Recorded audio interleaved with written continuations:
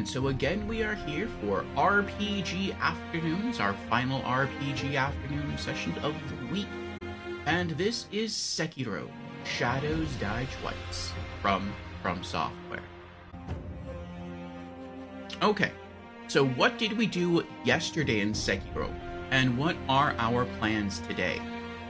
Yesterday, we beat 3 mini-bosses, and we further explored the Fountainhead Palace. So, we did some more exploring, and we first fought a Headless, which is an apparition type enemy. An enemy that you need Divine Confetti to fight. Let's get some lights on here. And the first one we fought was near the Sunken Valley, or in the Sunken Valley, I believe. And we beat it first try. And then we returned to the Fountainhead Palace, and we fought the Headless that's underwater. And we beat that like second try, at least second try that day. That was pretty crazy. And then we fought a Shichiman warrior further up on land in the palace area. And then from there we thoroughly explored as much of the palace grounds as we could. And we got to an area that seems like it's propped us up for a boss fight. And then from there we called straight. We had been going, I think, for almost 8 hours. So today's probably going to be another lengthy stream session. We'll see exactly what we get up to. We're going to start logging in now.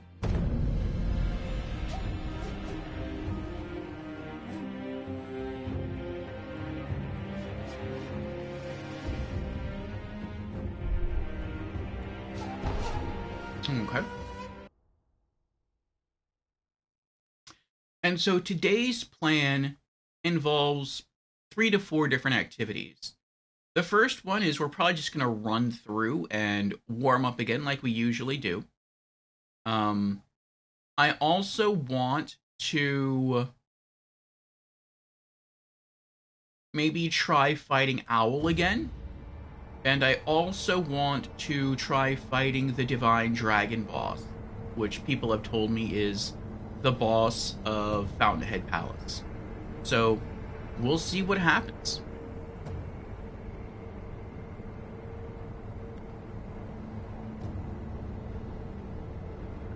Okay, let me pop in my earbuds.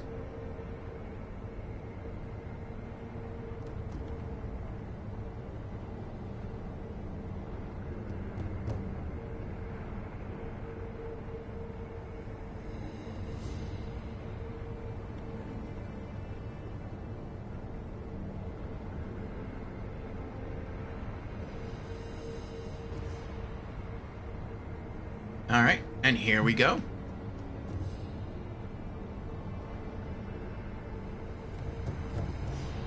Oh, wrong button. There we go. And welcome back, everyone, from the ads. Neveryou says, I hope this game goes on sale for very cheap during the summer sale. Which game? Sekiro?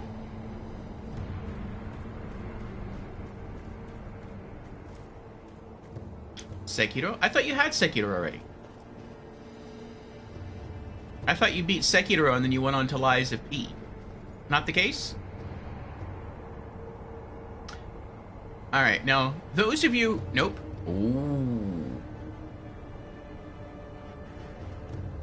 Then yes, I hope Sekiro goes on sale during the summer sale for you as well. Or sooner. Because it is a fun and challenging game. Now, if you were here at the end of last stream, at the very end, you know that we finished the Great Carp Quest, and we acquired 3 Lapis Lazuli. And so that allowed us to fully upgrade one of our prosthetics, and I wanted to save it for the axe. We just needed 1 more pouch of fulminated mercury. I returned to the gun fort, I ended stream, And then in my very first run through the gun fort, I got a pouch of fulminated mercury. And so I was able to return here and get that upgraded.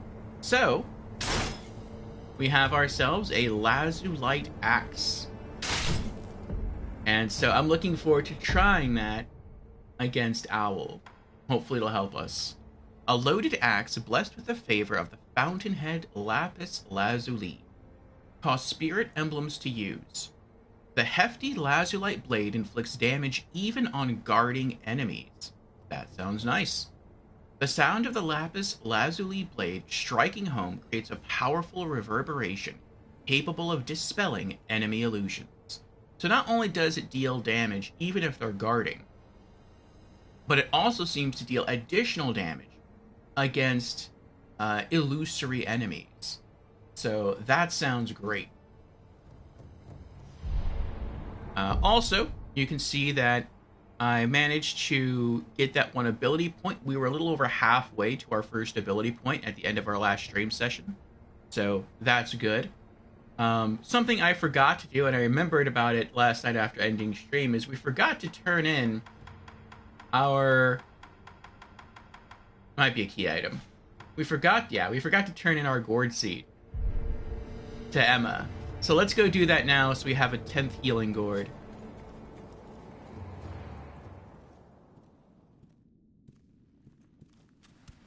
You've come back from an old memory, I see.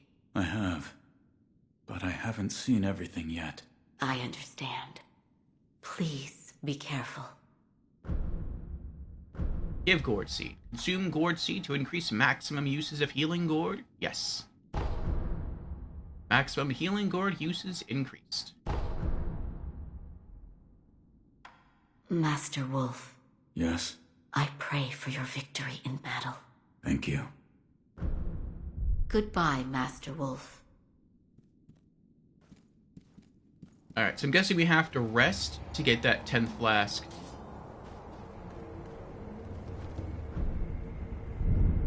There we go. Nice. Okay. As far as our skills go, we also managed to get the mid-air combat art skill yesterday. We're going to continue saving up. We need another 5 ability points to get our capstone skill, the Shadow Rush skill, or the Shinobi Arts skill tree. And we'll have all the skills. Then we're going to start saving up for... Is that the only one? Yeah, that's the only one we need. For the Spiral Cloud Passage. I really don't know if I'll ever use a Spiral Cloud Passage, but it just looks cool, so I just want to get it.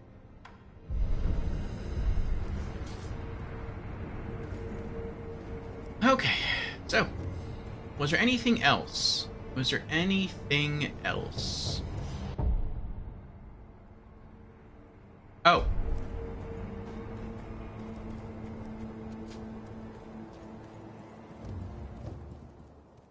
Other prosthetic upgrades. Sculptor. What? Need something?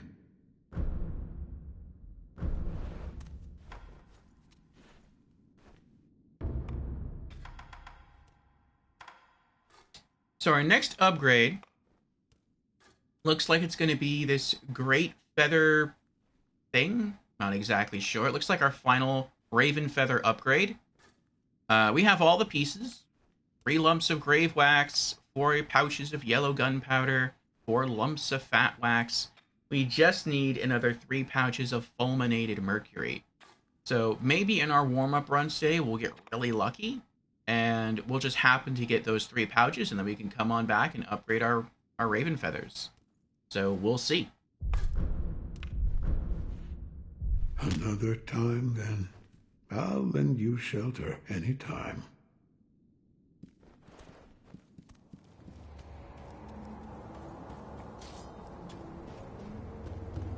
Okay. Never says I was planning on getting it this Christmas, but I got a Steam Deck. Congratulations. It broke the first day. Oh. Not congratulations. I returned and now I'm upgrading my PC since it does not like streaming anymore. Oh. So you got a refund for the Steam Deck and you're using the money that you got refunded towards upgrading your PC?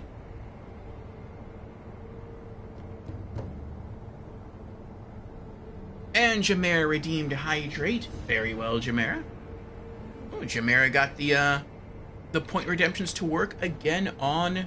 Was that the same thing you were trying to redeem before? Where it wouldn't let you redeem it? Cheers, Jamera.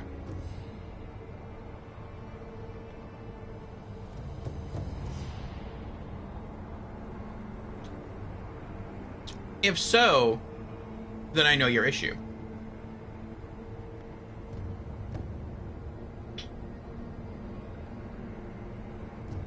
Some streamers put time delays. So if someone redeemed something like a point redemption, a certain amount of time has to pass before that can be selected again. And so I think on my hydration redemption, I have the cooldown set to like 5 minutes, because I didn't always have that cooldown set, and I would literally be getting pinged for like hydration redemptions like once every 10 seconds. So there was a lot of breaks involved with going to refill my cup and going to use the restroom because of all the hydration redemptions I was getting.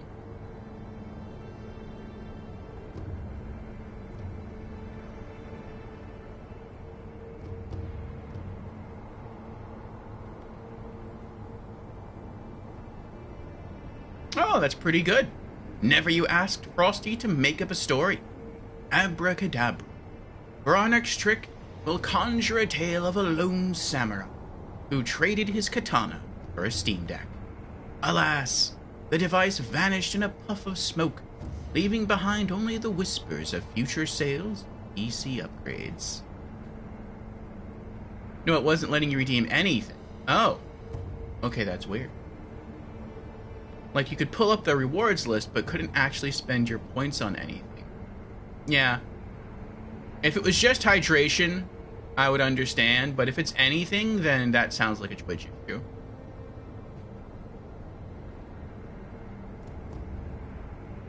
You both got to upgrade your PCs. Congratulations.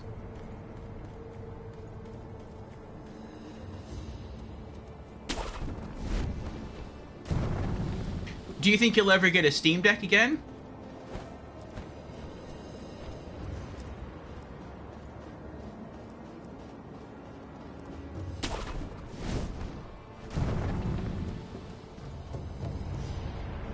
For me, Steam Deck was just the overall answer. I'm more of a console gamer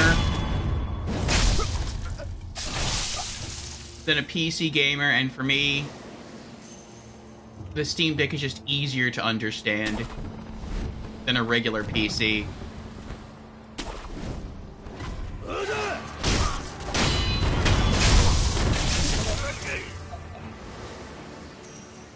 It's Valve's way of consoleizing the PC industry, and I like that.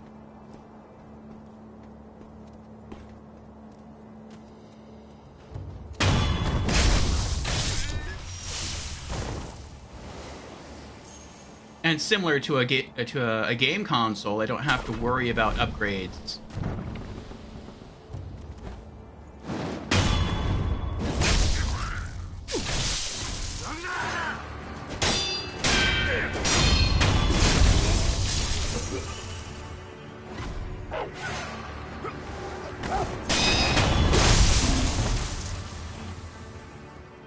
Like, upgrades are the better way to go. They're cheaper. They're stronger. They allow your system overall to last longer before you have to replace the whole thing. All of those are good things. But I know myself, and I'm not the person that's patient enough to do the research and to go about doing all that. Not for those kinds of things. So I would rather just upgrade my PC in one big purchase, just like with a video game console. And so for me, that's pretty much Steam Deck.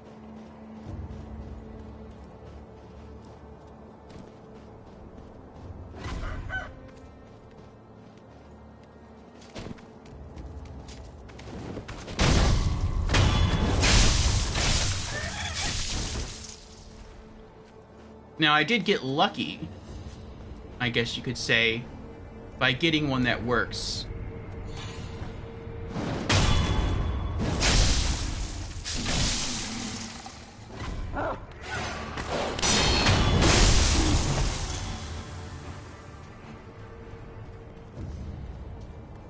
But hopefully, if you decide to get another one, it will also work.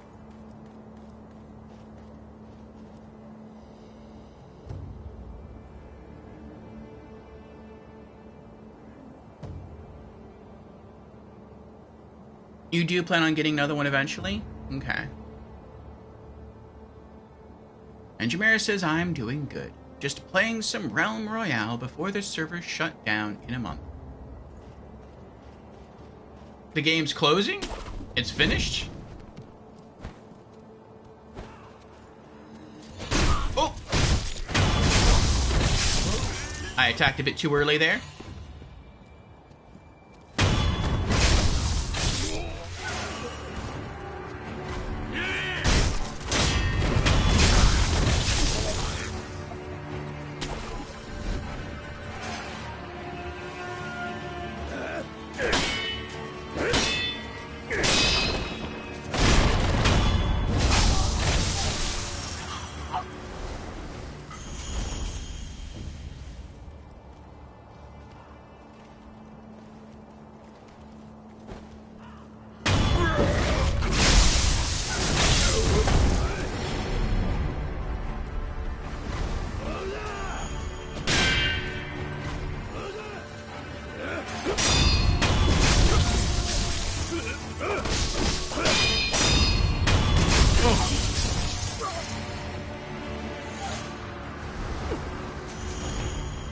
Why are you backing up?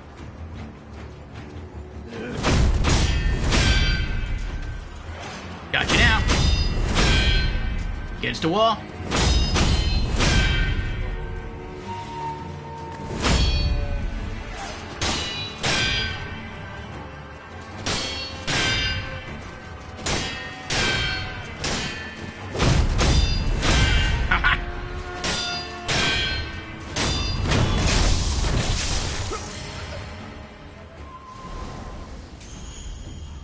I feel like that could have been done better.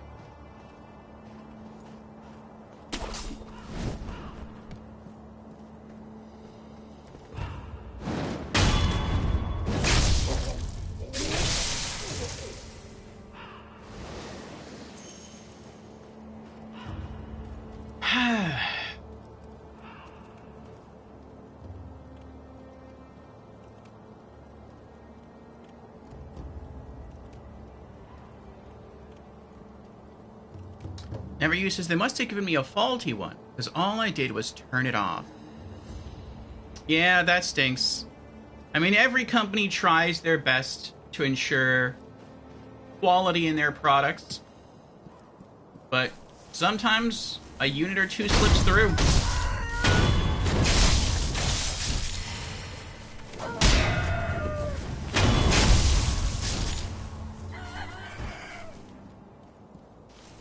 So, it's unfortunate, but it happens.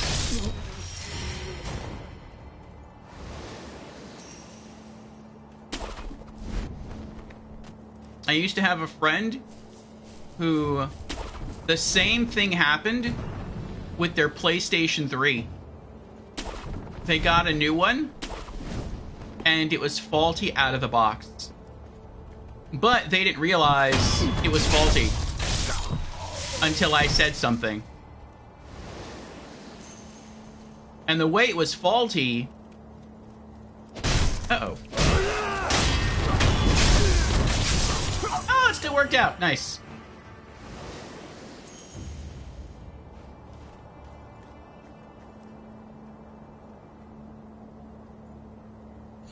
Okay. The way it was faulty is on the PlayStation 3, it's the kind of system that you can insert a disc into, and it like has, I guess you could say, like motorized wheels that pull the disc in. So it has like, so this is like the, if you imagine me with my finger drawing like a slot to insert a disc, and then it has like inside the unit, there's like a little motor wheel here, and there's like a little motor wheel here, and so when you insert the disc, it grabs the disc and they turn, so it pulls the disc the rest of the way in the system, and then when you go to eject it, it rolls those wheels in the opposite direction to eject the disc. And so when he got his unit, one of those little wheels was broken. And so whenever he inserted or took out a disc, it would always spin in a circle, because only one little motor wheel would be pushing it at any one point in time. And he didn't realize that until I told him that, like, I returned one of my defective PlayStation 3s that had just died from overheating after years of use. And I got one in return, but it had that broken wheel, and I didn't really mind because I didn't consider it to be a big issue. And he's like, that's not broken, that's just the way that it's normally designed, isn't it? And I'm like, no, that's a defective unit. And he's like, no way. My PlayStation 3's done that since I first got it. And it's like, yep. It happens. Stuff slips through quality assurance.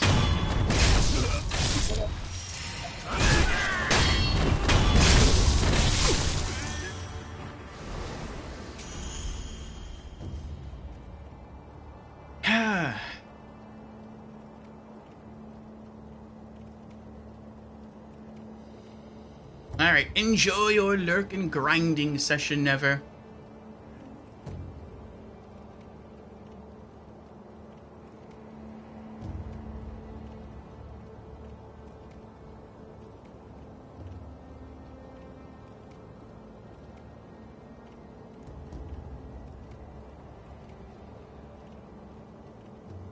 Smite 2 might not have a chance, considering Marvel Rivals is out.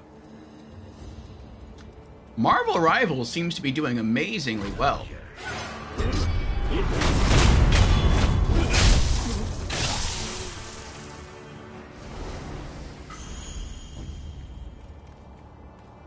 It seems to be doing well in sales.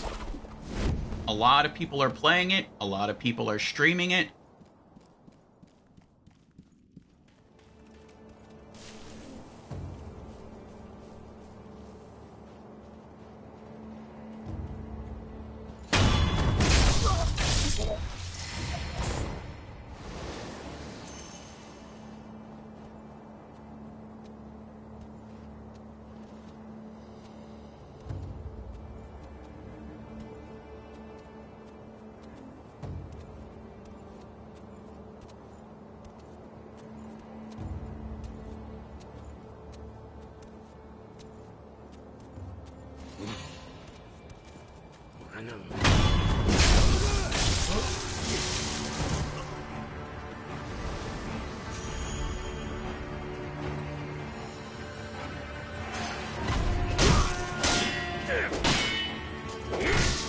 Ow!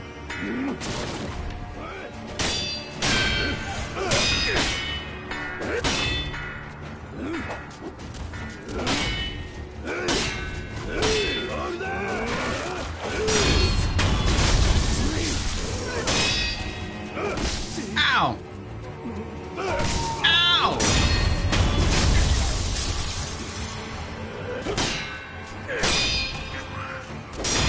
There we go. His long overhead wind-ups have like a delay before they actually hit me. It's still something I'm trying to get used to.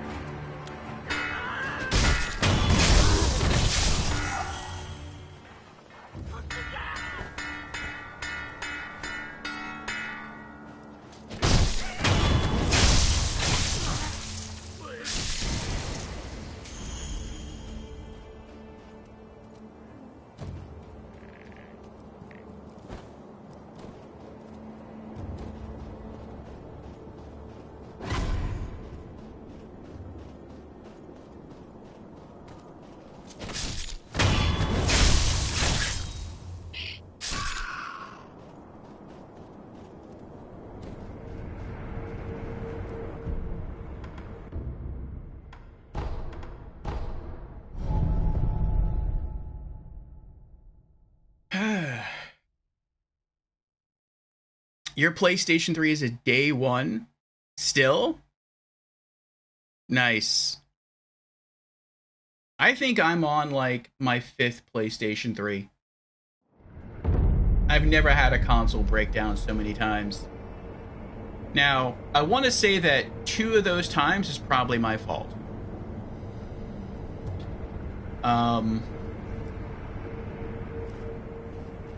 I've moved locations a couple times since getting my original PlayStation 3s.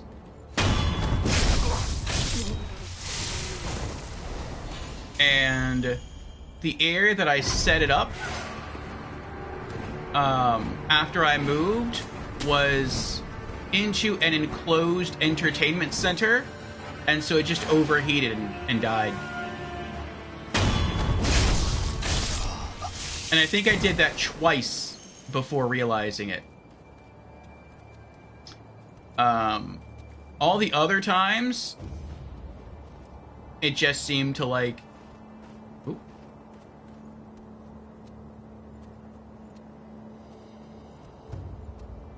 All the other times, I don't know.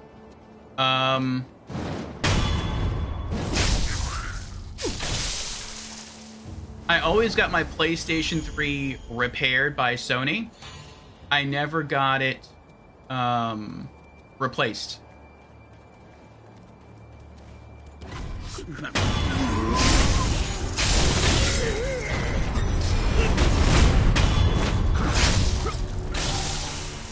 Though I guess you can say I got it replaced, because that's what Sony does. They replace your unit, and then they fix it, and then while they're fixing your unit,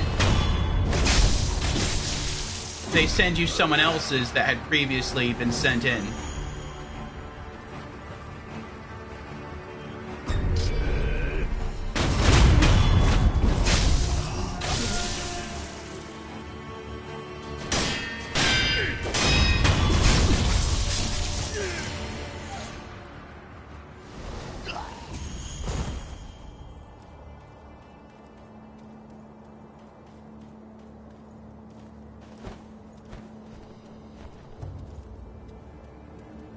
And then one time, they sent me a replacement unit, and it was dead on arrival.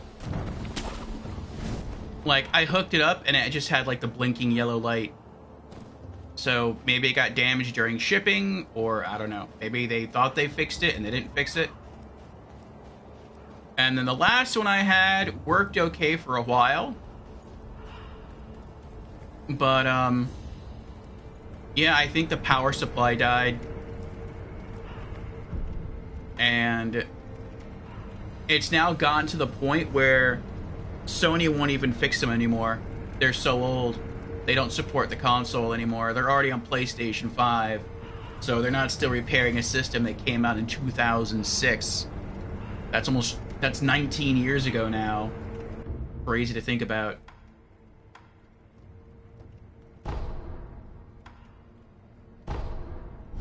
But I was able to hop on to Craigslist and buy myself a replacement PlayStation 3 for $35, which is a really awesome deal. I'm not sure you can even find like a PlayStation 2 for like $35.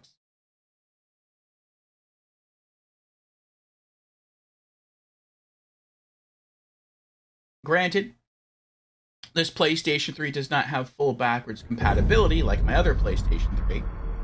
So eventually, for my birthday of this year,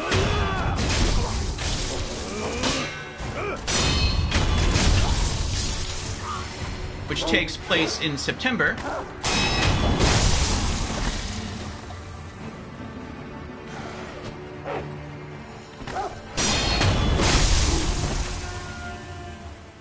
I'm planning on getting myself a pre-owned PlayStation 2. And then I'll be able to play and stream all of my games again. Which is something I'm very much looking forward to.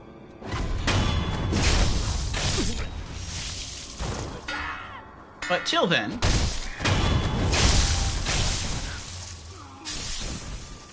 I do have a working PlayStation 3. And since it's a newer model, with a smaller CPU, I think. It runs quieter. It's probably going to last longer.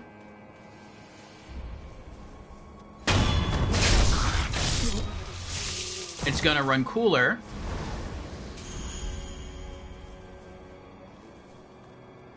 And so I'm happy with it.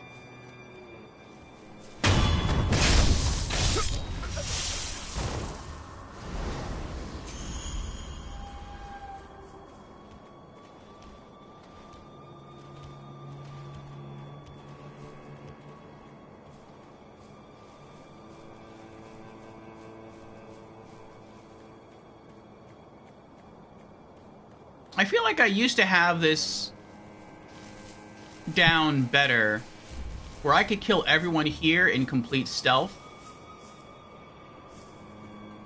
And I, like, forgot how to do it.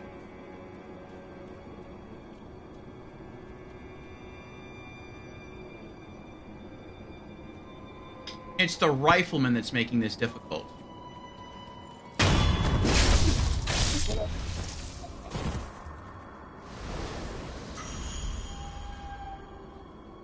I might have just done it right there.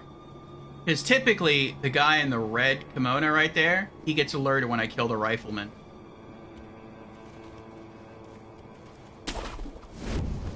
That's what sort of makes the whole thing difficult.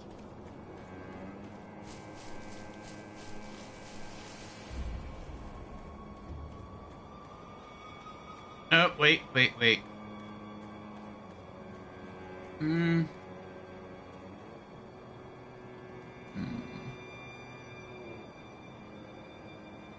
No.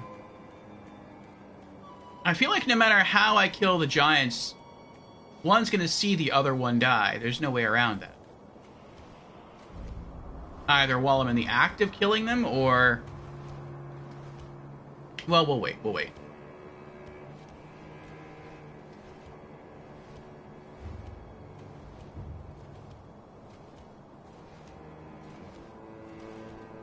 I mean, I guess if you, like, really wait long enough, you could sync up their march patterns, that they both turn to, like, march in the same direction at the same time, and then you can go in and kill them while they're far enough away from each other that they don't see each other being murdered, but I tend to lack the patience for that. I'll wait for him to turn around one more time and then run in. Okay.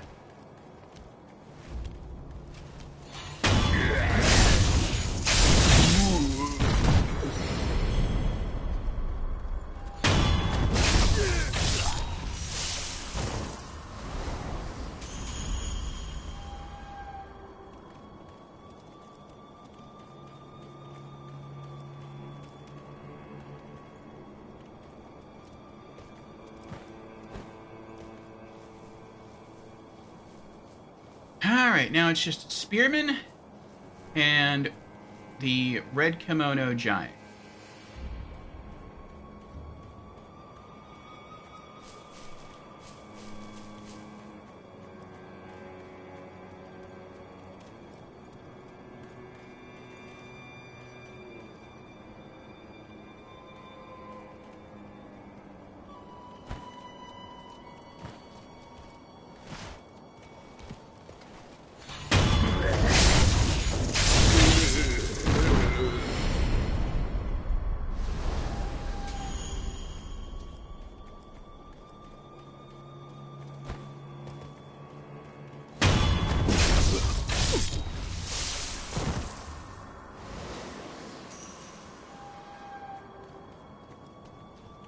All right.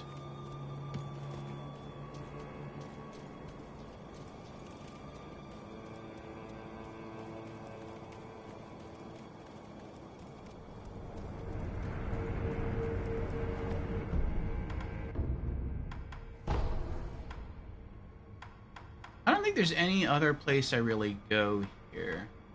No, there isn't. Okay.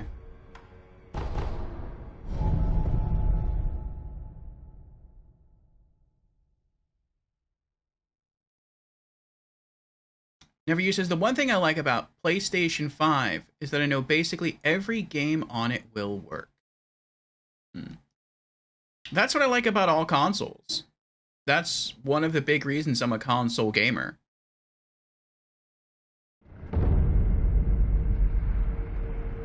You know, if you're educated or knowledgeable in the ways of PC gaming or just about PCs in general, then shopping for a PC game or parts for a PC is not even a hassle for you. It's probably something that's fun. But I'm not. And I could be. Like, I could learn. But it's like, do I want to learn? No. Would it benefit me? Of course. Learning usually has benefits tied to it, no matter what you learn. But I just have other priorities. And so I would rather just get one device that I don't really have to focus on its bits and pieces and that just works. You know, when you get when you go PC game shopping, at least on Steam,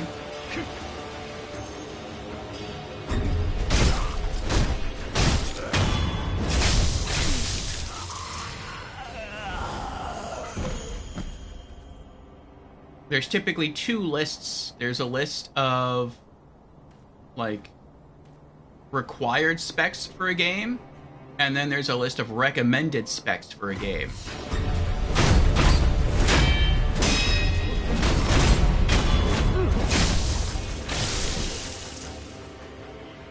And it's like, okay, I can probably work with simple things like understanding hard drive requirement sizes for installs and the operating system requirement. But, like, what about CPU requirements? What about GPU requirements?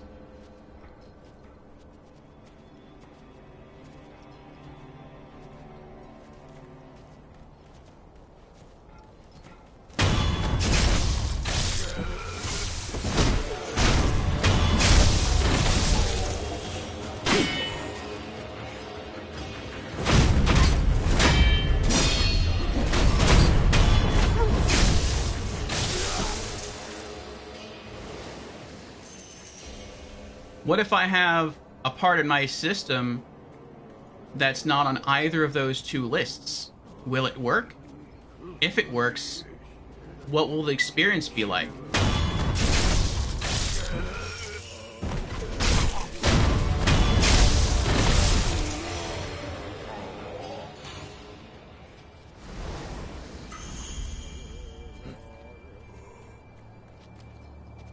Like, those are all questions that I don't have the answer to.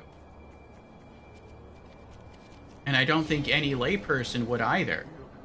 If you're a learned person, if you're an educated person, you would. But, you know,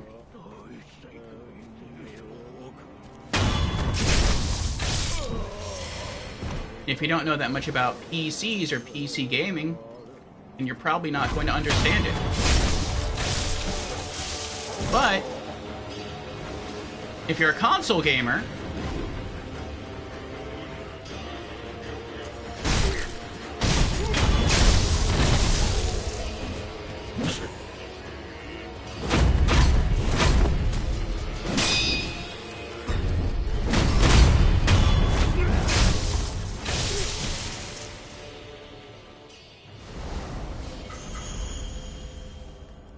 if you're a console gamer, that's not something you have to worry about. Oh, is bitrate okay? Yeah, bitrate looks okay. If you go into the PlayStation Store with your PlayStation 4 or PlayStation 5, or if you go into the Xbox Store with your Xbox One or Xbox Series console, where's the guy that was up here? I thought there was somebody up here.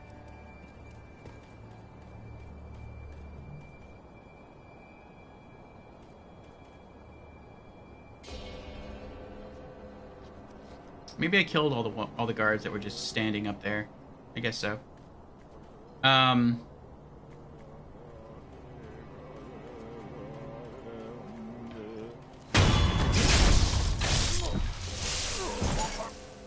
But anyway, if you enter one of those console stores, PlayStation's store, Xbox store, you know that every single game that you find in those stores is going to work and work reliably on your console. There's no question about it. You don't have to look at any requirements lists, except for maybe, you know, hard drive storage size.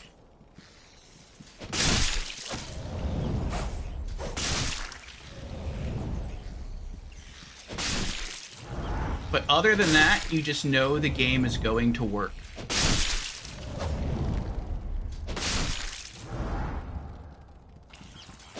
And having something like that is of massive value.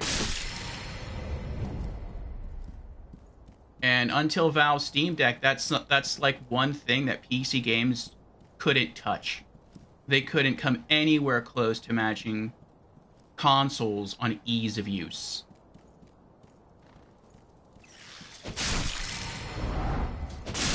But Valve's changing the game. And that's also one of the reasons why I like streaming directly from console. Like, I've streamed from PC and I've streamed from consoles. And yeah, streaming from Xbox has its issues. But once you get used to some of those issues, it is so much easier streaming from console than it is PC. Like, it is a night and day difference. It's not nearly as versatile. You don't get fancy overlays. You don't get, like, what do you call it? You don't get, like, super cool notifications, which is regrettable.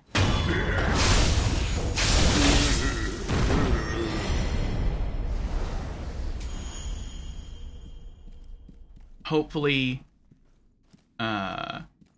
future consoles will work to integrate some of those things, and maybe third-party services will crop up to allow that to happen on the network side rather than on a system side. That would be nice.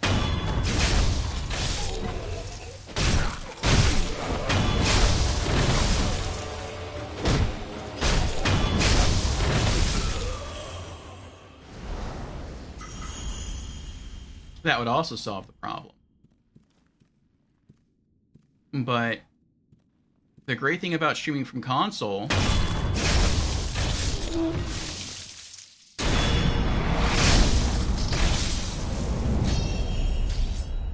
is, again, the reliability. Sometimes you stream from PC and you'll make no changes to your stream software, whether that's OBS Studio or Stream Elements, OBS. There'll be no update.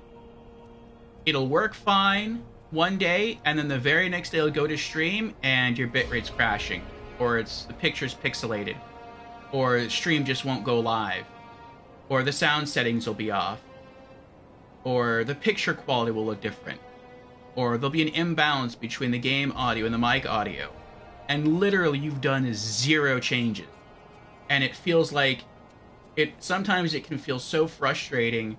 It's like every time you go to stream, it feels like you're setting up the stream software from the very beginning all over again. And it can be so taxing, so very tiring. It's unreliable. And not to everyone. Some people, it just seems to work flawlessly every time. But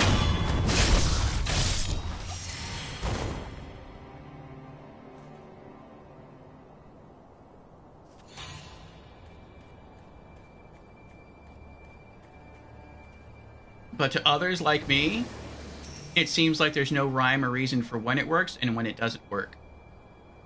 And then you go to stream from console, you launch the game, you try to stream it, and it works like 99% of the time. The audio levels are almost always balanced perfectly. The picture quality is good. The bitrate, unless it's something on your internet side,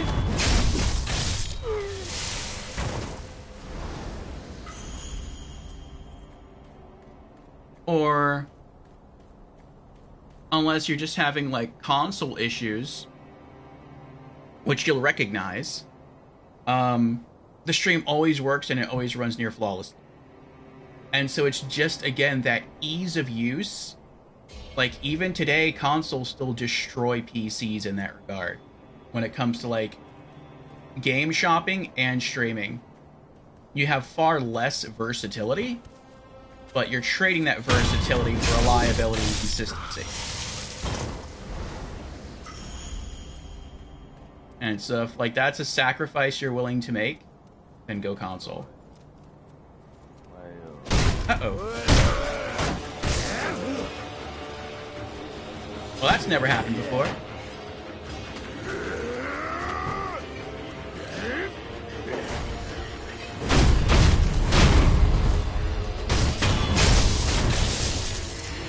Well, we can test our new axe.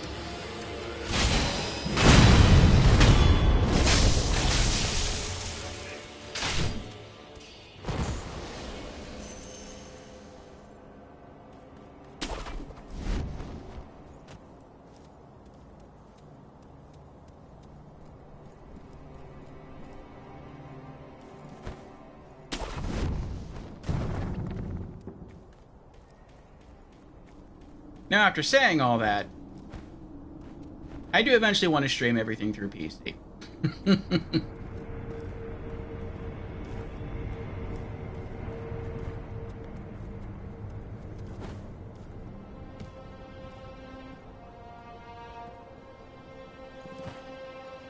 If trying to stream through PC and something bad happens, I can always fall back on streaming directly from console.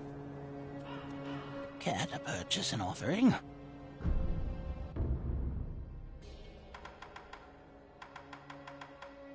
But also,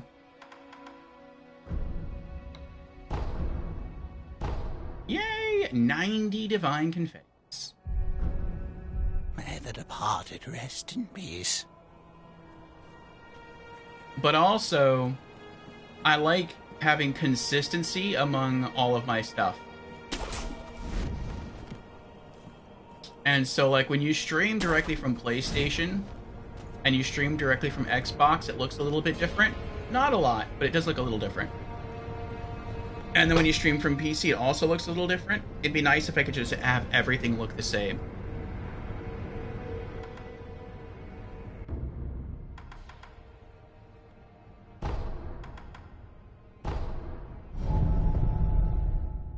But that is a future goal for the channel.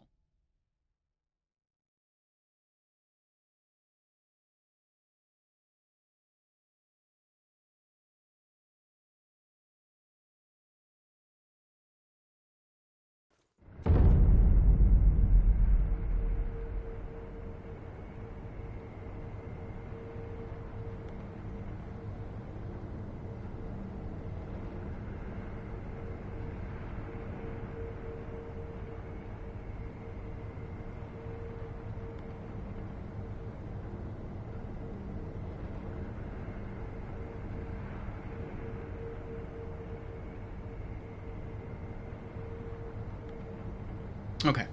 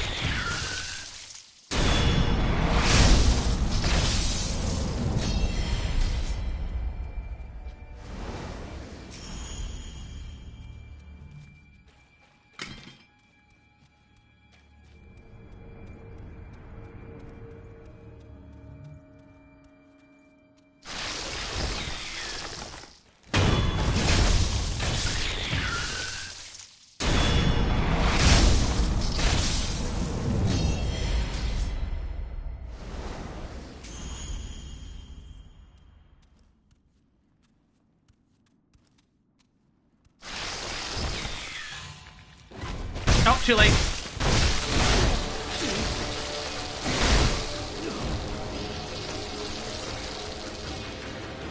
For me, these are probably some of the hardest, like...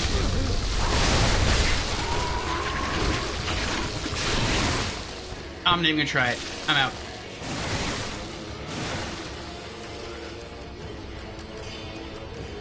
For me, these enemies are like some of the hardest enemies in the entire game. If you can sneak up on them, you can kill them really quickly and really easily. But if they become alerted to your presence, at least the ones that contain, like, the centipede stuff that comes out,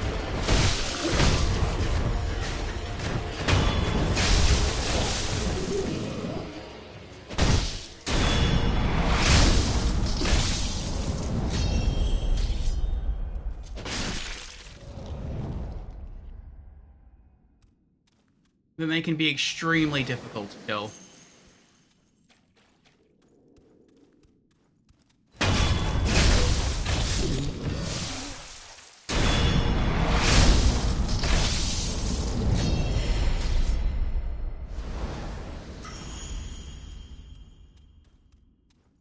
They hit really hard.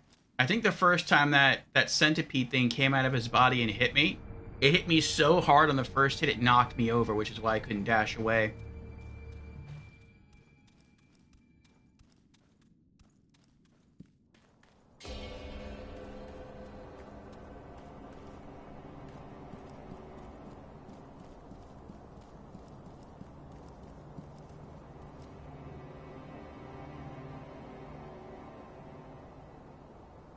And then they also use a grab attack. And I'm not really used to deflecting grab attacks. Well, you can't deflect a grab attack. You just have to, like, dodge it. If it's a thrust attack, you can dodge it, or you can deflect it, or you can Mikiri counter it. If it's a sweep attack, I don't think you can deflect a sweep attack. I think you just have to jump over it. Or dodge away from it. But if it's a grab attack, the only option is to just dodge. So far as I'm aware.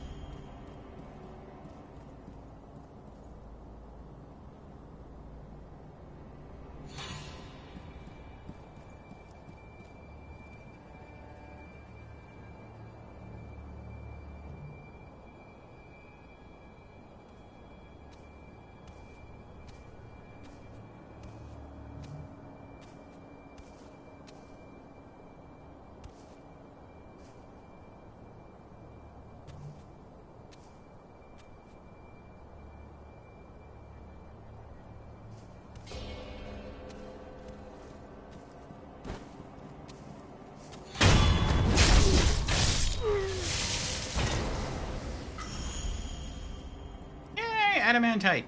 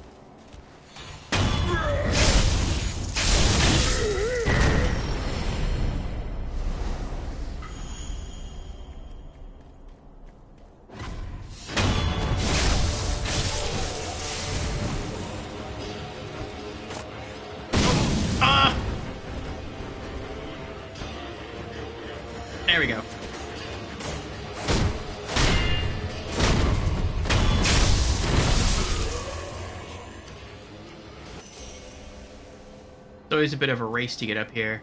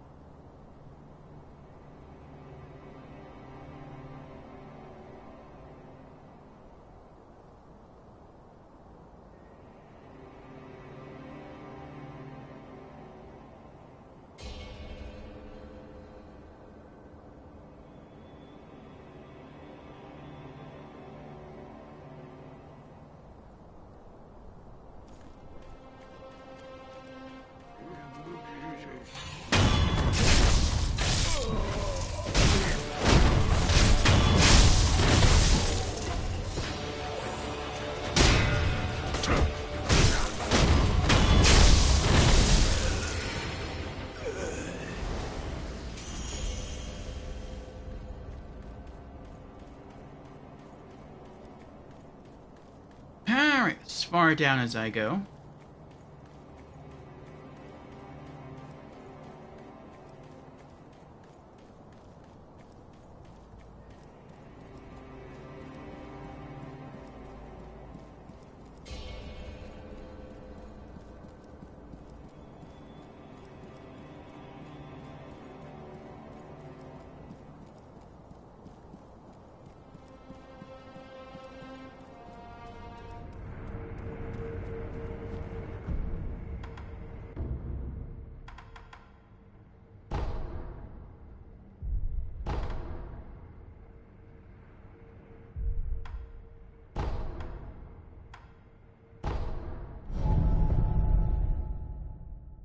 Alright, gun fort. Maybe we'll get super lucky and we'll get like just 3 pouches of fulminated mercury in one go. That'd be awesome.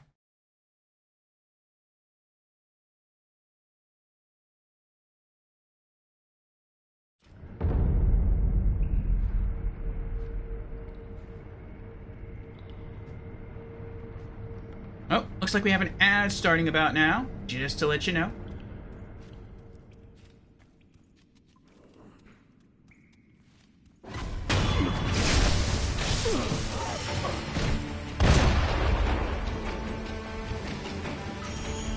Yeah, there's one.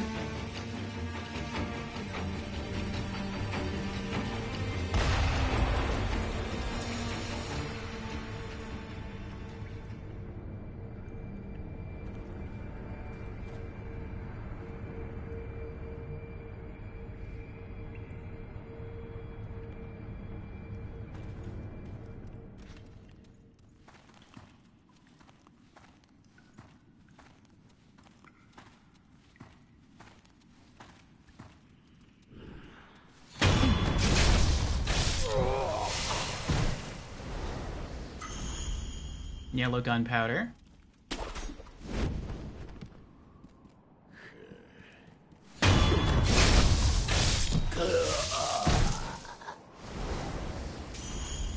Black gunpowder.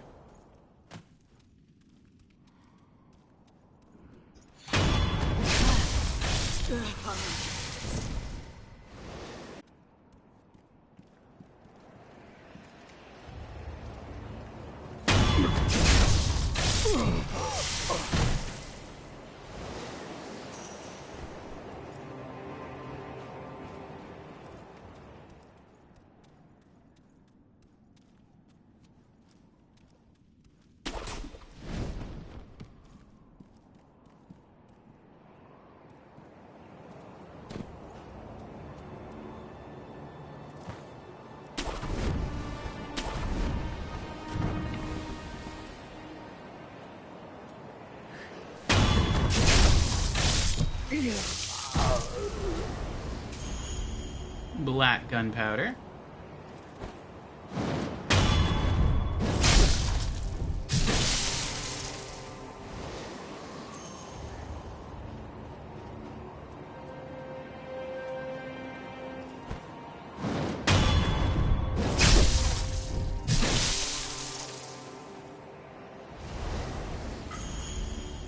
yellow gunpowder.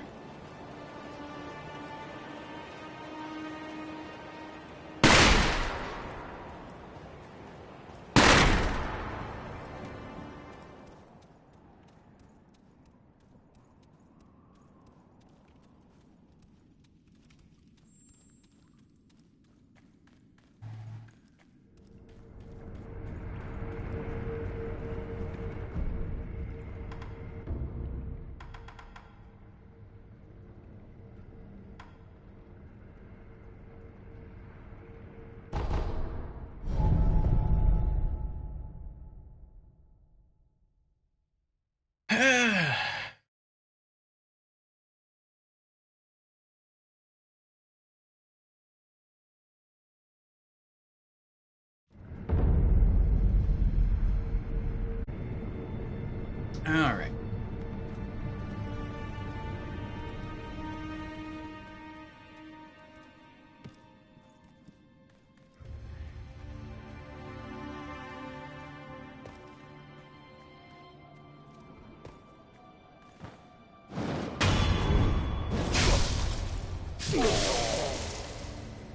There's another chance while here to also get fulminated mercury. I meant to jump at the end there.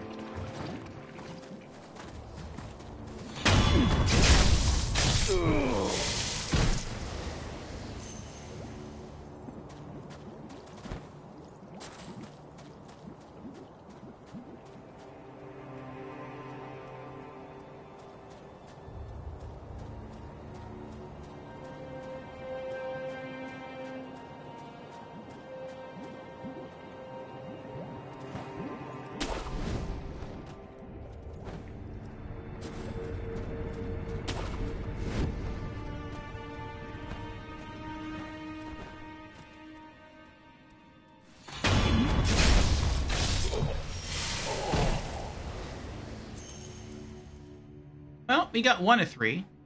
That's not too bad.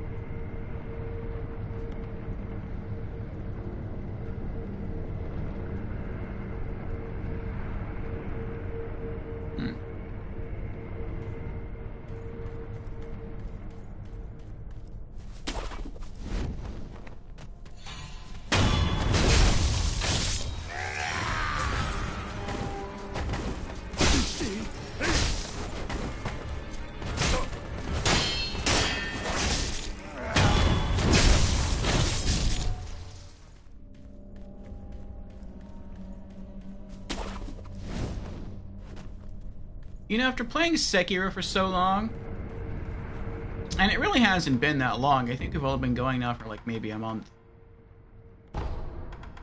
But after going for this long, excuse me.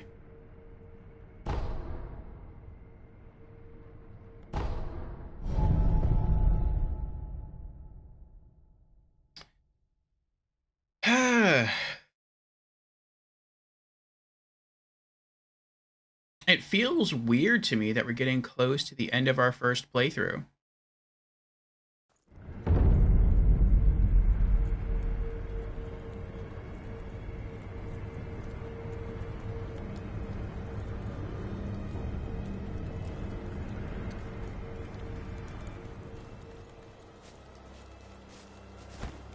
I felt the same way with Elden Ring.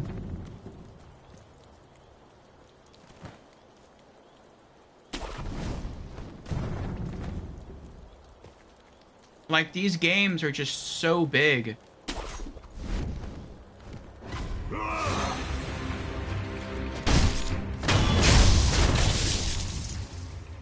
that the end just doesn't feel real.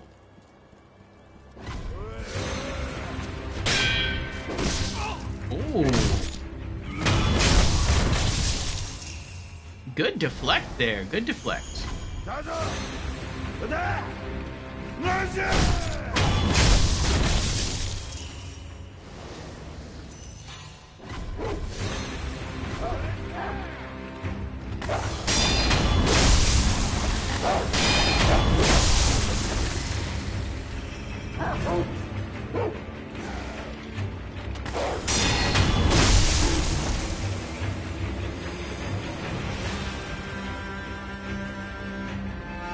I thought he had 4 wolves. I guess I was wrong.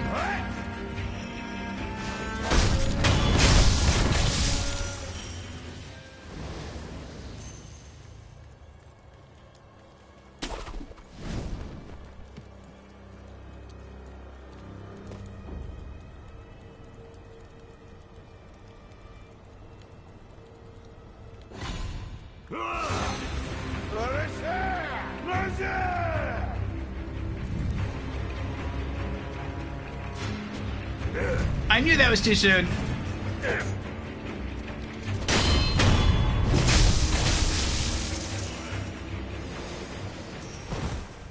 Should have waited a little bit longer.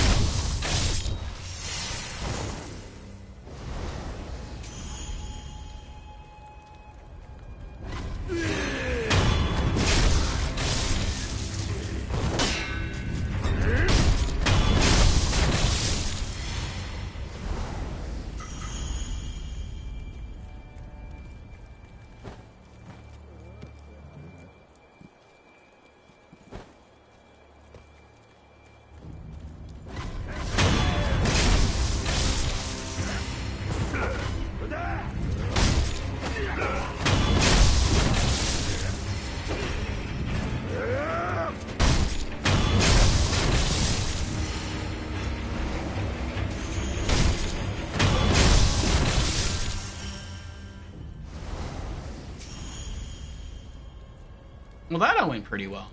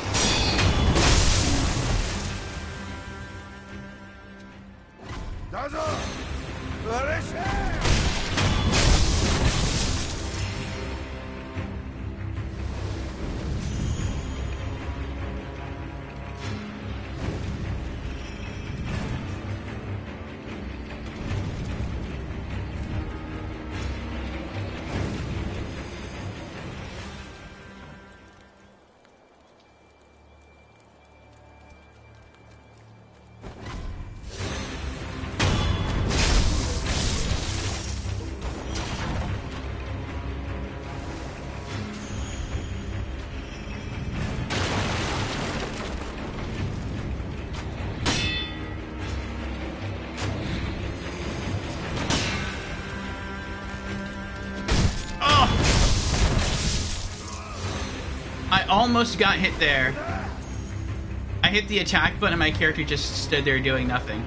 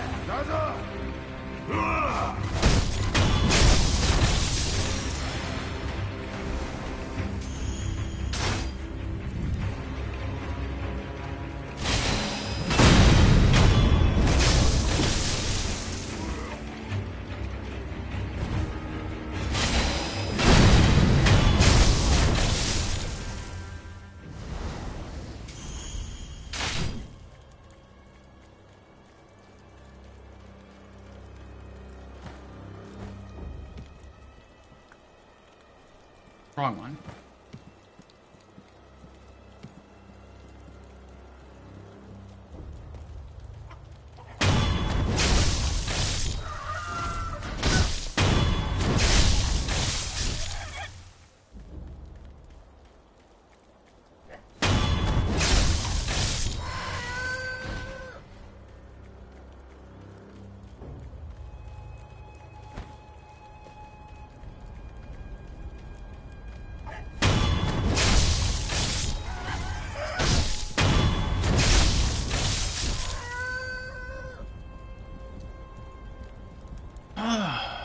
Oh, Short is here. Hello, Short.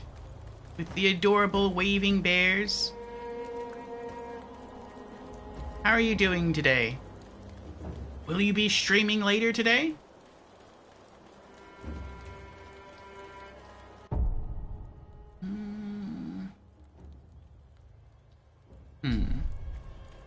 We're getting there.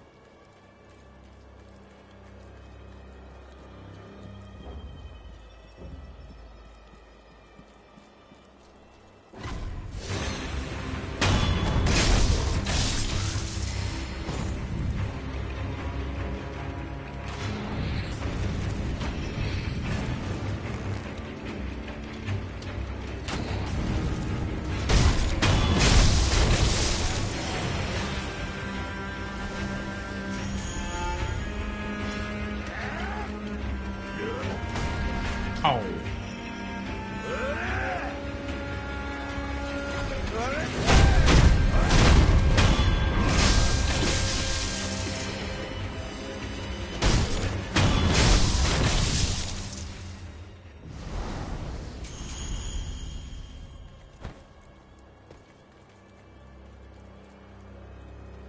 You've deep cleaned your house. Oh, wow. And now you're making protein balls. Oh, very nice. How do you make protein balls? Are those like granola bar, like granola balls, but like you have, like you mix granola with like protein powder? How is your day? Day is going well. Having fun with more Sekiro. I'm getting a little anxious though. I'm sort of between two bosses. And I kind of want to do one before the other one. But I'm scared of the first one.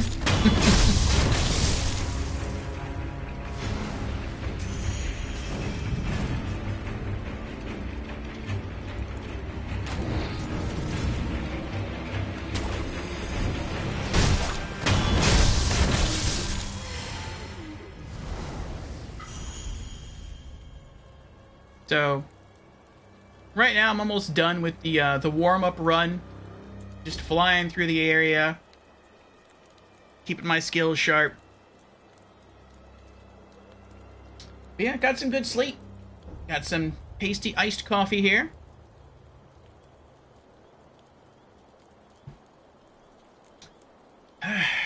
Enjoying chat and enjoying Sekiro. You won't be streaming today. You stream on Sundays instead of Saturday. I see. And I stream on Saturday instead of Sunday.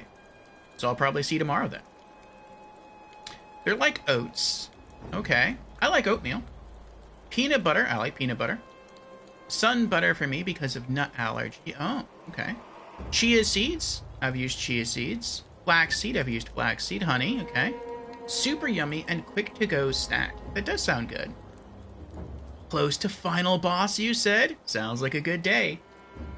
I don't know if it's final boss. I don't know who the final boss is. But I'm between two bosses. And one of those bosses, people tell me, is the Divine Dragon. I think I'm at the Sculptor's Idol just before that boss encounter. And I'm not sure I want to do that yet. The other boss is here. It's Owl. This is the... Excuse me.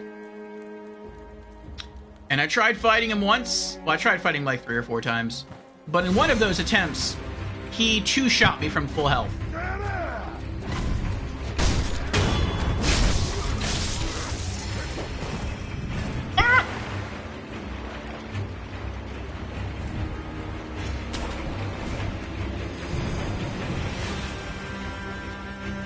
Oh!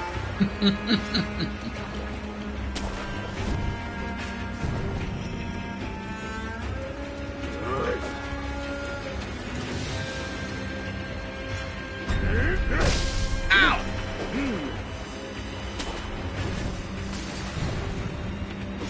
Let me up! There we go. Okay, I'm good now.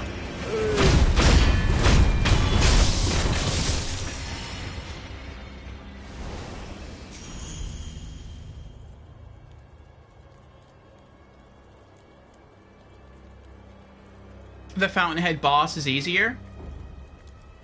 Well, I've also heard that if you kill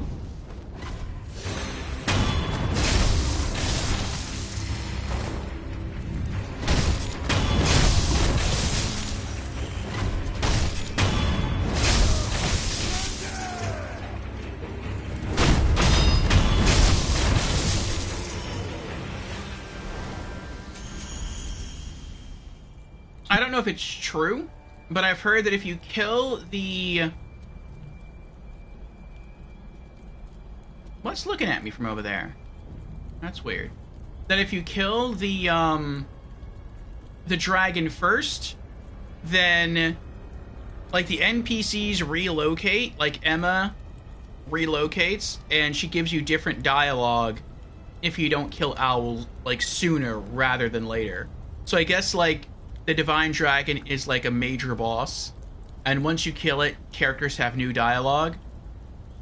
And so I feel like if I miss fighting Owl now, I'll miss out on that optional dialogue. And I don't know how I feel about that. I kind of don't want that to happen. I'm pretty big on story.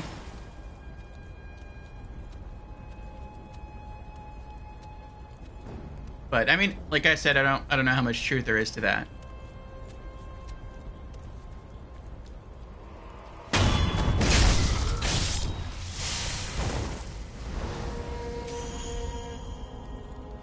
As long as you have the Hirata memory unlocked, you're fine. You just can't kill the final boss before Owl. Okay.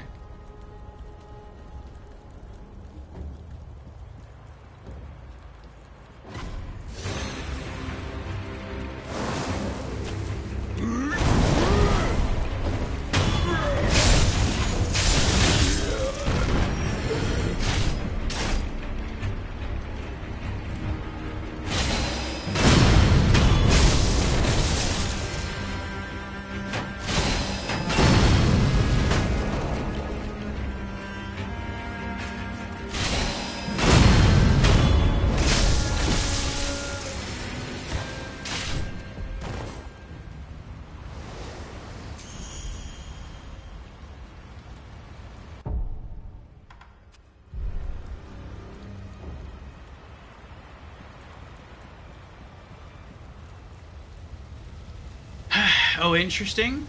Yes. Do you have a YouTube channel, Short?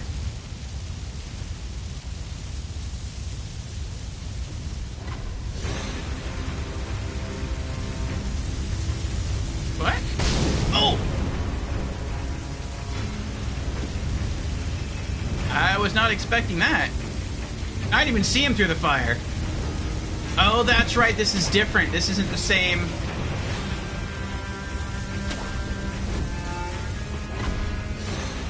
I still have the memory loadout, like, memorized from the original Hirata Estate, like, memory when there's no enemies in this area.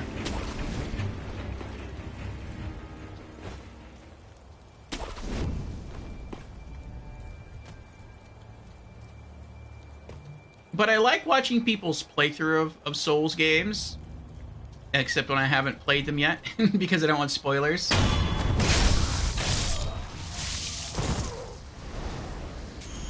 But I think being able to go back and watch people play through Sekiro would be fun for me. At least the parts that I've already played through.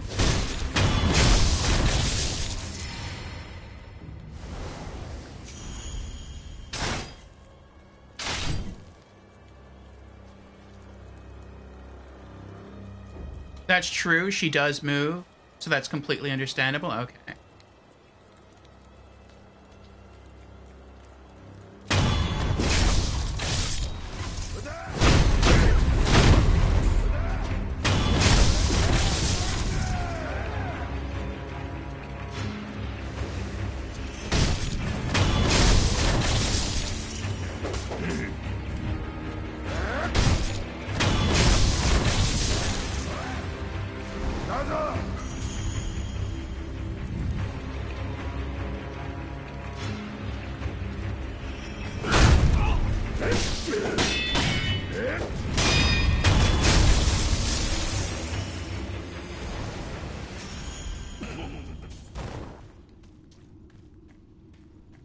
I'm getting a lot better, I think, at dealing with regular enemies.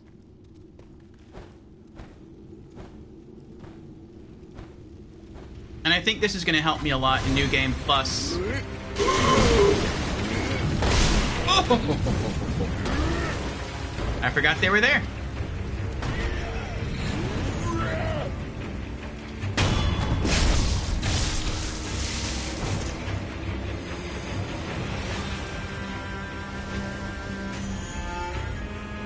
But I think that's going to help me a lot at New Game Plus and beyond. Oh, hi.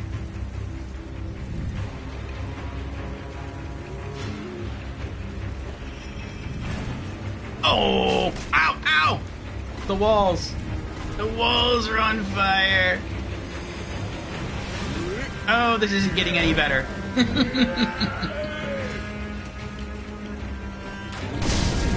I hit the deflect button.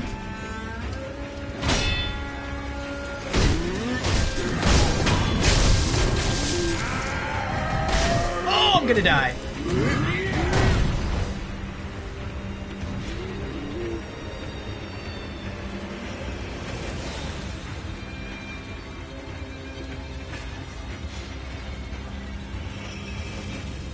I guess I'll heal.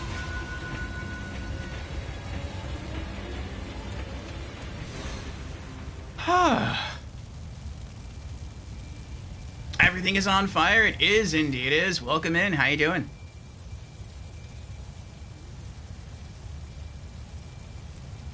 You picked up the Dark and Darker pack on the Epic Games Store. Nice. We had to start all over because...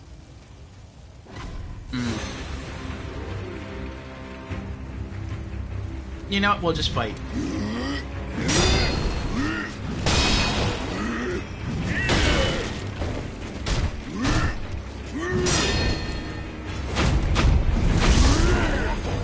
Interesting, he can defy it. I thought no one could defy this. That's interesting. I guess because they're giants?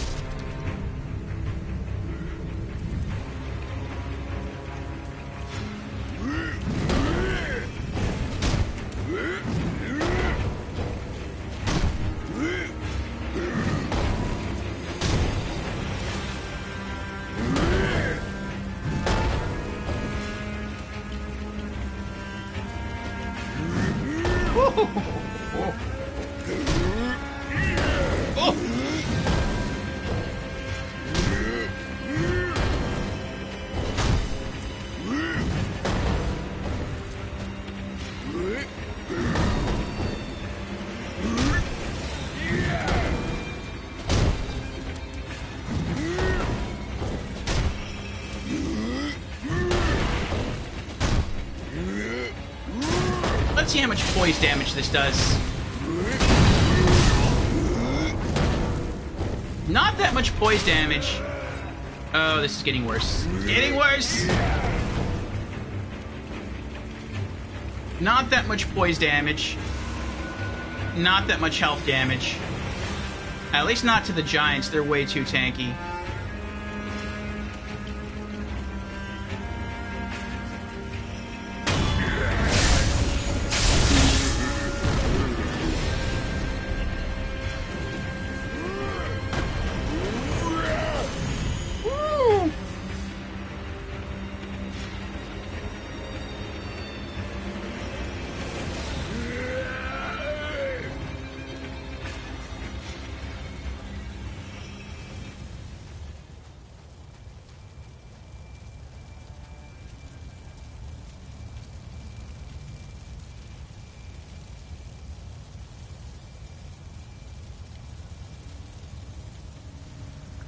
I wonder if he's going to turn around at some point.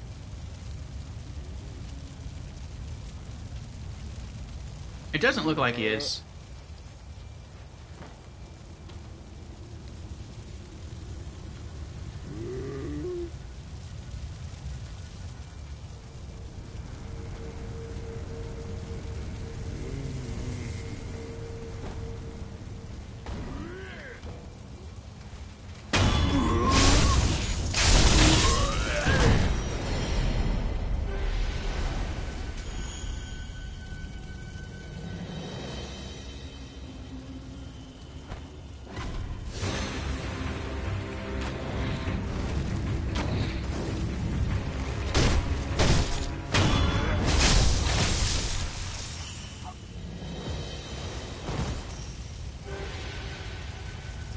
Oh.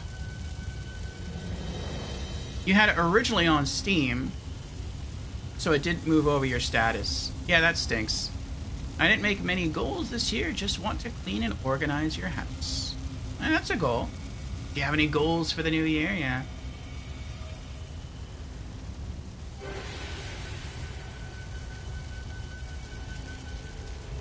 I mean, that's still a goal. Clean, tidy up, organize.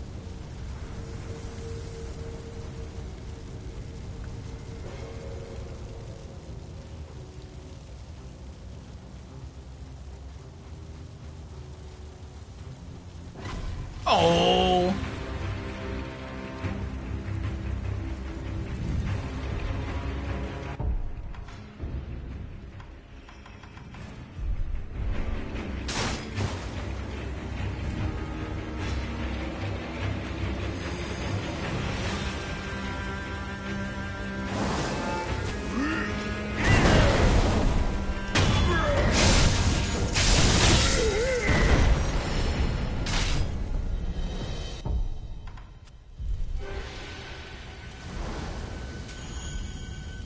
I just got tired of fighting him.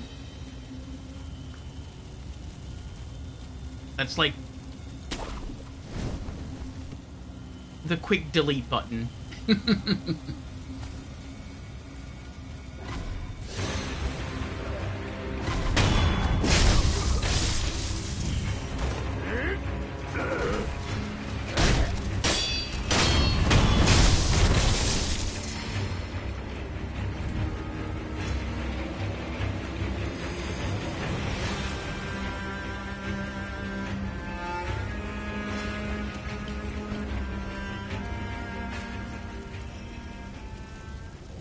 I saw that purple ninja.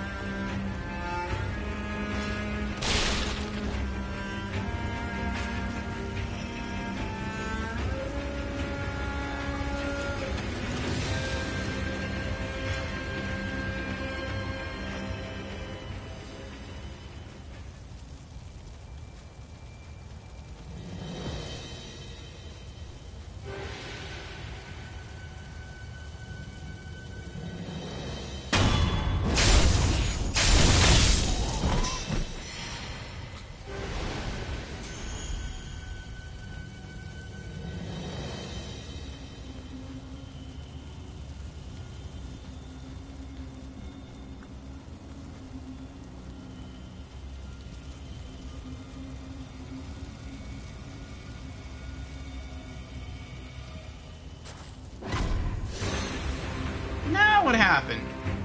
Oh, there's another one. I thought there was another one up there, but I didn't see him.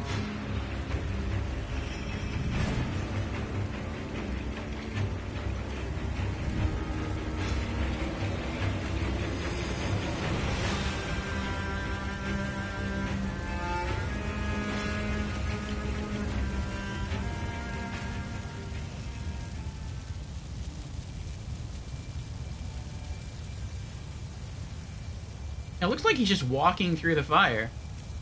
Oh, I see him now.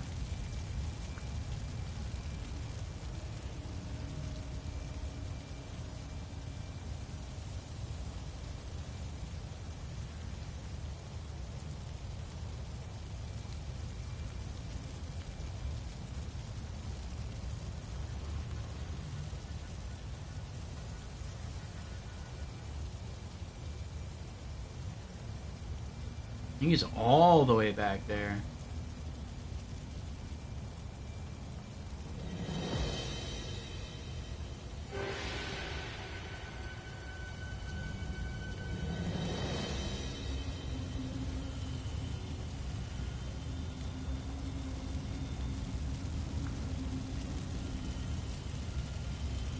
I don't think I can... Can I get up on the roof? Maybe.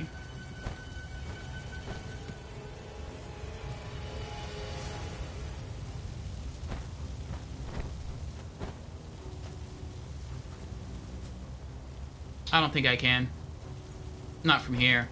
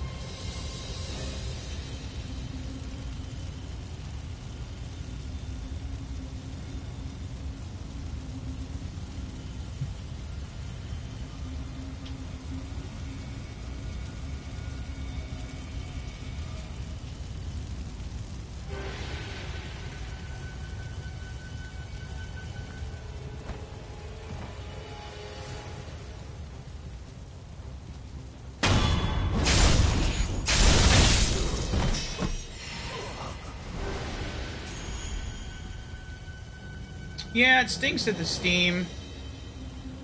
I mean, I guess it's your save file that it keeps track of on Steam in the Epic Game Store. But it's the same game. It's too bad that you just can't, like, copy your save file to your computer somehow and then... like, just upload that save file from Steam to the Epic Game Store, and then all of a sudden you can just pick up from where you left off. Alright, maybe I'll get lucky this time, and I'll be able to eavesdrop on these two. I couldn't... Actually, no. He's not going to be there because I killed him. Well... I mean, I might still just be able to eavesdrop on the purple ninja.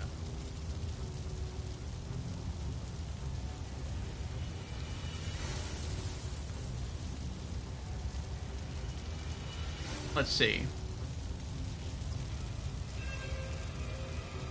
Maybe the game will still let me do that.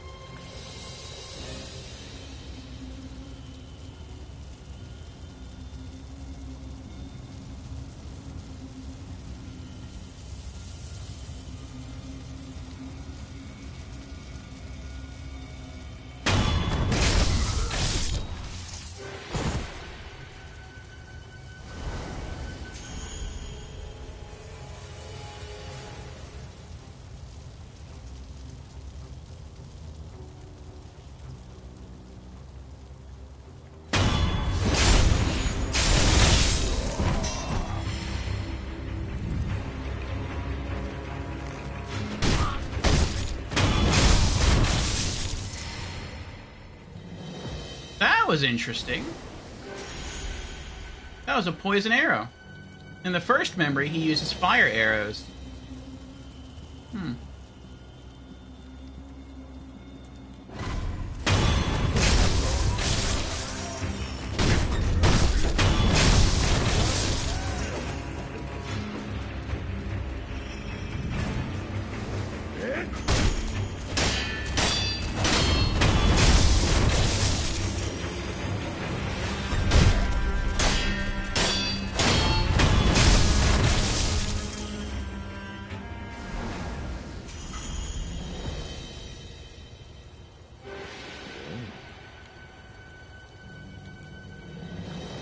I'll let you live.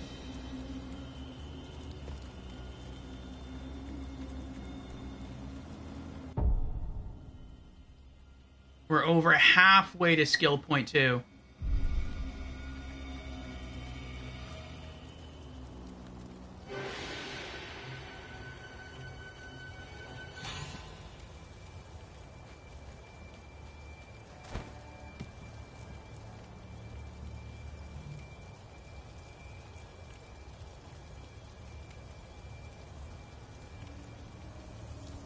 My goals for this year, and I'm not sure I have many goals either.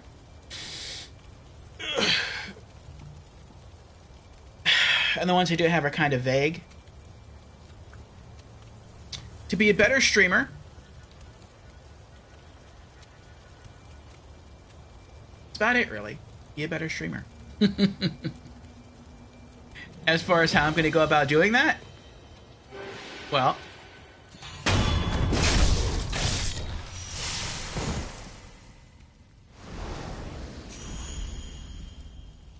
we established a new stream schedule towards the end of last year. Uh-oh. Oh.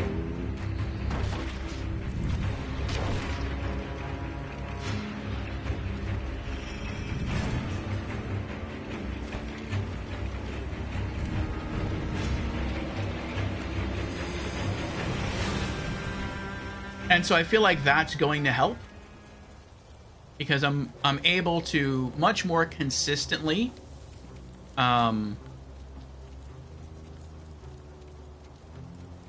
show up to stream, or to be able to arrive at stream at that scheduled time.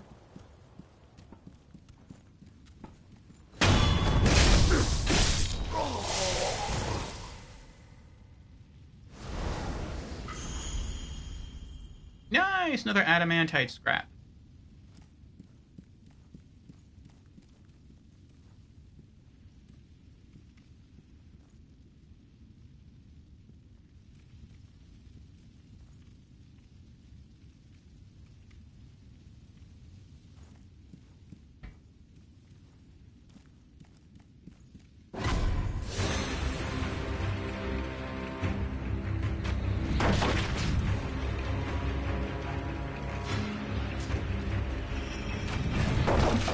Thank you. That's what I was waiting for.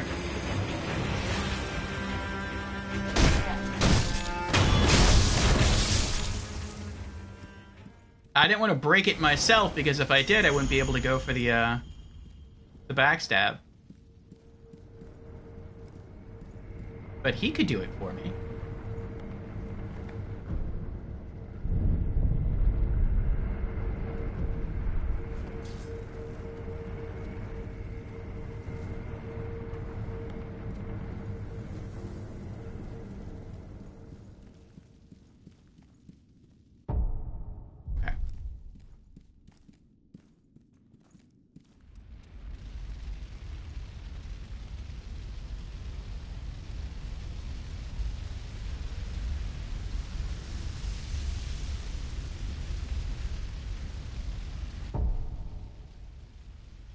I have a good chunk of money on me right now, and I'm almost to the next skill point. I need 7,046. Let me get my calculator. 7,046.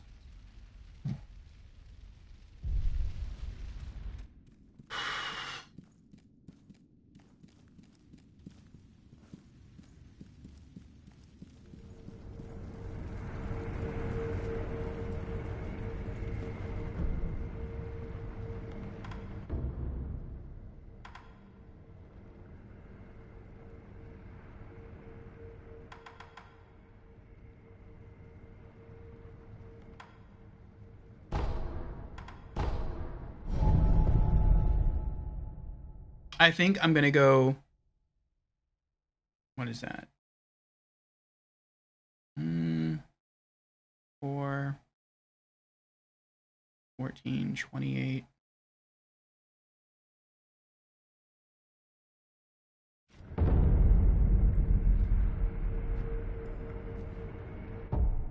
How many?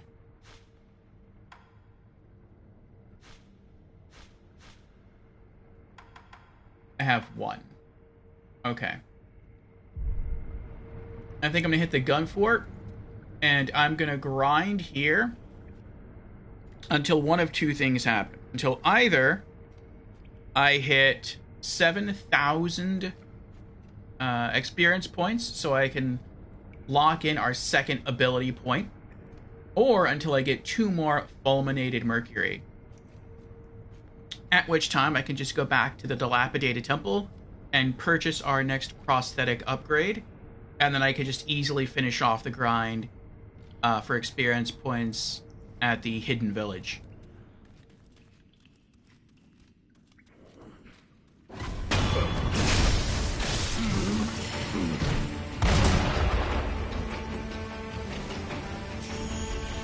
Black gunpowder.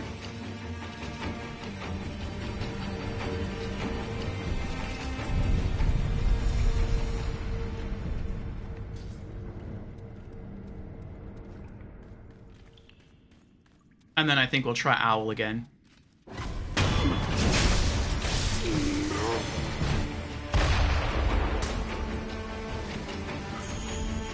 Yellow gunpowder.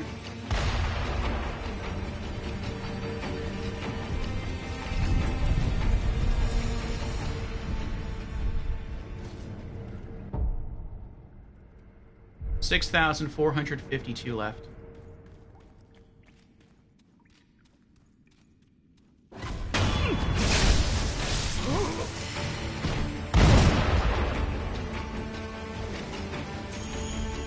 A pellet.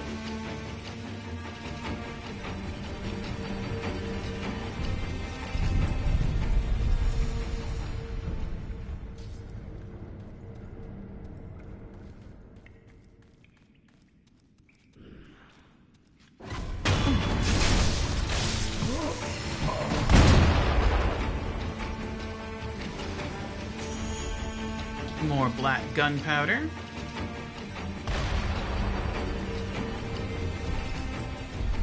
Oh, I forgot to rest.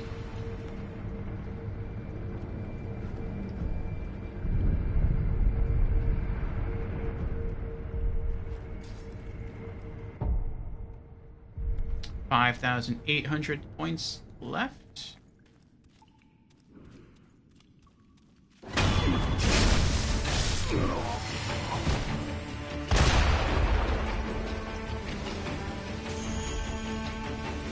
Nah, I think we'll just go and get some experience points at a faster location. I don't know how long this will take me if I just keep doing it this way. I might not even get them. The other 2 Mercuries. Alright. Ashina Depths, Hidden Forest. Every time I do the run here, it's a very short run, and I get 1,200 experience points per run. So that'll be like 6 runs and we're done. Maybe not even 6 runs.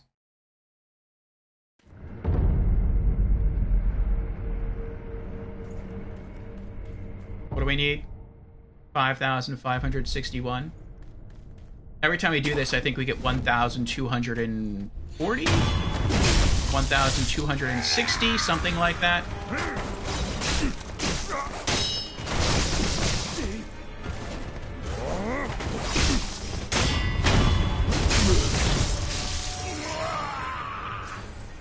Pretty quick, you don't have to think about it. You don't really have to try too hard. That's the whole run right there. Each of those enemies drops over 600 points of experience. And then you just do it again.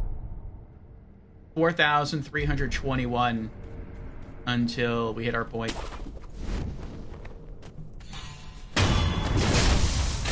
And you can always just backstab the first guy.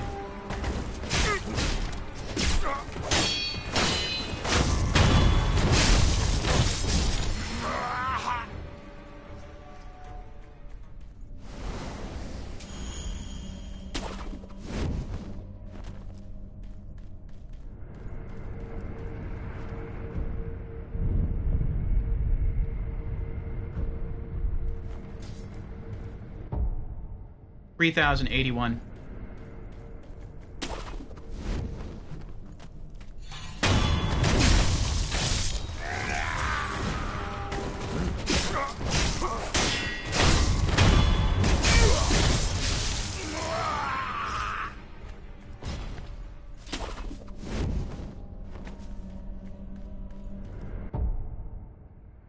$1,841.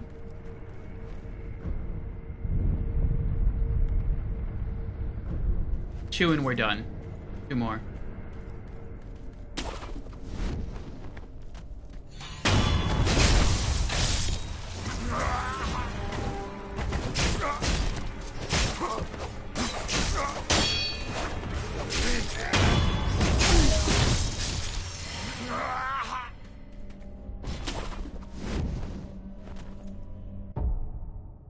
$601.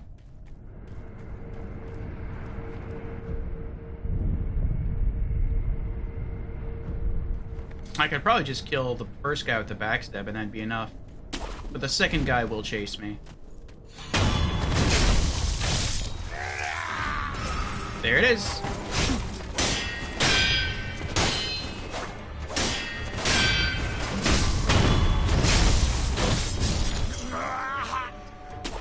We're done.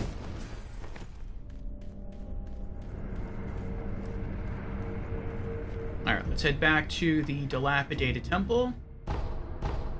And we'll invest our money.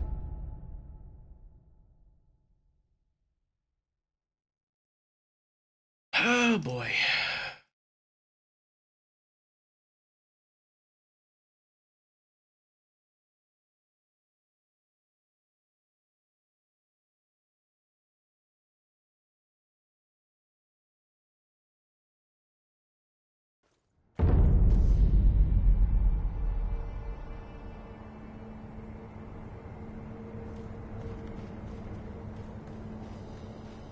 Hey there, friend. Still have some business with me? I do. Oh, divine confetti. I can hold over 100 divine confetti? I thought it would cap out at like 99 in storage.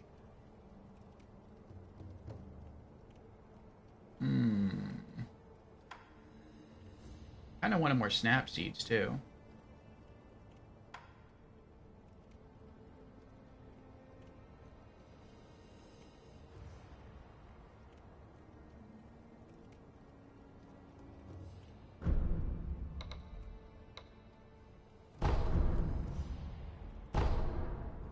I think we'll just go up to 99 in storage for right now. That should be enough divine confettis for now. Let's start. We have no snap seeds. Let's start stocking up on these. Alright. 16 sen. Until next time, friend. In our account. We don't have to worry about losing anymore. Do I think I'll try to 100% this game too? That's the goal. I am nervous about doing that.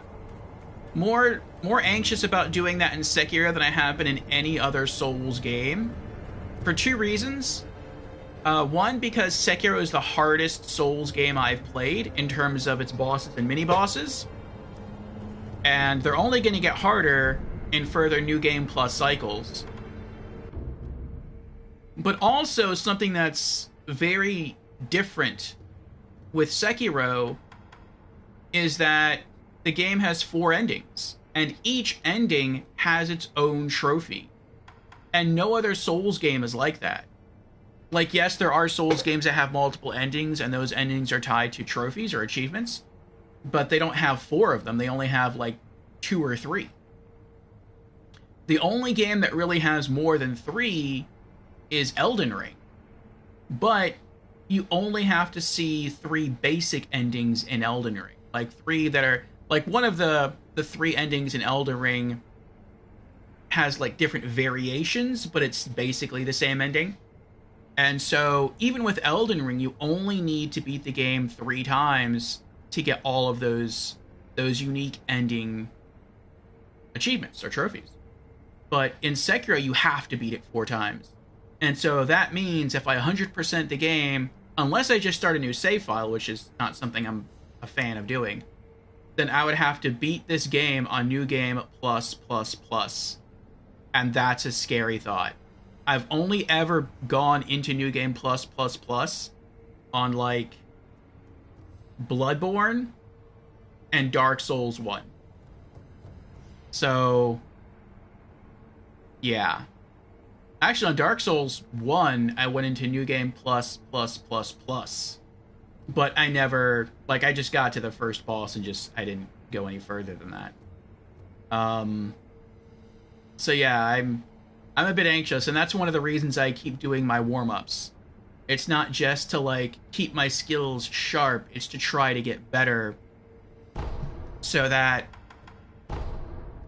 when I do run through these areas again, yes, the enemies will hit harder, they'll probably have more health, they'll have more posture, but if I can just get better at the fundamentals, I'm hoping that I'll be able to sort of make it all the way through.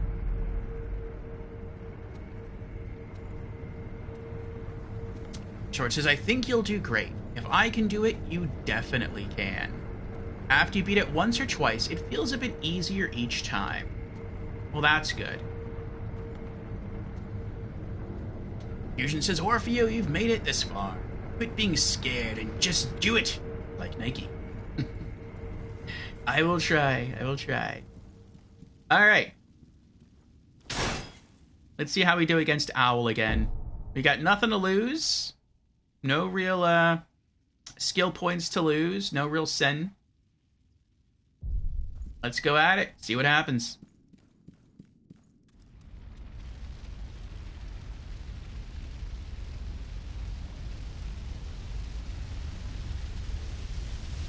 Owl was the hardest for you? I'll try just going in with the axe this time and see what happens.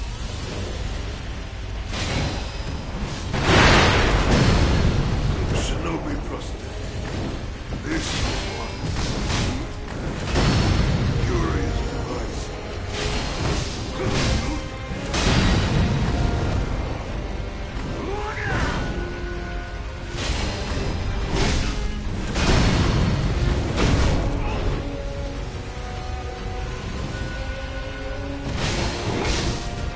Oh! He staggered me out of it.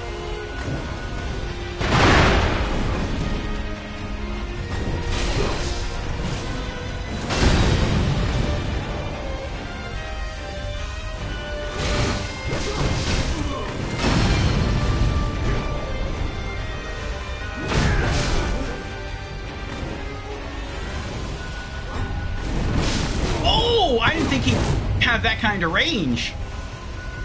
I don't think the axe strat's gonna work here.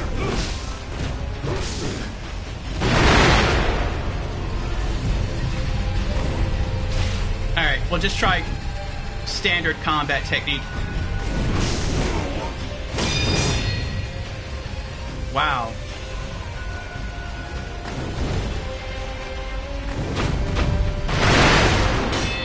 Oh, I backstepped right into that.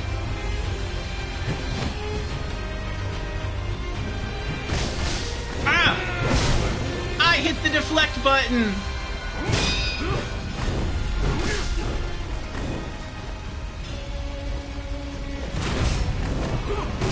Oh, I should have known better. Himakiri countered me.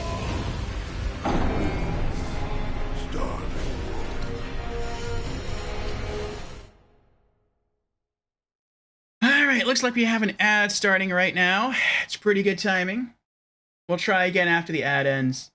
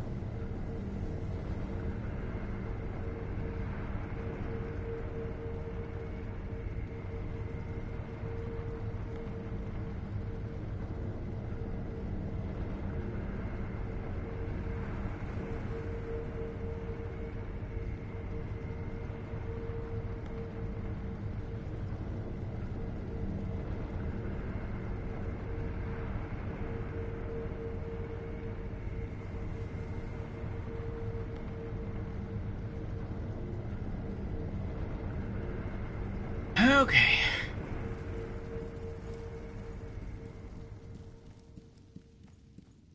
So we're not going to spam the axe. I was hoping the axe would do more. And maybe it actually does do more. Maybe it only does, like, extra good damage against illusions or against purple enemies. Maybe if it's a normal enemy, the fire axe does better. We could try spamming fire axe. I don't really feel like, well, you know what? We can try it. We'll see what happens. And I guess if fire axe doesn't work, then we'll try again, and we'll just try... I guess we could try the hit and run strat after that, and then we could just try getting good at fighting him. Alright, welcome back from the ads, everyone. We're going to try Owl again. This time we're going to try and see if the Sparking Axe does any better. Maybe the Lazuli Axe is better against Apparition-type enemies, but maybe the Spark Axe is better against all other types of enemies. So we're going to see how much damage this hits for, how much poise damage this hits for, and see if maybe we can work this into a strat.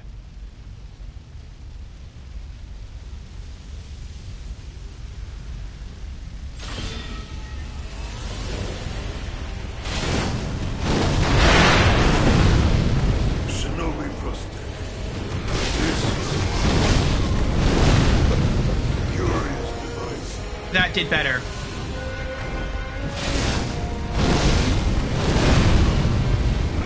Yeah, this is doing a lot better.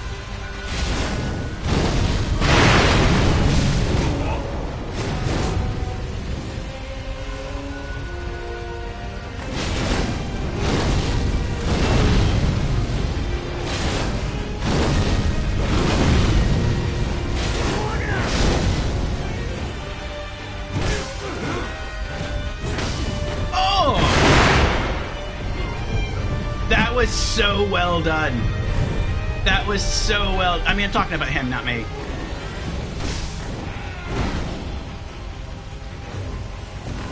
But it's like he turned his back to go in for a slash, and I dodged backwards. And so I thought I would be out of range. And it's like... his backward spin wasn't just a spin, it was like a thrust towards me.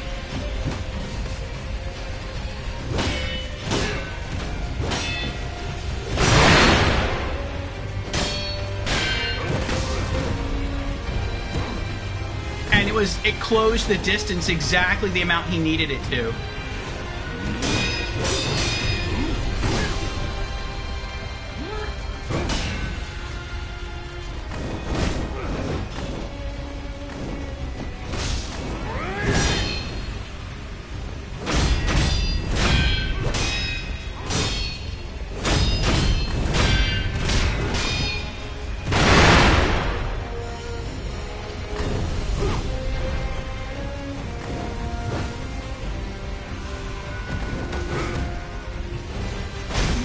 We'll go back to the hit and run strategy.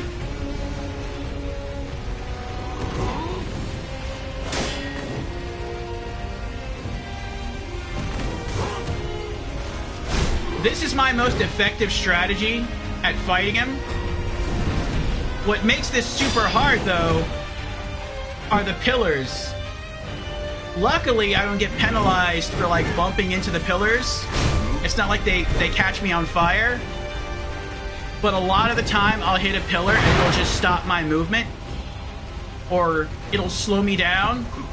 And that's what gets me killed or hit. If it wasn't for the pillars, this fight would be a lot easier. Like, a lot easier.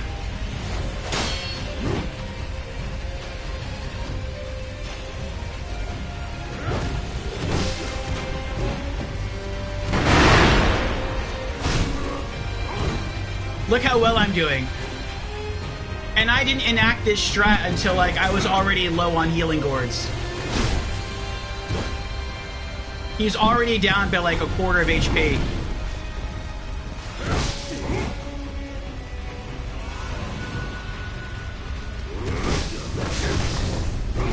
I'll just let him kill me. We'll start over. Starving wolf.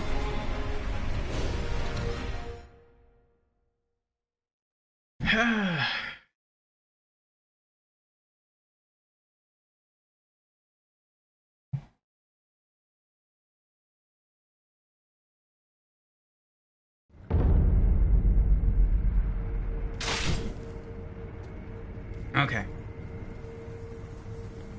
You really love the Mortal Blade against him, but most people don't like it.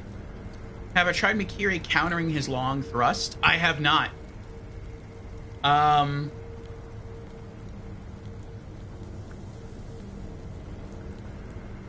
worried that if I try to Mikiri it, that he'll just come out of it because his poise is so high, and then he'll just attack me. So I feel like with him, I almost feel like I'll get penalized for pulling off a Mikiri even if I'm successful. Like, he'll thrust his sword, I'll step on the blade, it'll stick in the ground, then he'll pull it out, and then he'll just whack me with it. I mean, maybe that won't happen, but, like, I'm scared that's going to happen, and it's that fear that's keeping me from even trying to Mikiri him. The most successful strat I found against many bosses... No, I can't say many, because I didn't discover this until late. But this is typically the strat that I use to beat some mini bosses and bosses, where I just lock onto them, and then I just sprint, and I run away. And if this were a large arena without pillars, it would be a lot easier to do. But my camera goes a little crazy when I'm near walls, and the pillars slow me down or just outright stop me altogether.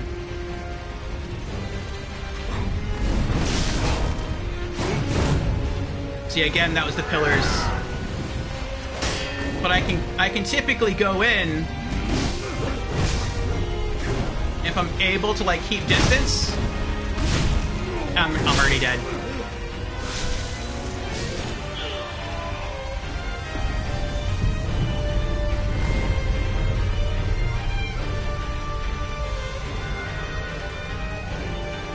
And, like, I got stuck again.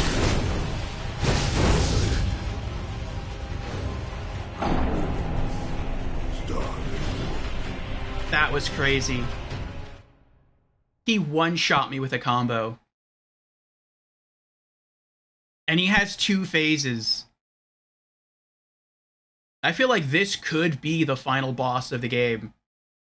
Like, he comes off as just being so incredibly challenging. So yeah, I can't use any of my regular strats in this fight. Like, my hit and run tactics may work, but I feel like it would be more a matter of luck for them to work than real strategy, just because the arena is kind of small. It's made smaller by the pillars. If they weren't here, like I said, the fight would be a lot easier because I could use the hit and run strategy, but with this arena the way it is, I can't make it work. I just have to fight him straight up. And I'm not used to fighting straight up.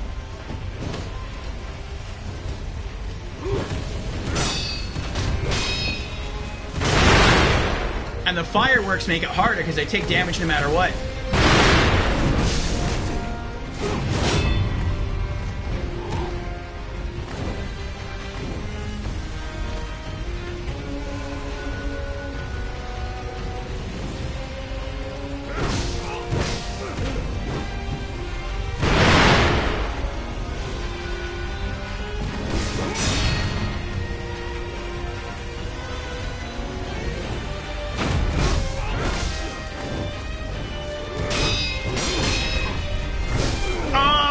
Supposed to jump over that.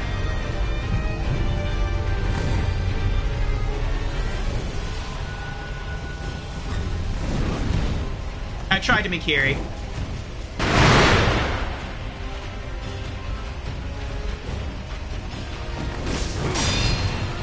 I hit deflect too late.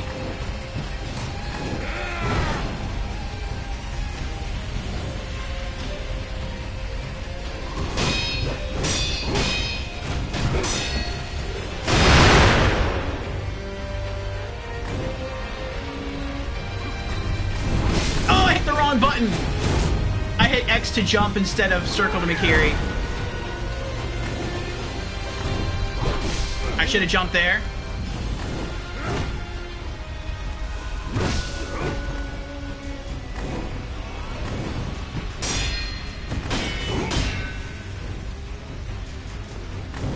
I'm stuck in the wall. Yep.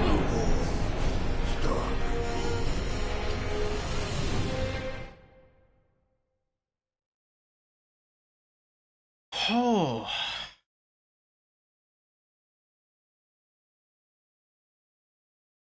I just feel like right now I feel like he's way too high above my level. But considering how close I'm supposed to be to the end of the game, like I don't know if I can get both strong enough and good enough to actually beat him. Like, to me, he feels like one of those bosses. He feels kind of like Genichiro at the beginning of Sekiro. How, like, you're not supposed to beat him. You're supposed to die to him the first time because you have no experience and you're at a very low power level. And then you start playing through the game and you start fighting, like, weaker enemies. You start getting better. You start getting stronger. And then, like, at the very end of the game, you fight him again. Which, in Genichiro's case, that wasn't the case. You fought him, he was, like, the third boss. But, like, if that was the actual endgame boss, and then, like, by that time, it's like, okay, now you have a lot more power. You have a lot more skills. You've had the course of the entire game to, like, get better and stronger. Now you're ready. And then you have, like, the fight. That's what he feels like to me. He feels like right now, I'm just not supposed to be here. Like, he's just way too hard. He's way, way better than me, and he's way, way stronger than me. And I feel like this is like the beginning of the game. And I have to go through the entire game to get strong enough to beat him. But that can't be the case, because I'm supposed to be close to the end of the game. But it's like, he feels so much harder than anything else I've fought that it's insane.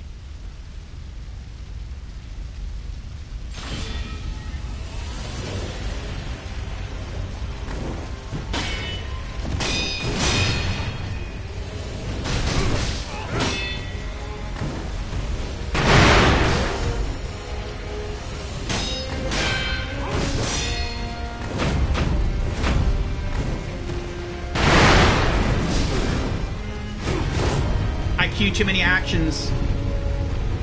I tried to dash back out of the fireworks, and then I saw him doing the move, so I went to Mikiri, and it was too late.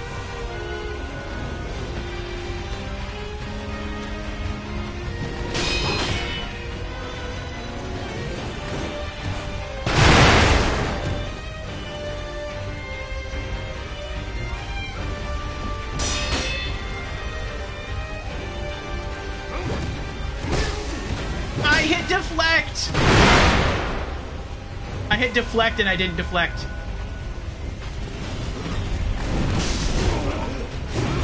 Okay, that time I hit the Mikiri counter button and I don't know what happened.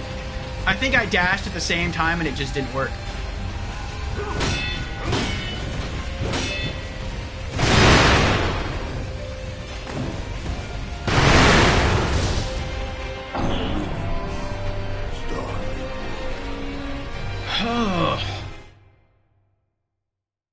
I think I'm just going to have to go to the Divine Dragon.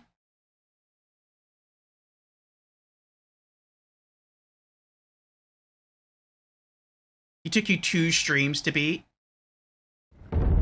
Just took a lot of figuring out his attacks. Like what his combos are and which attack he will do after the next and so on. Which you can dodge.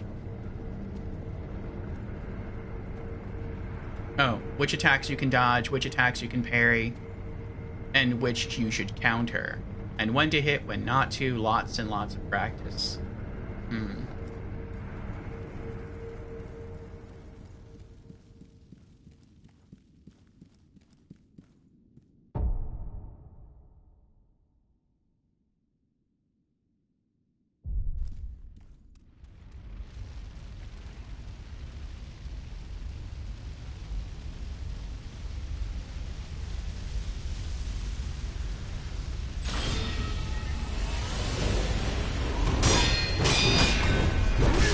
I should have jumped over that.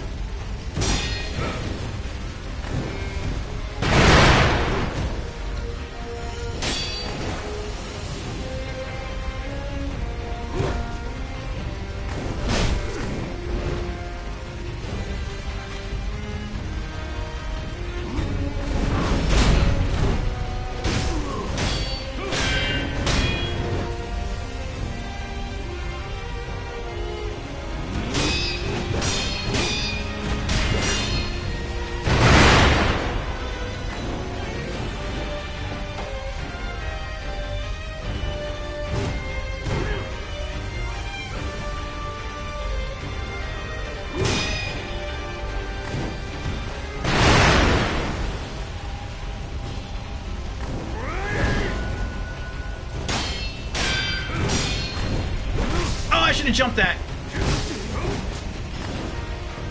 That's a real weakness of mine. I almost always get hit by sweep attacks from enemies. It doesn't matter what the enemy is. By the time I recognize that it's a sweep attack, I'm already getting hit by it.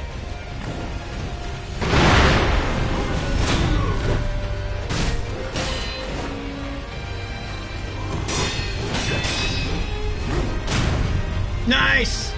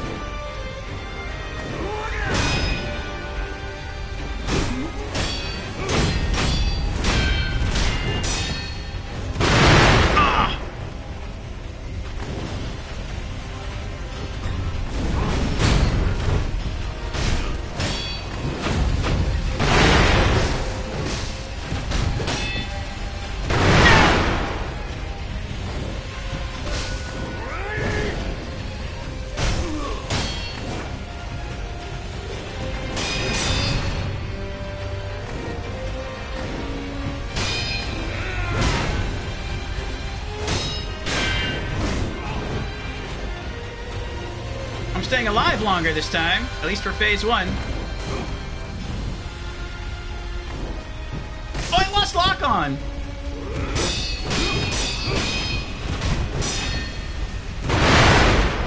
He dashed behind a pillar and I lost lock on. That's irksome.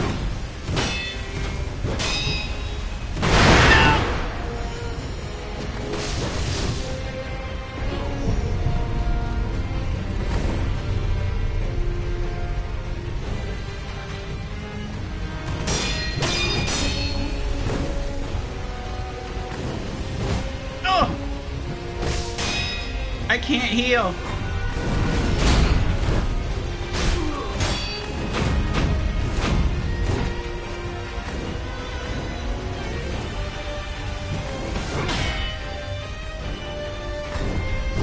Oh, I'm supposed to jump that.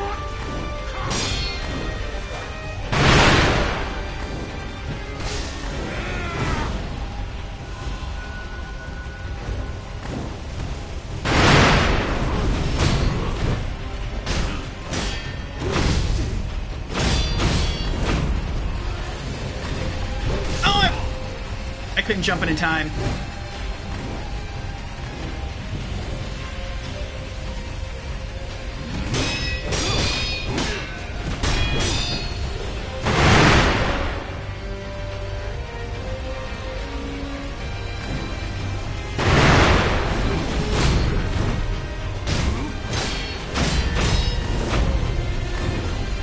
Oh, I couldn't jump it in time.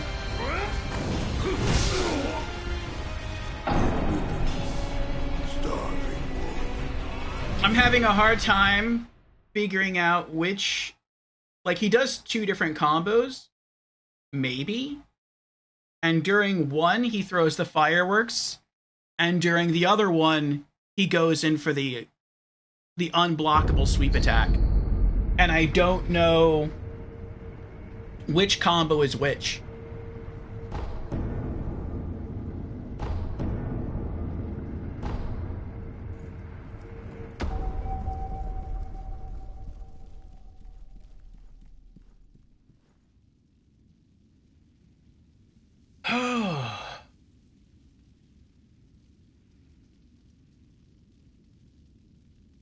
Nice, McCary. Trying. Burb, alright.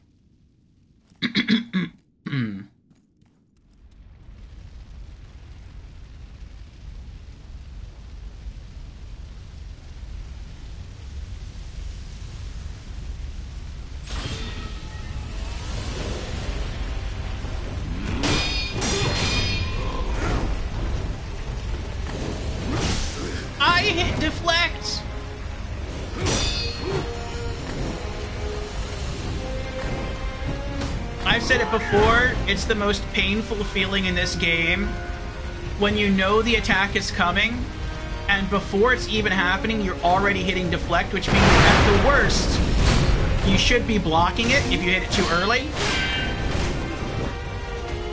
Or if you fail, you should at least deflect it, and instead you get hit for full damage.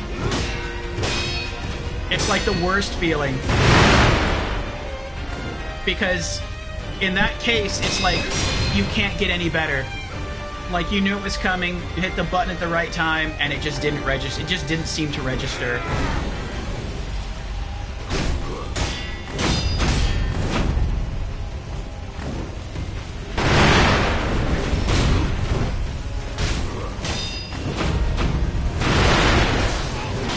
Again, I hit deflect there.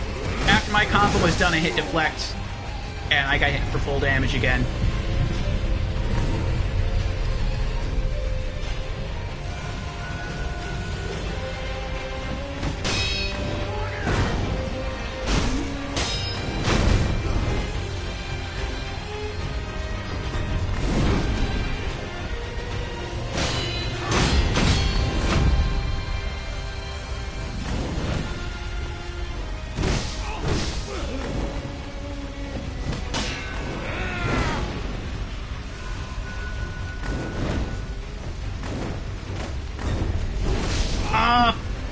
I didn't jump.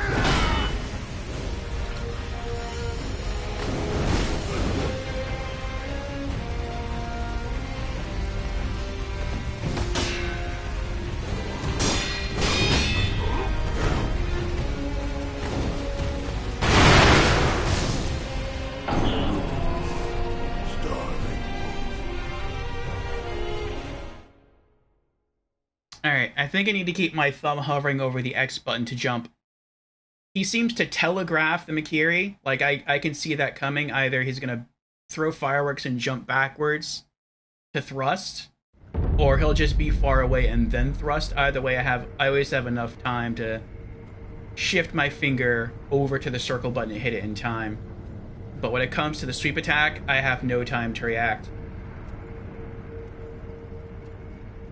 Like, my thumb has to just constantly be resting on the X button to have a chance of pulling off the jump to avoid the sweep. So I think that's just where I'm going to rest it. Oh.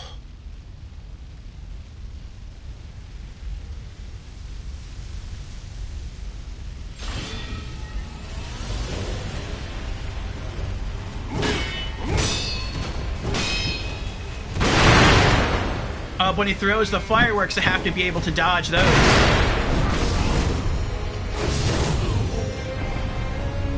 I saw Mikiri coming. I hit the circle button. It didn't work. Don't know why. Just, it didn't work.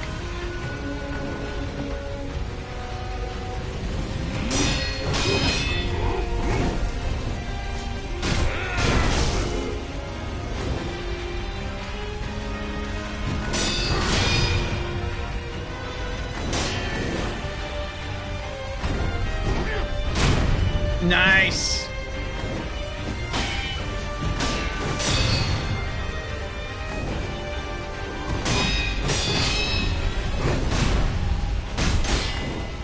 Nice.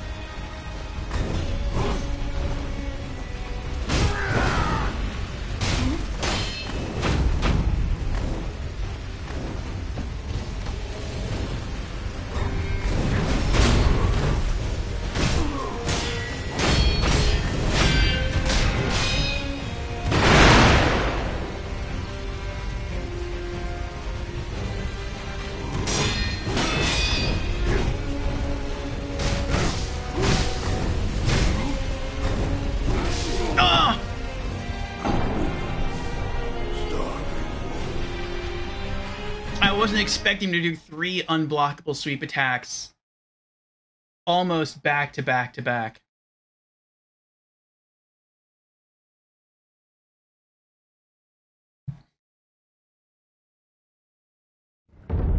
Hey, Nim, how you doing? I was doing better. Yeah.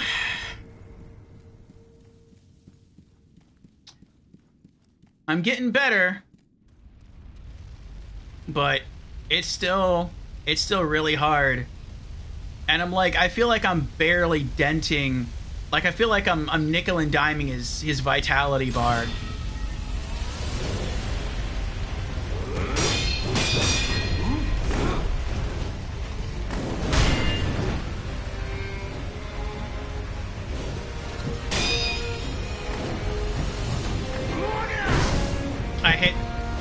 I hit the deflect button.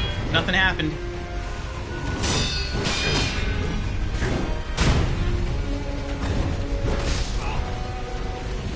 That time I just hit the wrong button. I meant to hit jump, but I hit circle instead.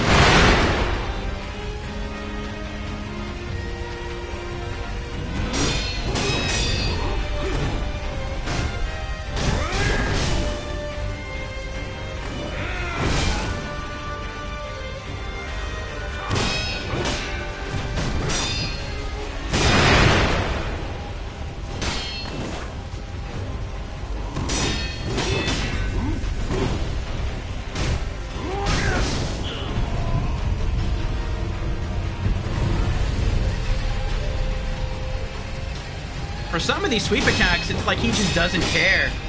I'll jump on his head.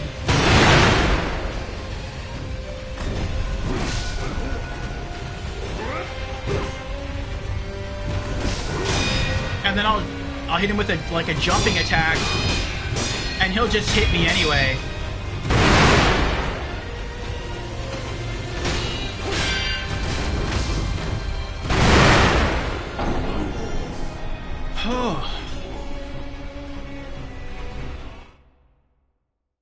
This guy's tough.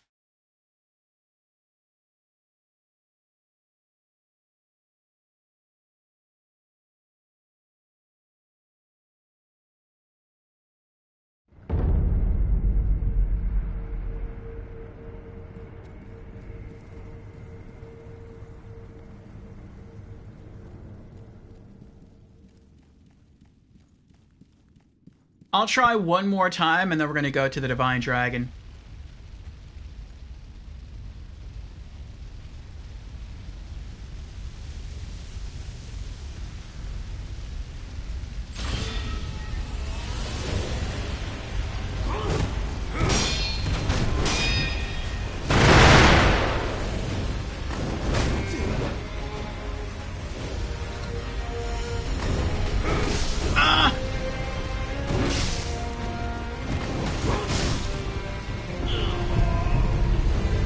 Every time he hit me there, for all of those hits, I was hitting the deflect button. For every single one.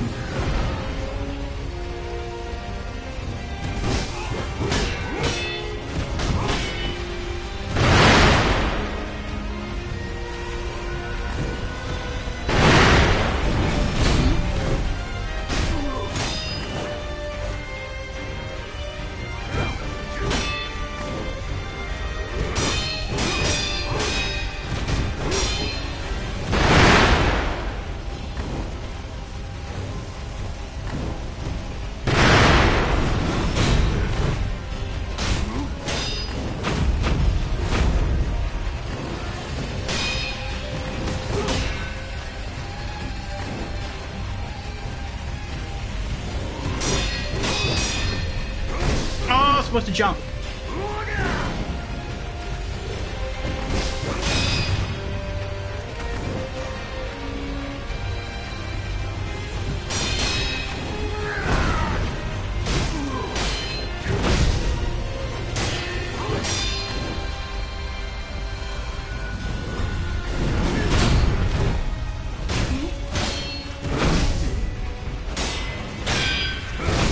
I can't do it. I can't do exorcism. I keep hitting L1 and R1 and the move won't happen. It's like it's refusing.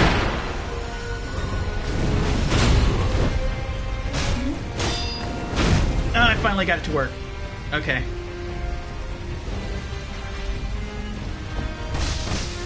I hit deflect!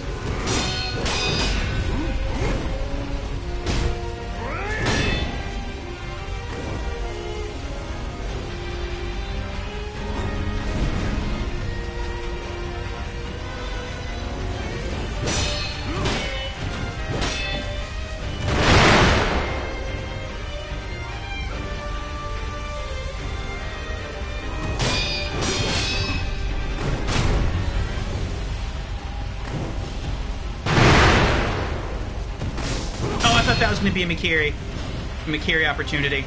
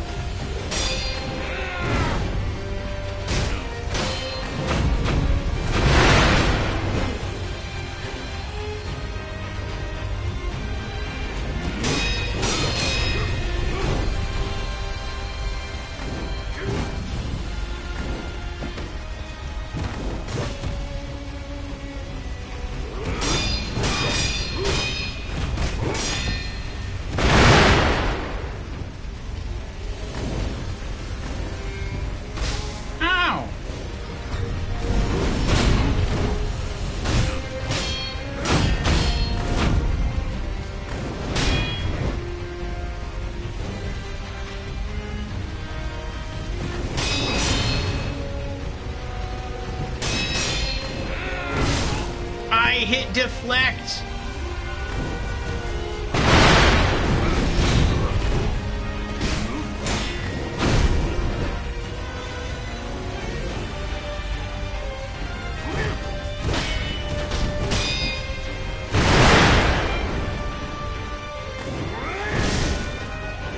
I was still drinking there.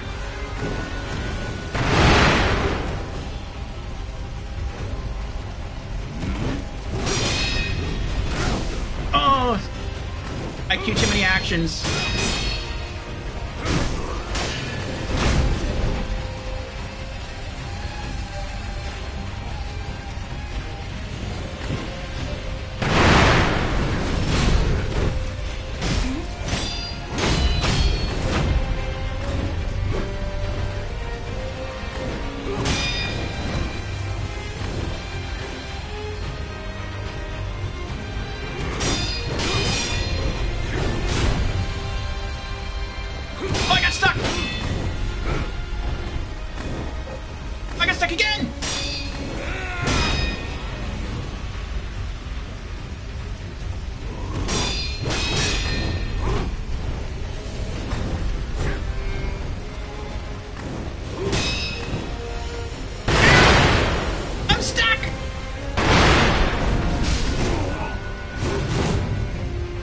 I missed a Mikiri chance.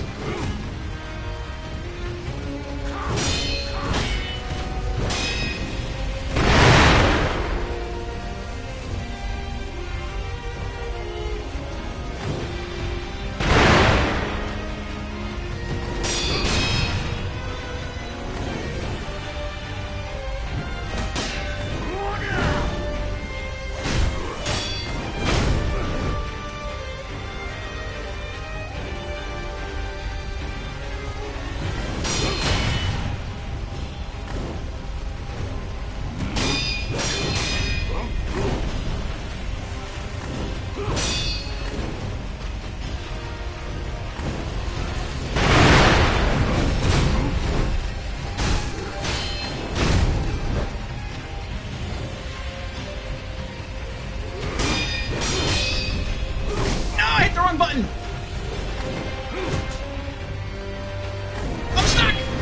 I'm stuck. I can't do anything. Oh, stuck against the wall.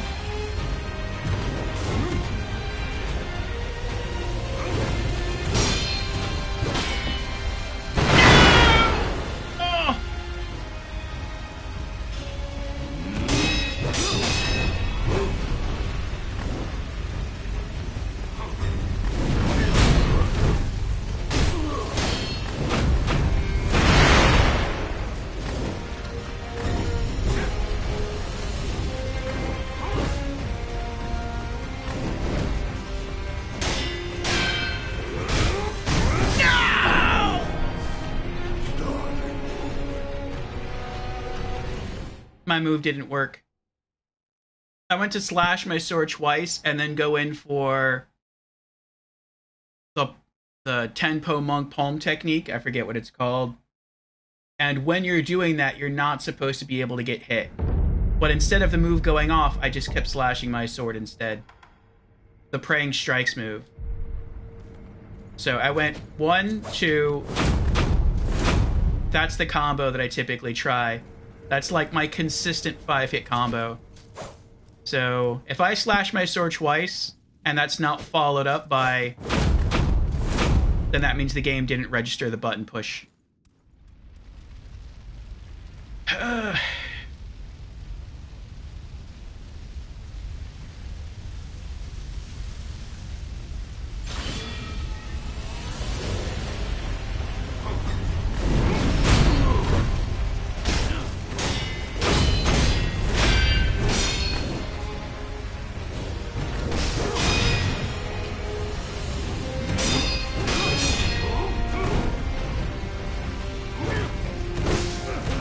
I hit deflect. That is such nonsense. I hit the deflect button and nothing happened.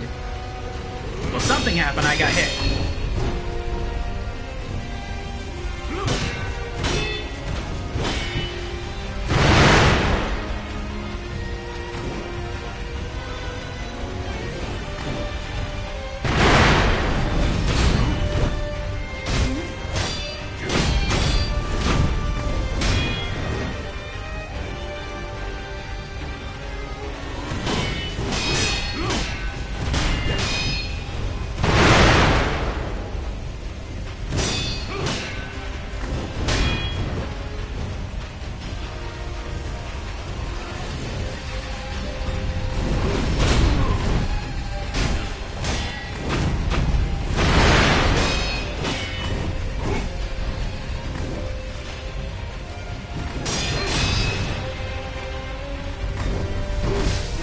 The X button, but I was too slow on it.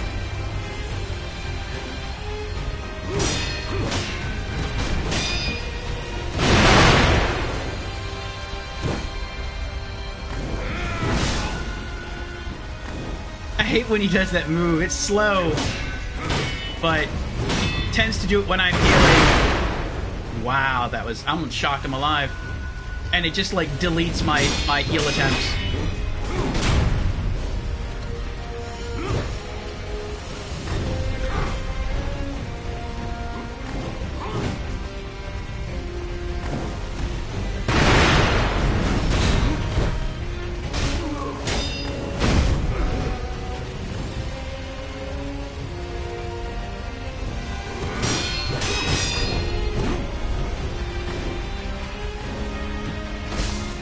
Deflect!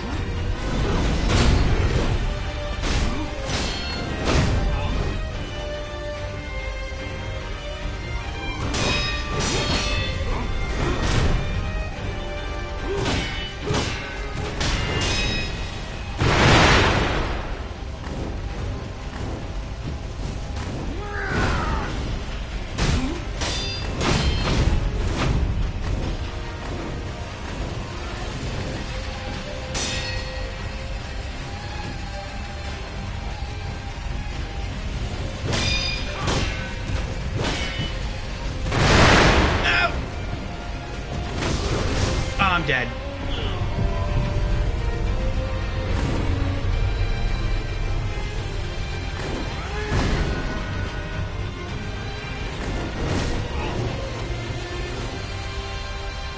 I'm glad that doesn't deal damage. It's a little, like, kick flip off you. Like, I deflect that almost... Well, I hit the deflect button, like, just about every time he does it, but it still hits me.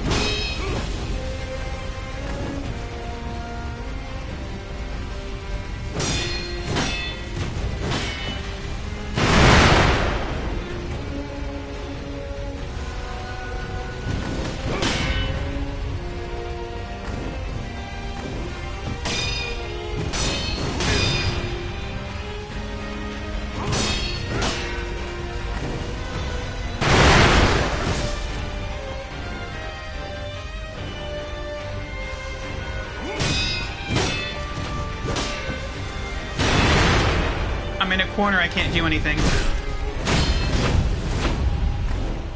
Ugh.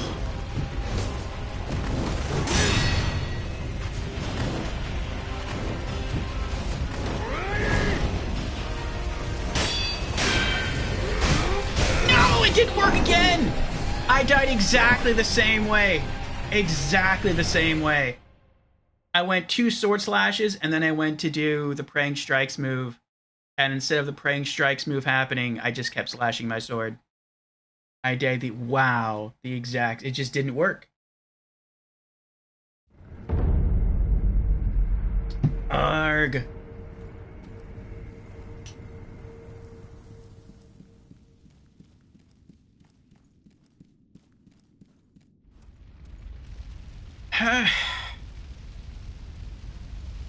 I feel like I'm starting to understand him more. Now it's just like a question of getting the controls to work. And getting better on timing certain things.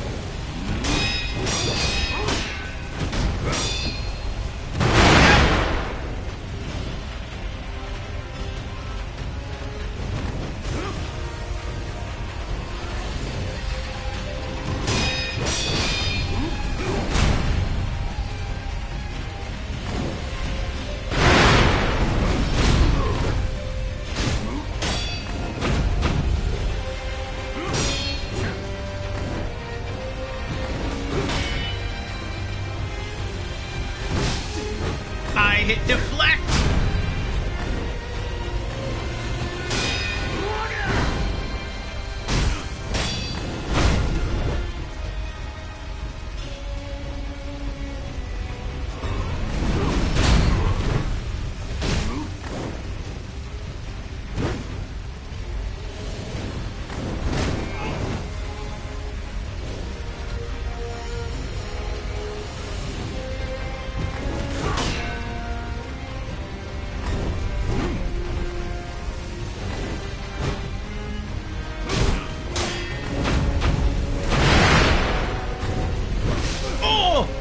I hit the circle by accident that time.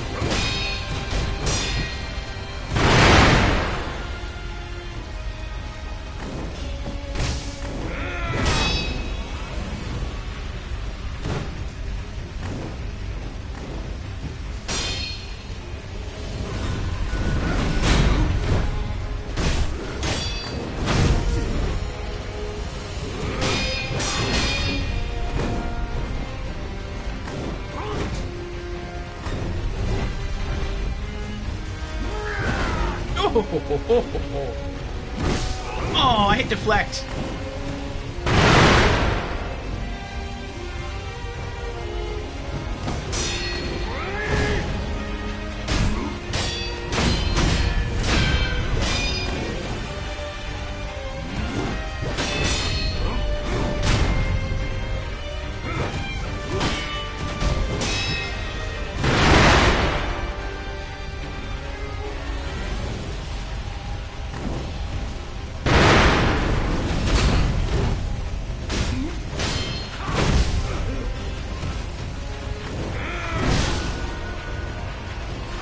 I gotta stop healing right in front of him. I'm just throwing my heals away.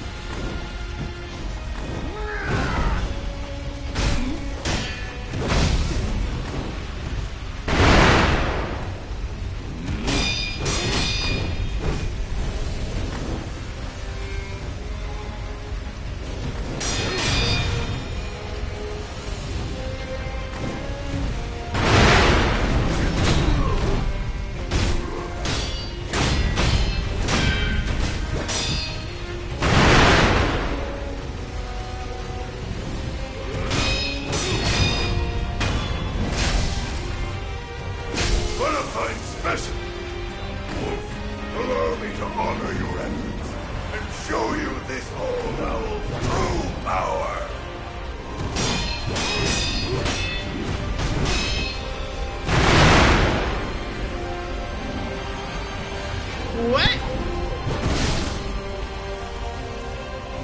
He can become an owl? I mean, that's kind of fitting. Oh!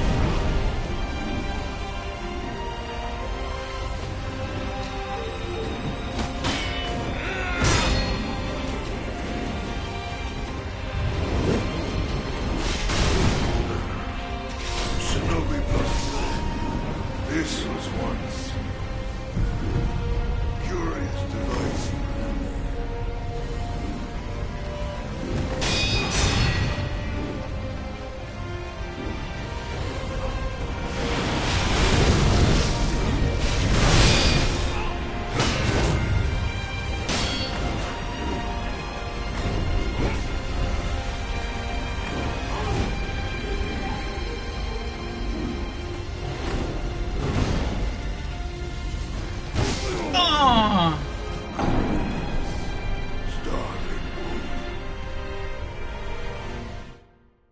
Oh, that makes the fight so much harder. I was hoping it would just be like two of the same kind of phase, that nothing would be different, and he's mixing it up on me in phase 2. You can usually rush in for an attack after he throws the fireworks, assuming you jump or run back to avoid them first. What I've started to do now is just jump, but I jump away. And I jump away because when he throws fireworks, even though when he does it as part of a combo, I'm afraid that I'm going to jump up or jump into him and he's going to hit me. Like, maybe I can hit him, but we'll trade and his hits deal a lot more damage than mine.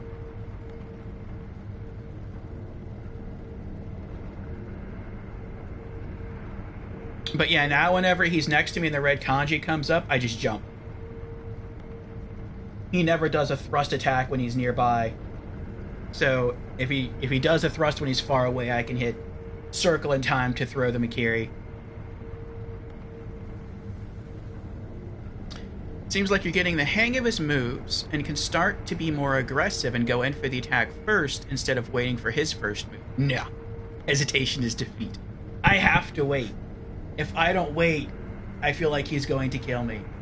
Almost every enemy in this game, with maybe the exception of like the lowest tier swordsman in this game, not talking about bosses or mini bosses, just the absolute like first kind of like normal enemy that uses a sword in this game, like even they block my sword attacks.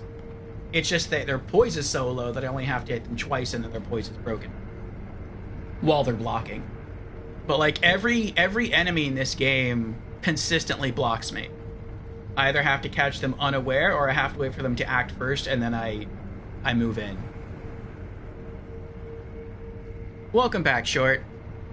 Yes, made it to phase 2. And then he called out his spectral owl to hit us with attacks. And I'm not sure how to dodge that exactly. And then apparently you can use like the mist raven feathers to teleport at the same time.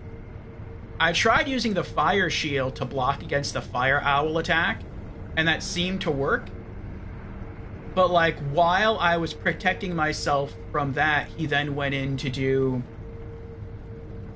his dashing pierce attack, and that still hit me.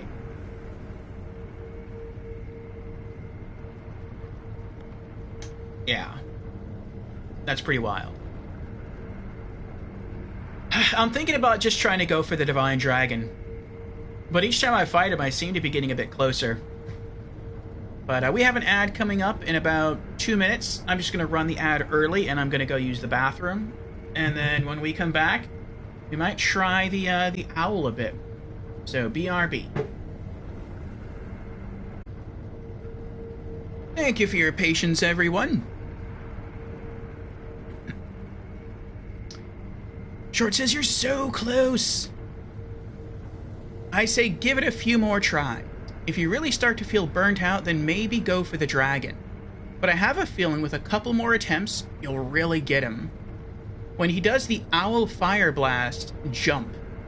And he usually will follow up with a stab Yukon-Mikiri. Okay, so don't try to like use the shield, just jump straight up. Okay. That's the only really good tip I have. You can do it. Alright, we'll give it a go.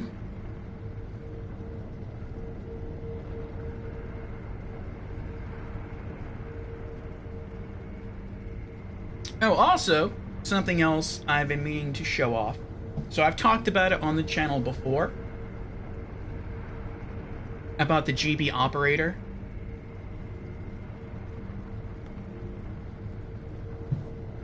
Maybe I'll do an unboxing, not today, but maybe I'll do one on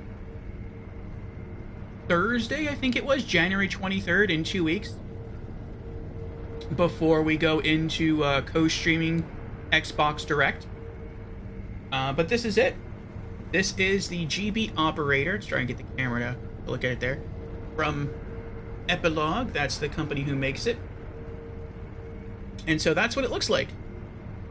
It is a little see-through plastic box, and then on the back it has a USB port. It comes with a USB cable, and you just plug this into your computer, and then you can just plug Game Boy, Game Boy Color, and Game Boy Advance games into it, and then you can just play them on your computer using a controller or a mouse and keyboard.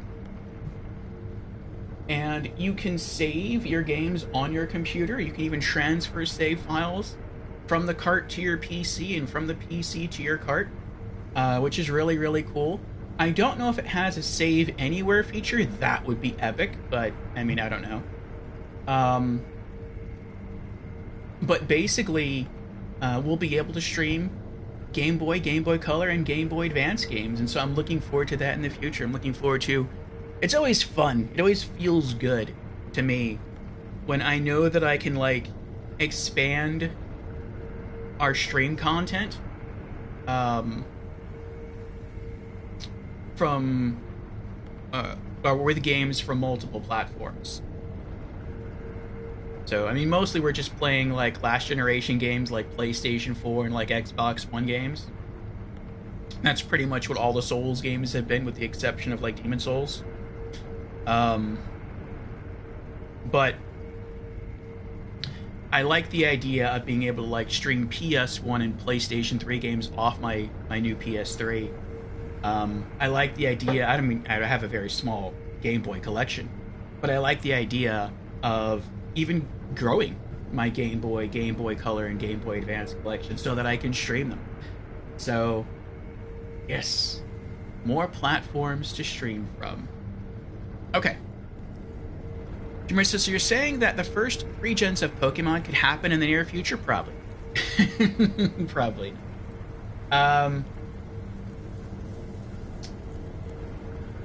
I've had trouble with Pokemon. Specifically Pokemon Yellow. I've told the story before. And it's sort of put a hamper on me wanting to play Pokemon. And so for anyone who doesn't know the story, I got into Pokemon when I was younger by watching the cartoon. And I really enjoyed it. And so I wanted to play...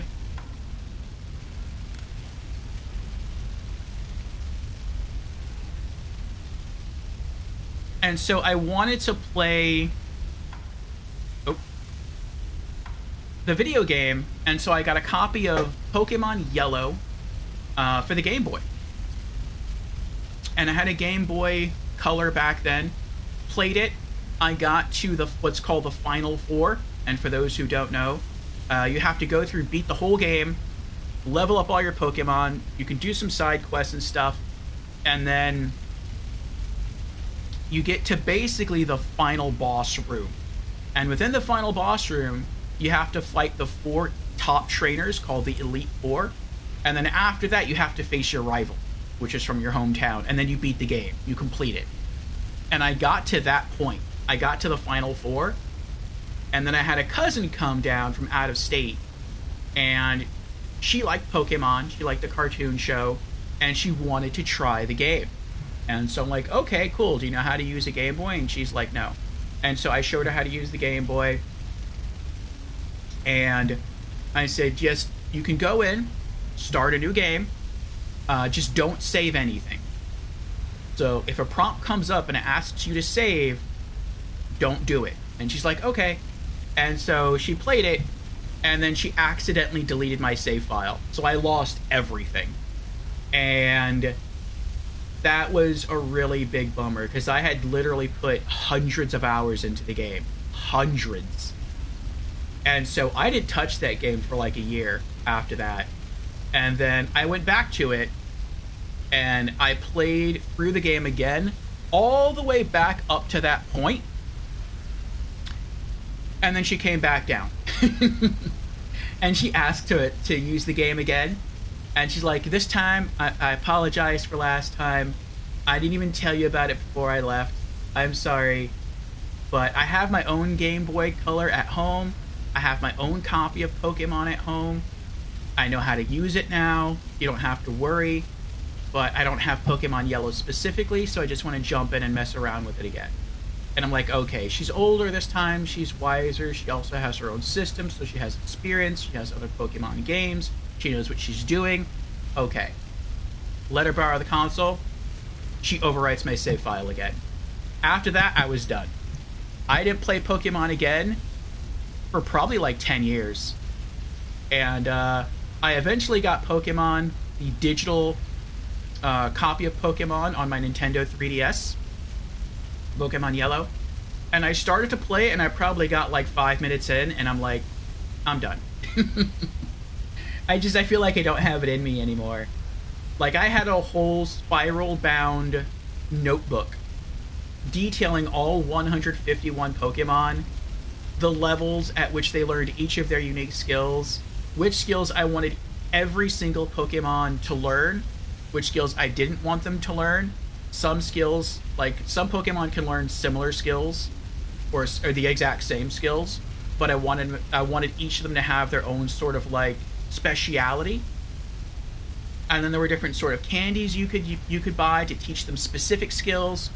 And so I had all of that planned out, and just making that notebook with all the hours of research I poured into that was probably like, I don't even know, that might have been like at least 10 hours going through all that stuff, and I don't know where that notebook is anymore.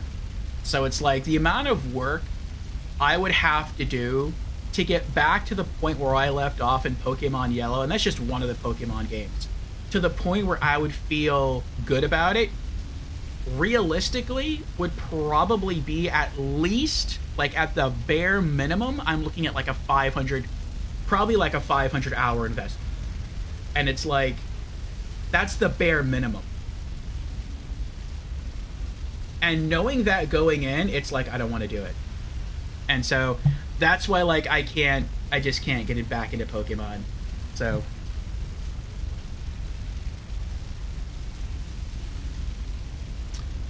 Short says, I am lurking mostly because I hopped on Sekiro myself, but I am here. Oh, what are you doing in Sekiro?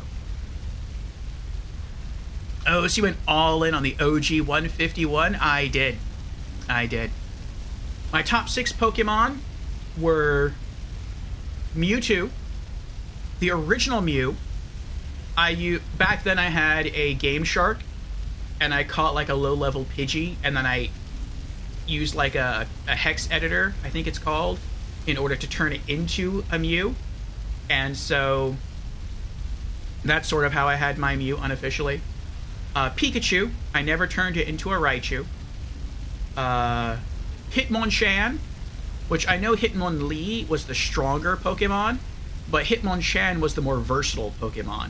And because he had, like, you could have him learn different elemental punches, so like Fire Punch, Lightning Punch, all that stuff. And so I liked him for his versatility.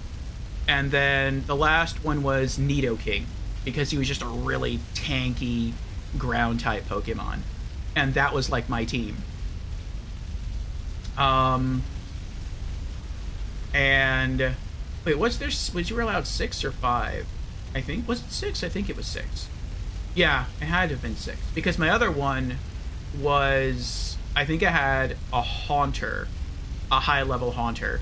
Ghost-type Pokemon were my favorite. They still are.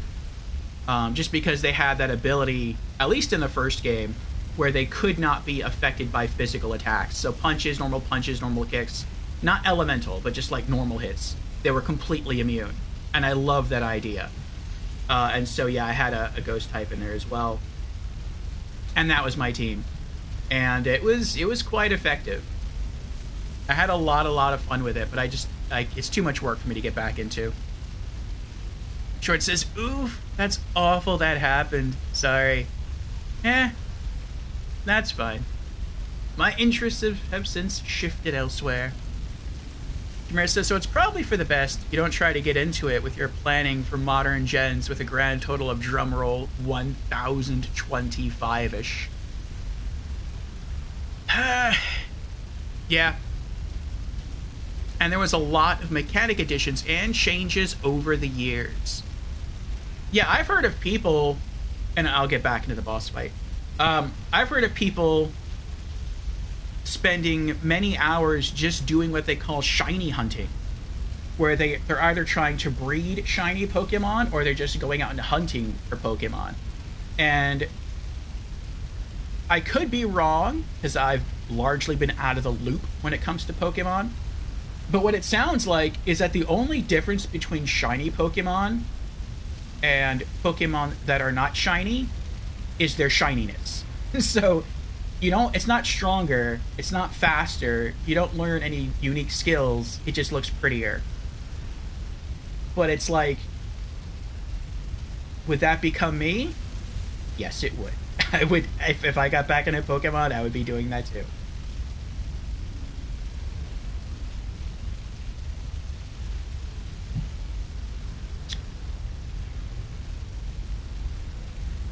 Yeah, shiny Pokemon is a Gen 2 edition.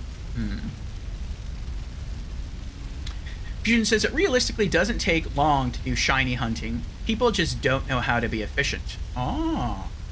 Are you a shiny hunter, Fusion?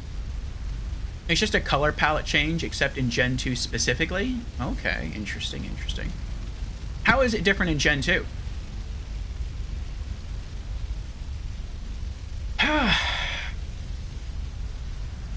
In Gen 2, shininess is based on a Pokemon's specific... What's DPS? Alright, let's try this again.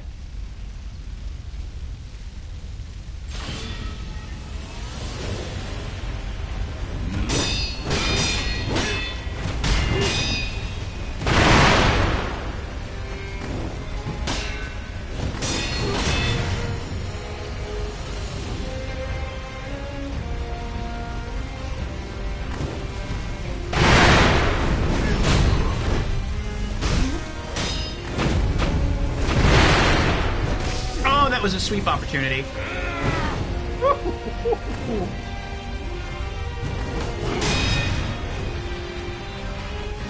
Well, not a sweep opportunity. It's time to jump over the sweep, is what I meant.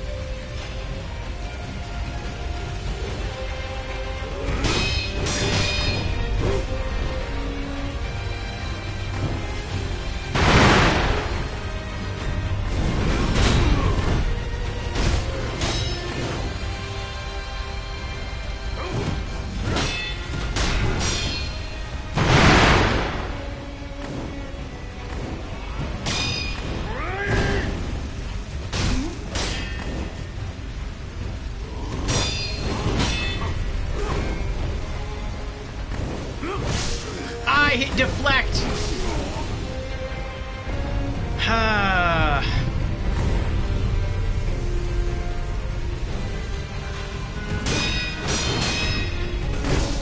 I hit jump.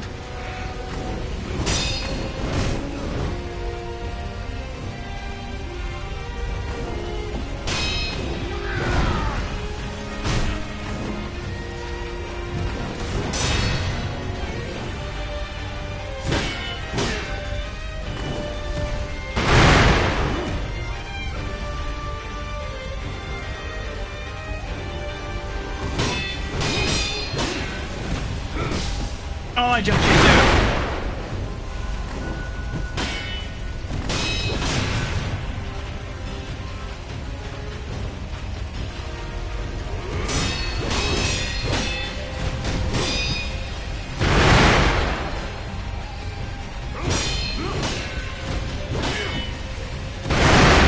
I jumped too late.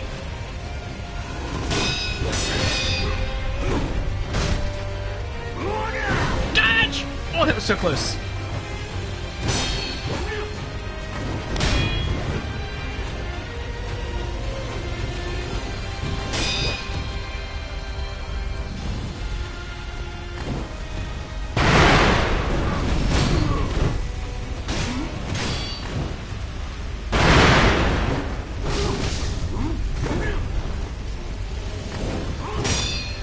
Oh, I'm so grateful it registered that time. For some reason, during some of these longer attack windups of his, I hit the dodge button when it feels like I have more time, but I still hit it early just in case, and it just doesn't happen.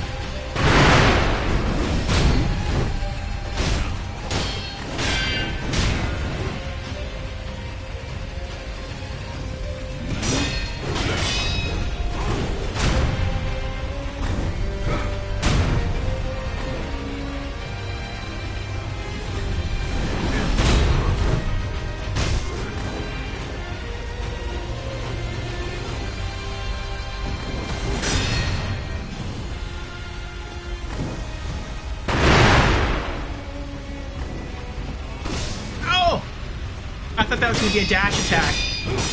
Like, oh, I jumped too soon again. I thought that was going to be a Mikiri opportunity. Not him throwing a shuriken.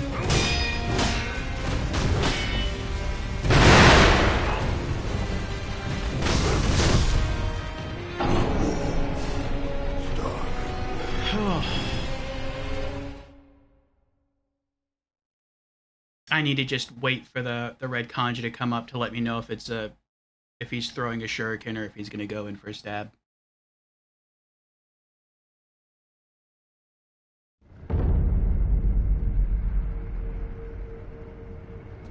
Basically, the genes of your Pokemon. That's DVS. So, for example, a shiny Nidoking would be worse competitively than a non-shiny. Interesting. I wonder why they made the shinies weaker. There's a lot to go over on the stats side of Pokemon, and I'm sure I could find a video breakdown of how things used to work. Like 10 to 20 years ago when the Game Boy Advance was the newest console for Pokemon. But it's legit not going to be useful until you say screw it and start up Pokemon Red, Blue, or Yellow for stream. Or rather, Gold, Silver, or Crystal, since I mentioned Gen 2. And Markysaur's here! Welcome in, Markysaur. How are you doing? Yeah. No, I really got this for really just two reasons. One was I really want to get into the Breath of Fire series, and I have Breath of Fire 1 and 2 on Game Boy Advance, and so that's how we're going to stream them. And the other big reason is because we've had requests for Nintendo content on this channel, and we've never streamed a Nintendo game. And that's because there's no... like, Nintendo is only on Nintendo. And I have no Nintendo platforms that I can stream directly from. And so, with the GB operator, we can probably get in some classic Nintendo Entertainment System content, because I'm pretty sure you can probably find Game Boy and Game Boy Color cards that have, like, games from the NES on them. So, we can play them that way. And then, of course, we have slightly more modern Game Boy Advance stuff we can get into. So, I think that'll be fun. But TLDR, shiny Pokemon can't have max stats across the board compared to non-shinies. Oh, I see. So at their highest level, they can never be as strong as their non-shiny counterparts in Gen 2. Interesting. That's the sacrifice you make for looking good. That's fashion souls. Markysaur says, "Good evening, sir. This is the new Assassin's Creed?" It kind of looks that way, doesn't it? I was thinking that, actually, when I was watching new gameplay footage for what is it called? Assassin's Creed Shadows? That it looks like, and it sounds mean to say it, and I don't mean to be mean, but it looks like a worse version of Sekiro. That's what it looks like. That's what it looks like graphically. And, well, can I say that? No, it does look, I think in some cases it does look better. The gameplay looks worse than Sekiro. But graphically, I think it looks a bit better. But I mean, Assassin's Creed Shadows should look better. It's a current generation game compared to Sekiro, which is a last generation game. So, but graphically, I don't think they're actually that different in terms of their graphics. The trees, I think, look a lot better in Assassin's Creed Shadows. Like, the environmental graphics blow Sekiro's out of the water. When it comes to character graphics, it kind of depends. The male main character, from what I've seen, has a very detailed face. I would probably say that Wolf looks a bit better when it comes to his character graphics than the guy in Assassin's Creed Shadows. But the female lead in Assassin's Creed Shadows, something looks wrong with her. She looks like she's made of plastic. I mean, maybe the footage they're showing off is, like, still in alpha. And, I mean, it can't be an alpha, though, because it was supposed to have come out last year. Now I think it's been postponed till March. So it should be coming out relatively soon. But, yeah, they really need to do some work, some detail, add some detail to her facial features. It almost looks like she's just wearing a plastic mask. But yeah, it looks like a worse version of Sekiro, and that's not good. Markysaur has also redeemed hello, I'm new to stream. Welcome in, Markysaur, for the very first time. Again. And Markysaur has redeemed hydrate. Very well. Cheers, Marcusaur.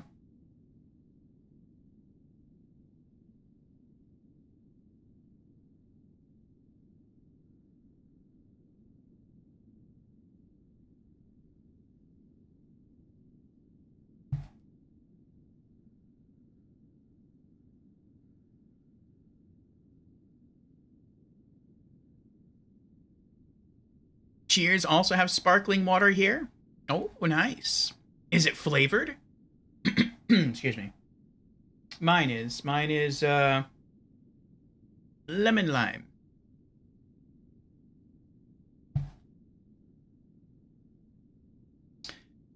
Jamira says, but for Gen 3 or 4 onwards, that's not the case. So everything can be as strong as everything else, regardless of shininess. Oh, the mechanics, the mechanical evolution of Pokemon. Marcusaur says, nope, just plain pure water. Ah. From the Rheinfeld source. I do not know of that source. Is it supposed to be especially clean water? Oh, Rhinestone. But you ain't a cowboy because of it. Like a rhinestone cowboy. Doo-doo.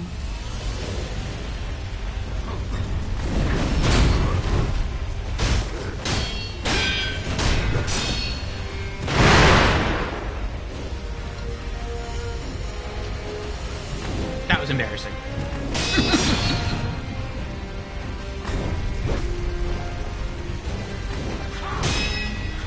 Oh! Oh my goodness! I was not expecting the follow-up attacks.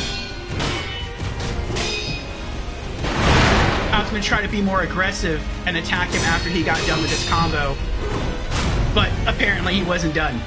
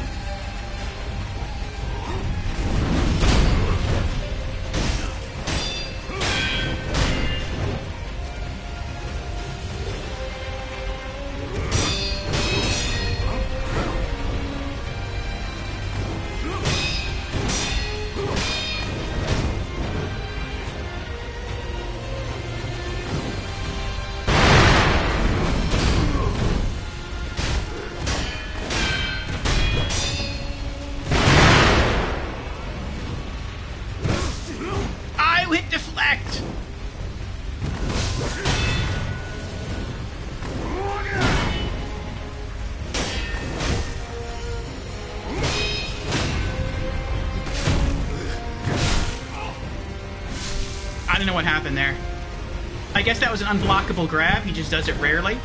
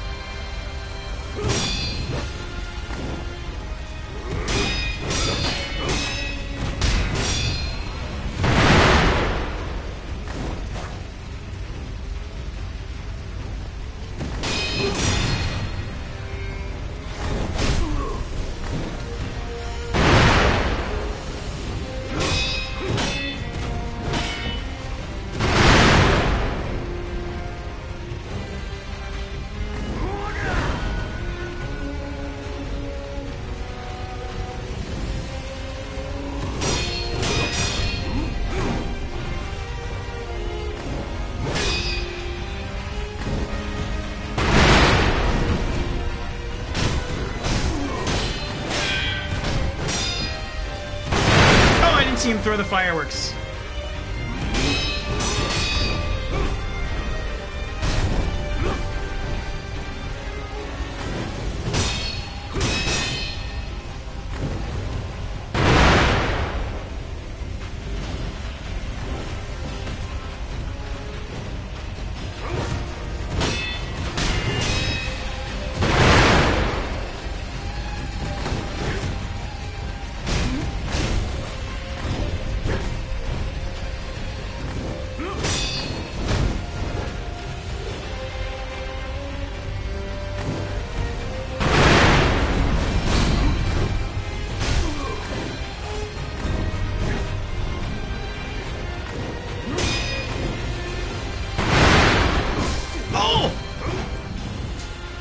I'm stuck! Oh!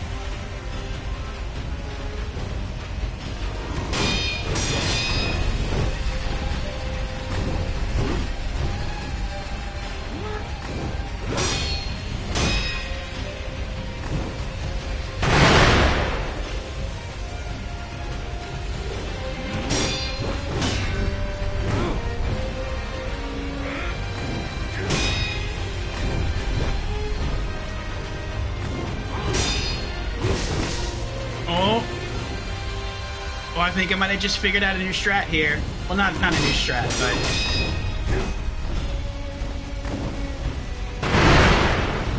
Oh, wait. On how to more easily manage the space of the arena.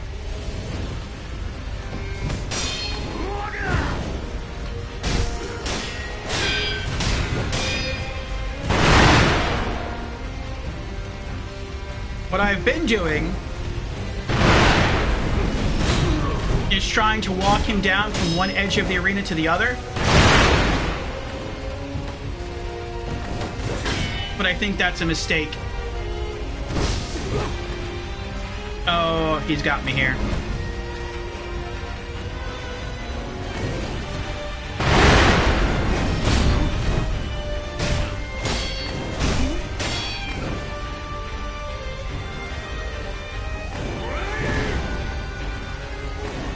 What I need to do is keep him in the middle of the arena. If I can keep him in the middle, I always have room to fall back. And my back doesn't get stuck against the wall.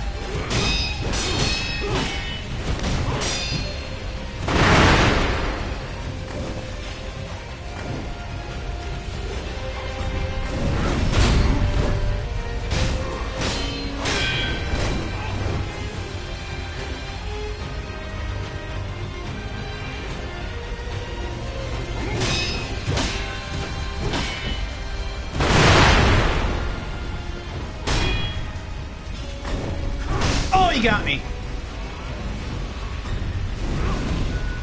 Oh, wow. I'm surprised I got away with that.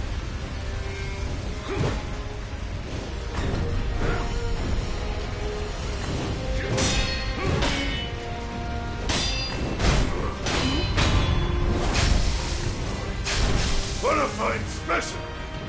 Wolf, allow me to honor your efforts and show you this old owl's true power!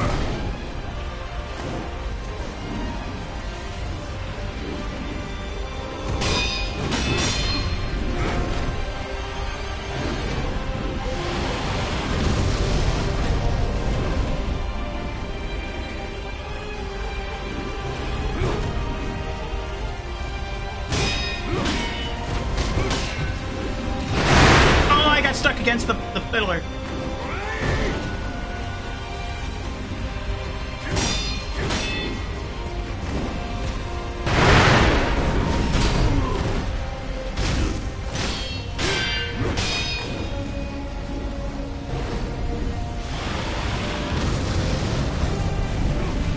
Aw, I was too far away.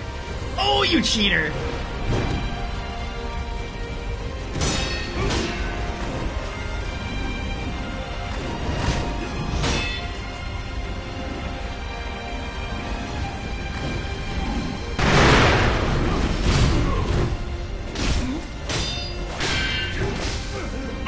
To deflect after that third attack.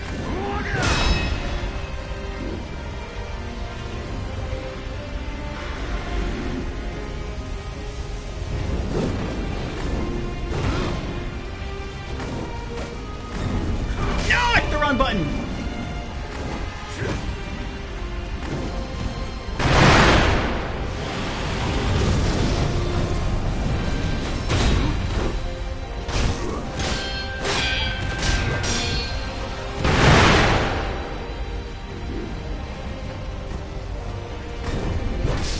The wrong button again. I should have waited. I should have waited. Oh, I can resurrect. I forgot I could resurrect.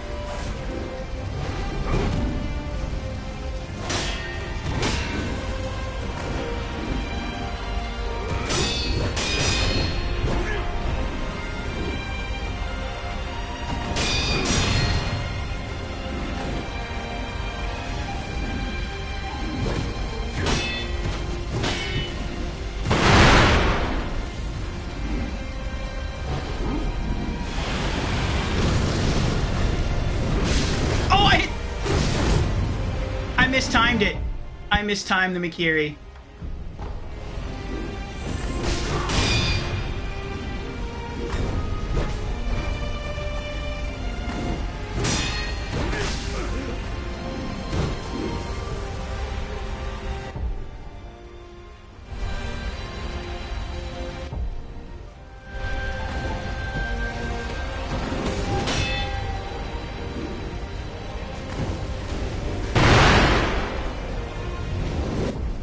Uh-oh.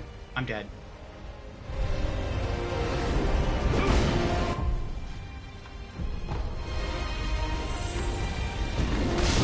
Oh, I didn't see that coming.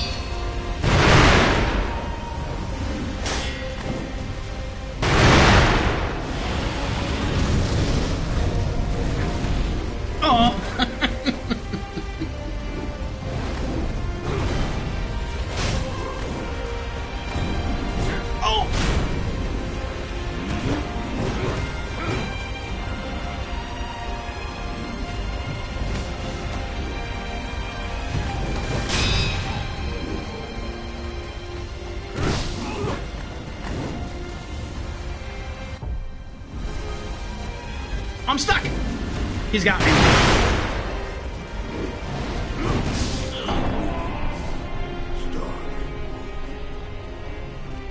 That was a really good attempt. That was a really good attempt.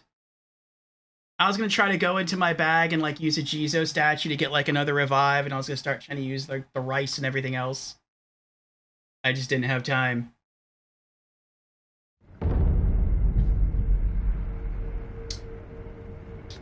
Oh.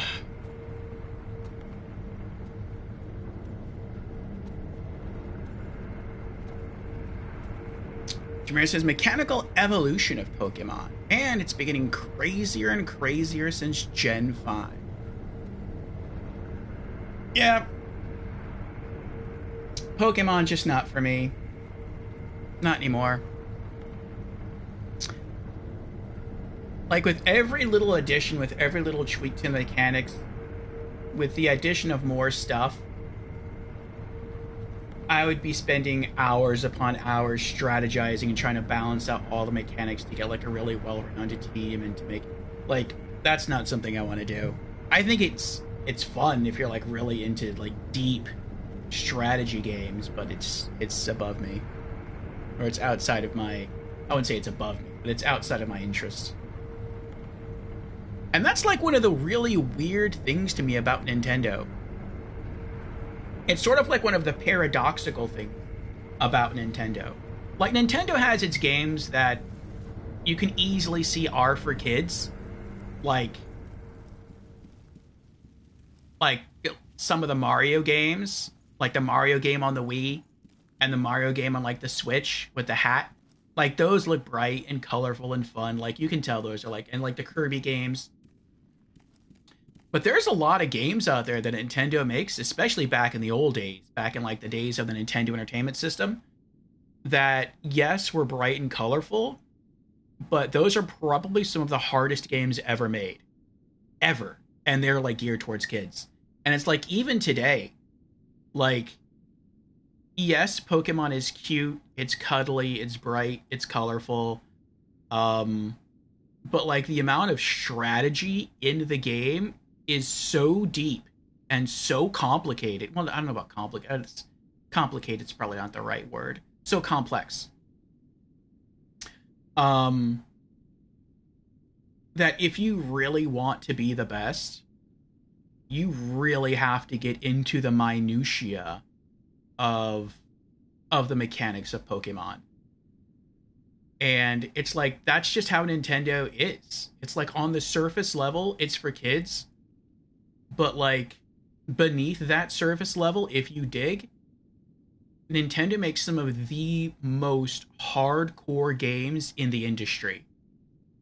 Like, not only hardcore in terms of them just legitimately being hard, but hardcore in, like, they're just, like, if you want to be the best, the effort and the research that you have to put into those games is unreal. Like, it's absolutely crazy, and big props to anyone who goes through with that and pulls it off.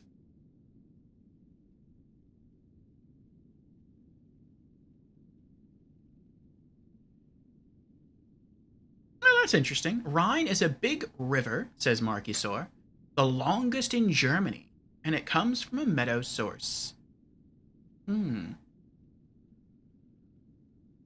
Okay.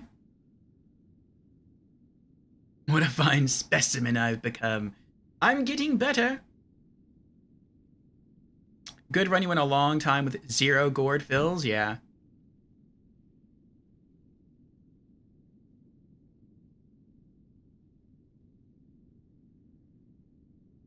Jameer says the modern Pokemon games aren't for you. The early ones, though, were for you. But as you said, you couldn't do it anymore.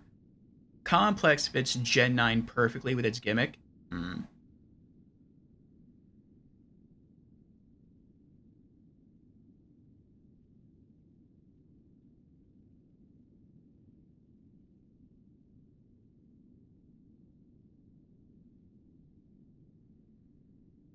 Alright, just a moment.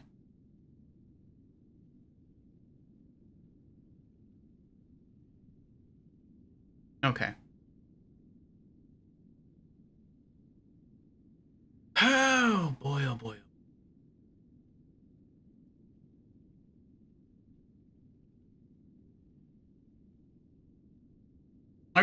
get back to it. Oh, let me check my inventory, see what I have. So I have plenty of pellets. I have a divine grass if I have to. I have 1 fine snow. I wish I had more. I have 1 Jizo statue. At least in this encounter, he doesn't use that thing where it prevents you from healing. Like that would be horrible. At least he allows you to heal. And I don't want to use candies in this first playthrough.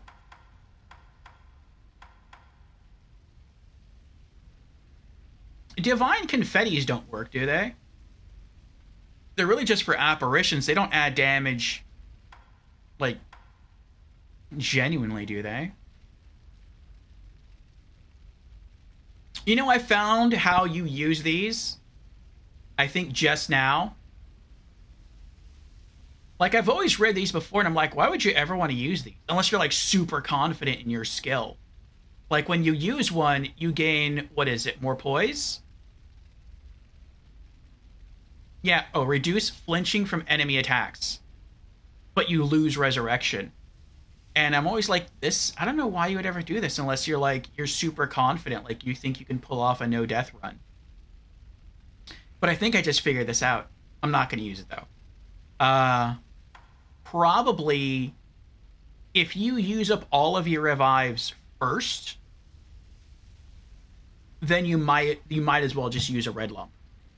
Because it's not like you're sacrificing your revives by using one if you have no more revives. So, at that point, it's like, kind of like, why not? I don't think snap seeds are going to do anything. Ash might.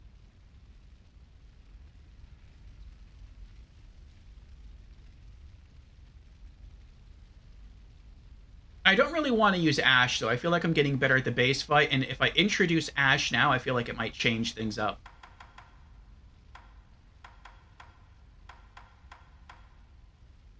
Okay. So, I run out of gourds. I still have 3 pellets. I have a divine grass. I have a fine snow. And I have a Jizo statue for an extra revive. Okay.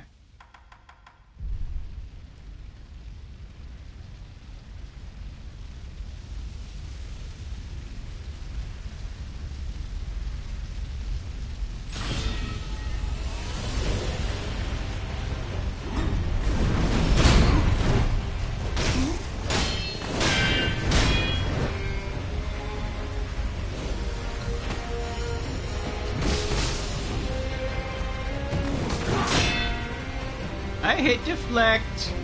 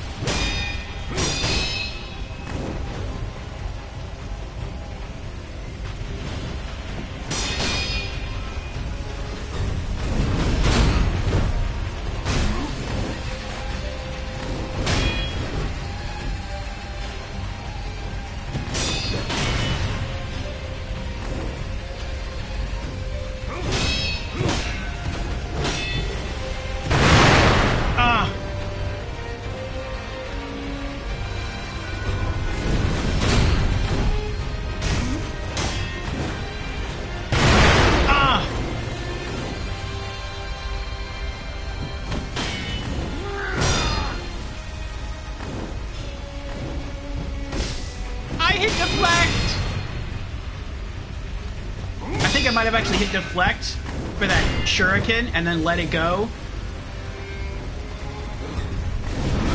And then it hit me. Like I hit deflect too soon.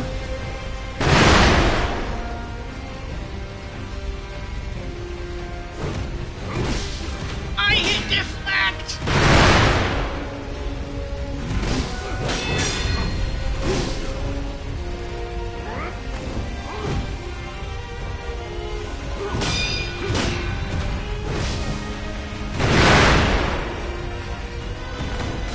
don't think this is the run. I've already used up so many items because of, like, simple mistakes. And because it just seems like the buttons aren't working anymore. Like, I keep hitting deflect, and I just keep getting hit.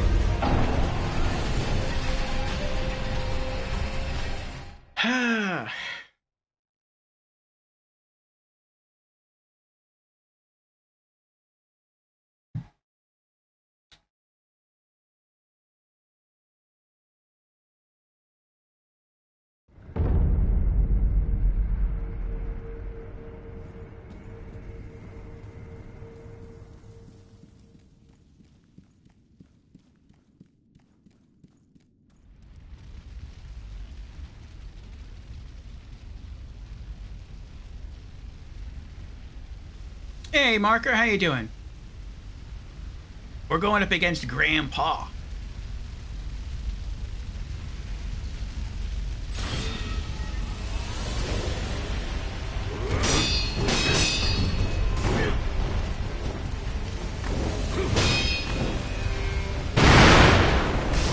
Oh, I didn't see him coming at me through that.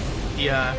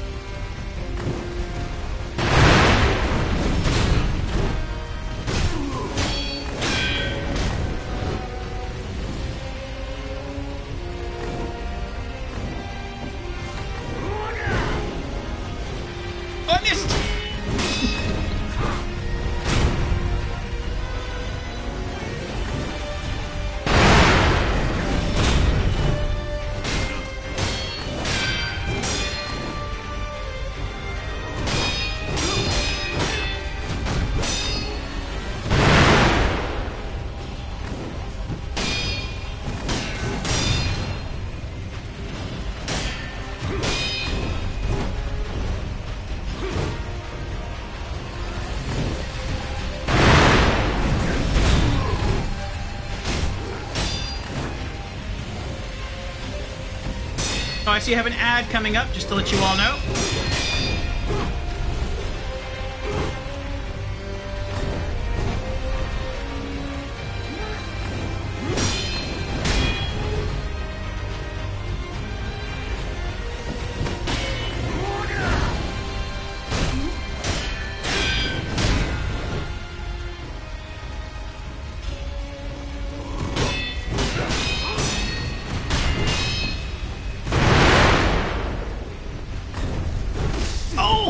I was supposed to jump there, that's right.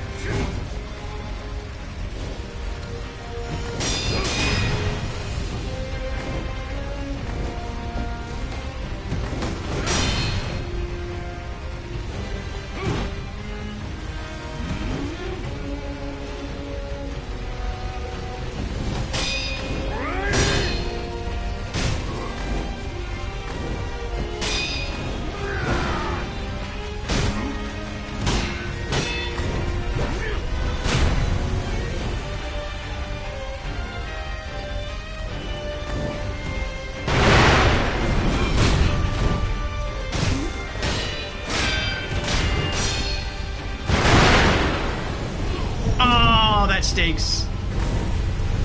I should have healed earlier, I guess.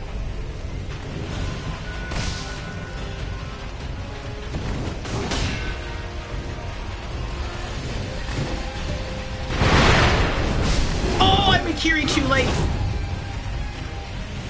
Or too early, I mean. I can't lock on!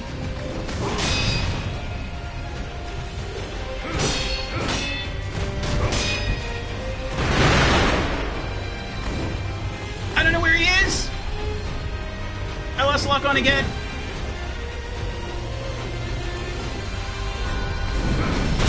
Oh, that was close. I almost Mikiri too quickly again.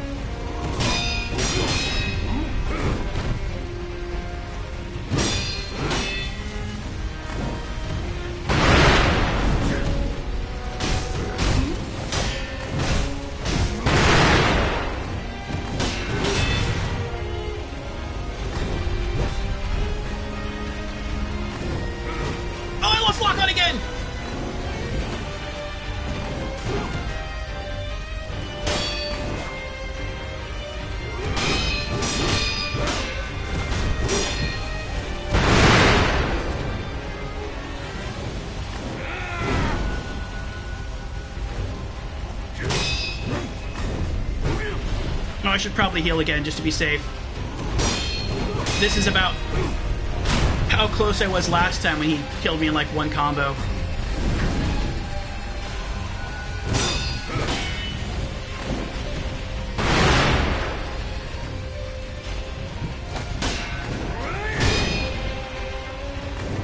Oh, I missed. So close.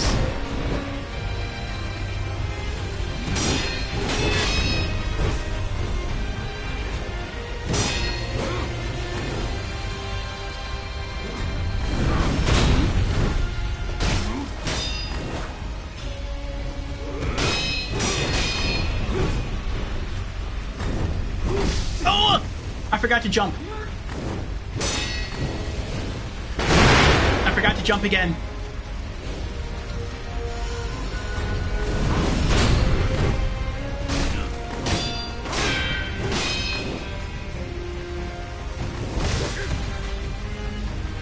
I didn't block in time.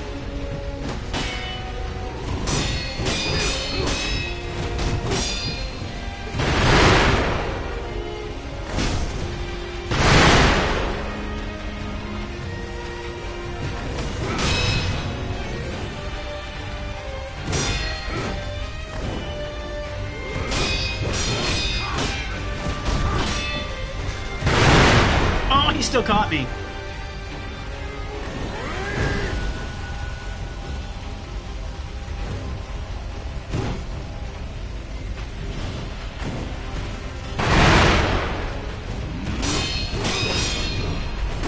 Oh, I hit the wrong button.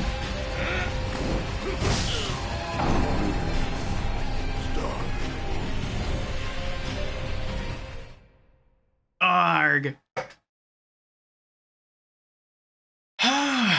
Ugh.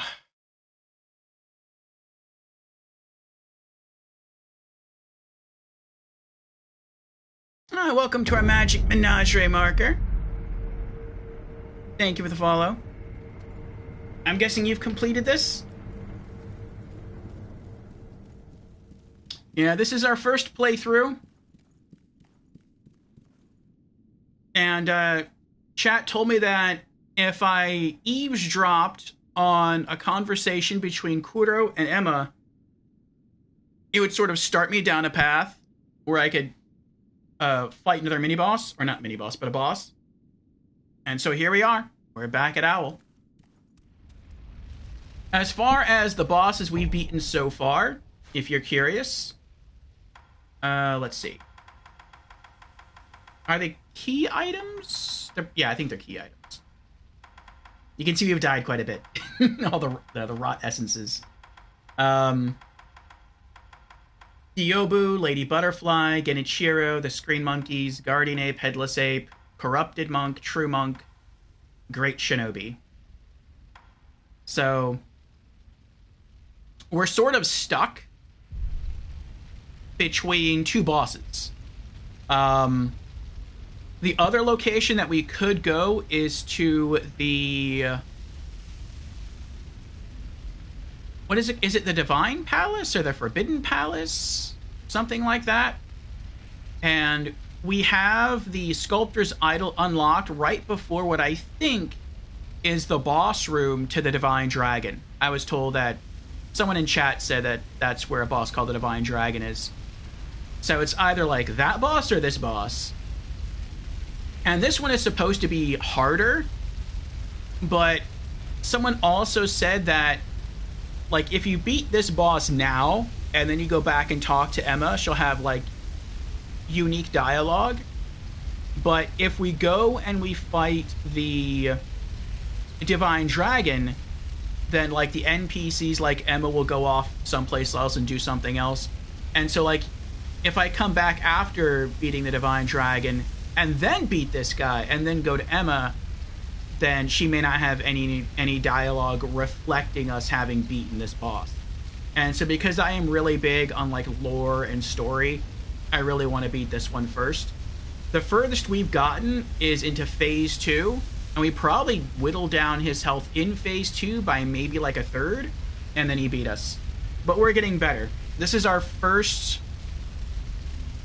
I would say this is our first real day of really trying to beat him. We've tested him out on an earlier stream day, but we just kind of like messed around and tried sort of more gimmicky methods of fighting bosses in general that we've been using throughout the game, and the gimmick strats aren't working. So with this boss, we just have to get good. And we're getting there. We're getting there.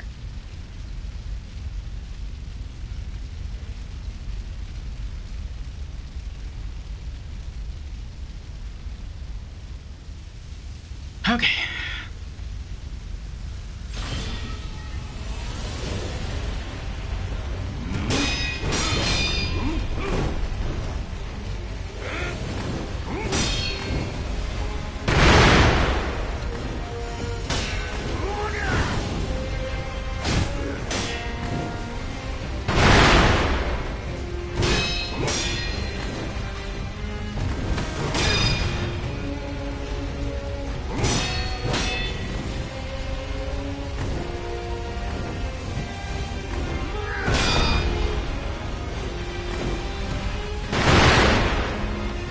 Dashed for it to slash at him, and my character just stood there.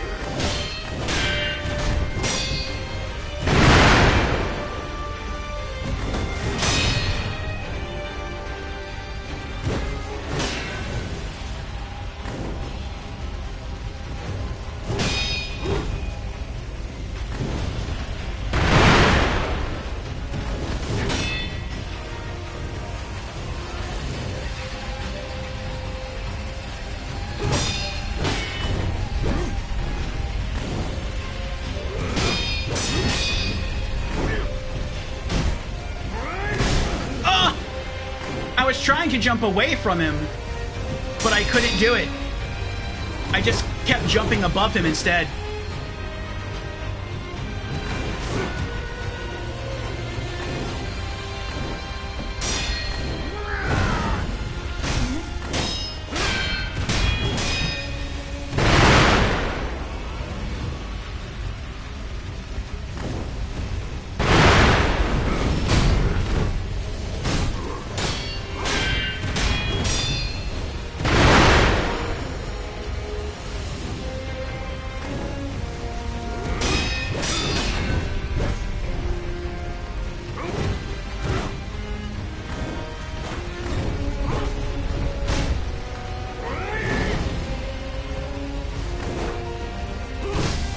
Deflect.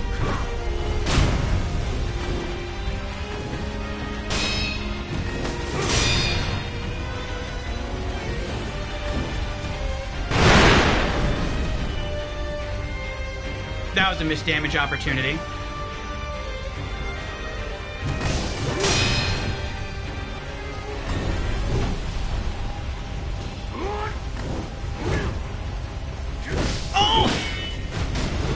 That was poorly timed on my part.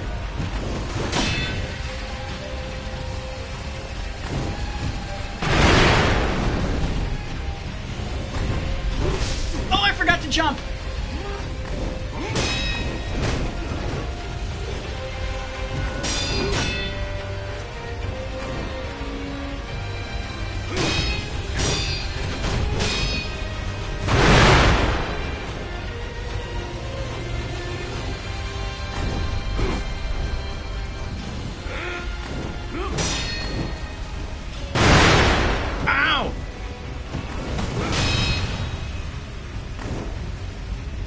At least his fireworks don't deal a lot of damage by themselves.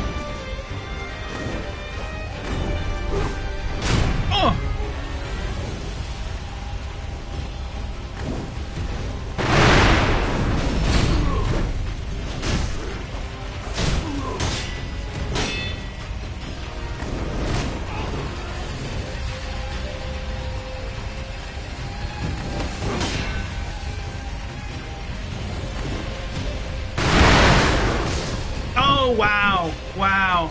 I thought I was out of range of that. And I thought I was out of range of that.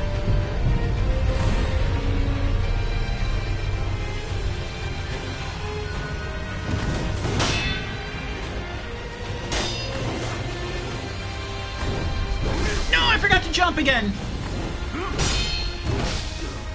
I hit deflect there. I hit it too slowly.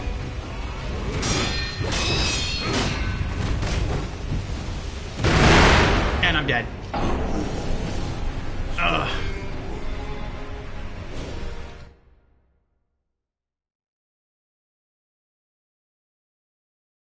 Oh, boy.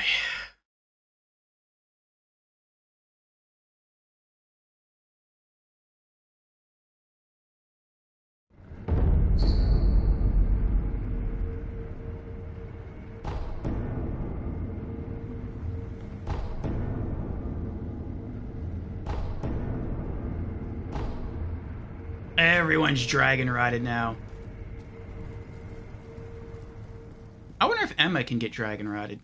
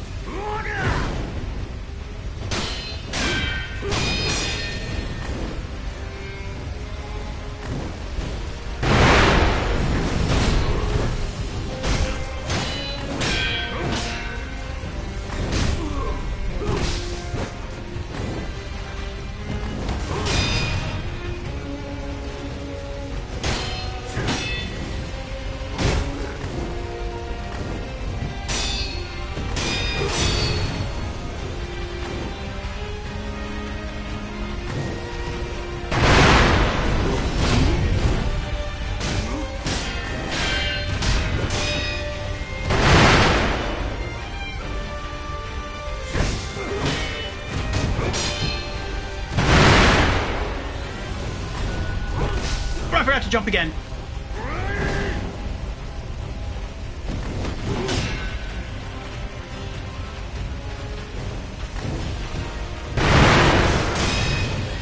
I didn't see that coming. Oh no. Oh, my back's against a wall.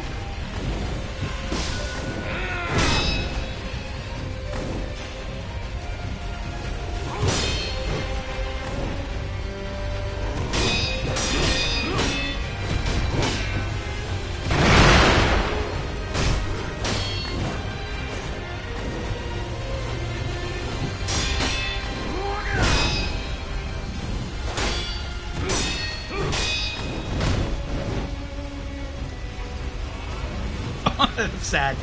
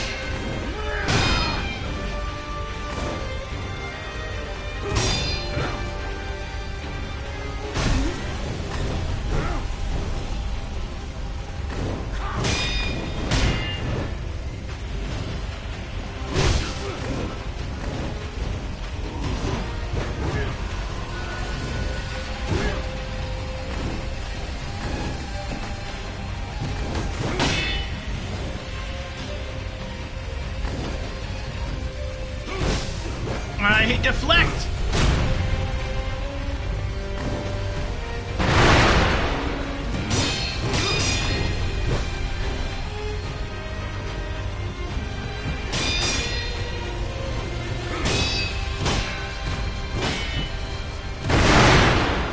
And I'm dead.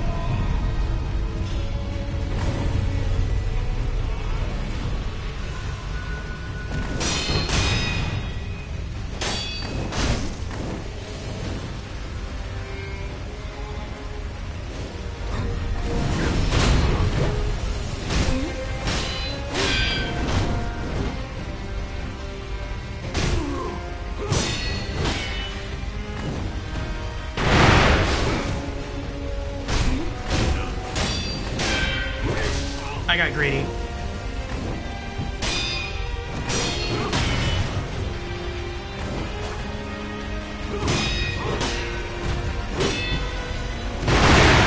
And I'm dead.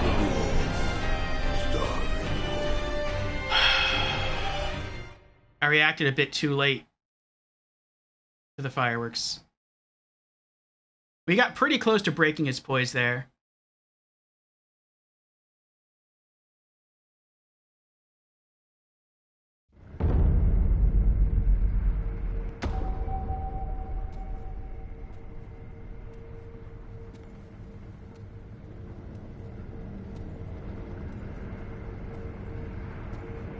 Oh boy.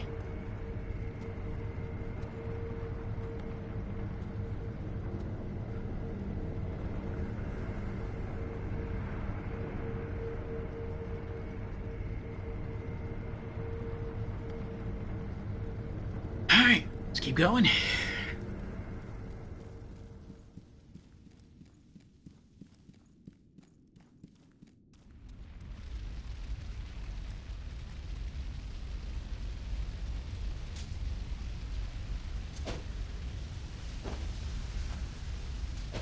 Okay.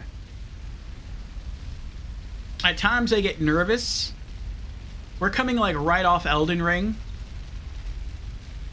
for those who don't know. And every once in a while I feel like old muscle memory kicking in from Elden Ring, and it's like it's hard to like remember in the heat of the moment that this is Sekiro. And so like that's why sometimes I see the red kanji come up and I know I'm supposed to jump, but I hit circle to dodge. And that's also why sometimes instead of like deflecting, I'll attack. Or, yeah. Because in Elden Ring, this button is attack for me.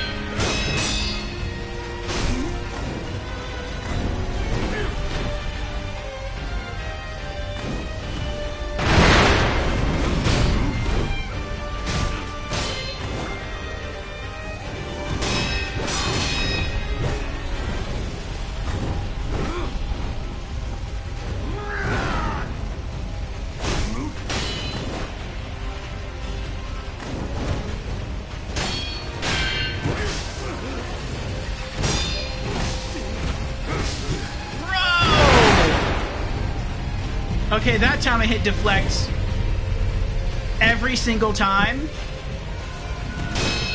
And I think I just hit deflect too soon. Again, I hit deflect there. I attacked twice, hit deflect, and it didn't happen.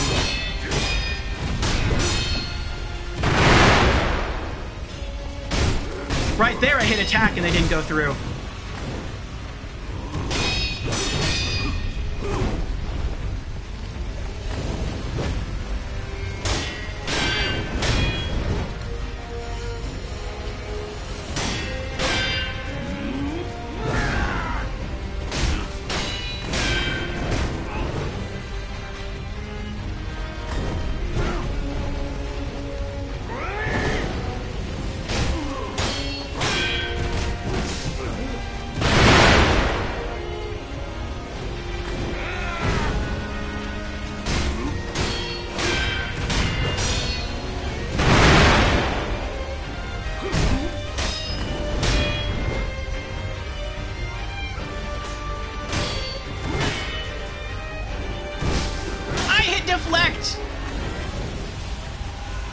knew that was coming, so I hit deflect, and it didn't work.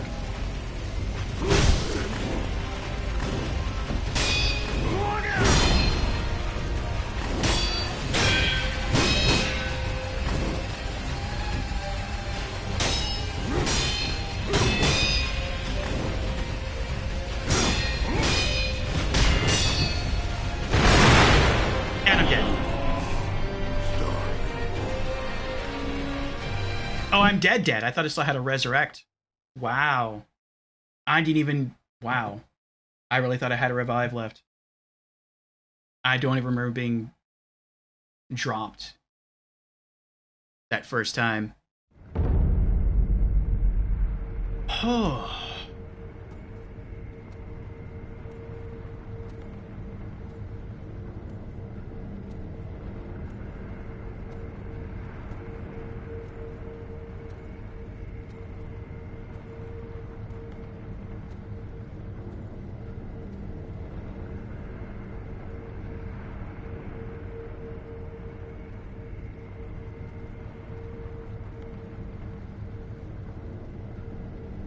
Oh boy.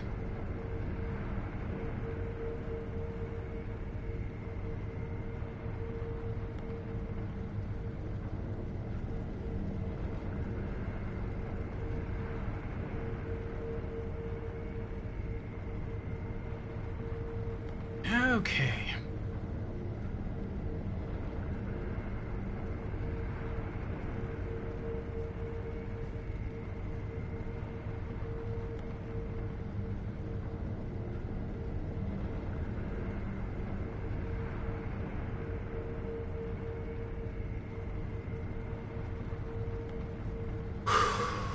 I feel like I just need a little bit of a breather, right?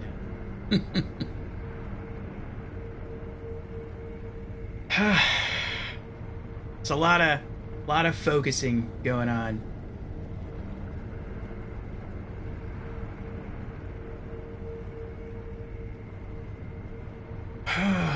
Oh boy.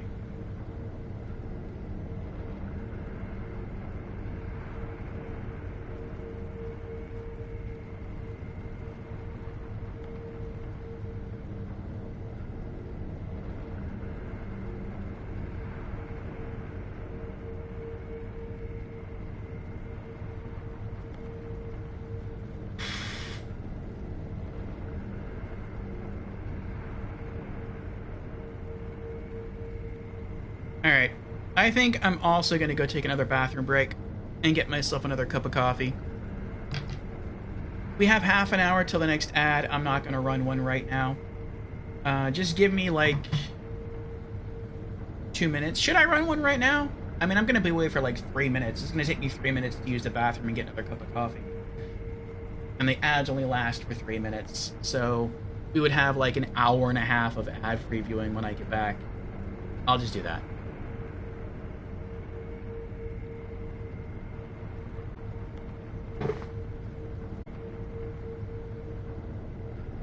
Thank you for your patience, everyone.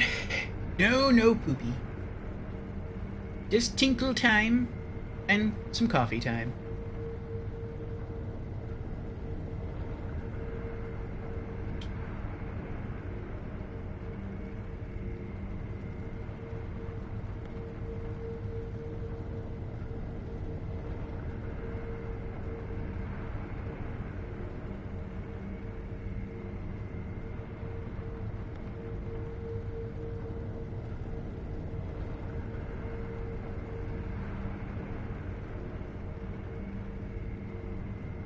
Okay. Oh. Earbuds.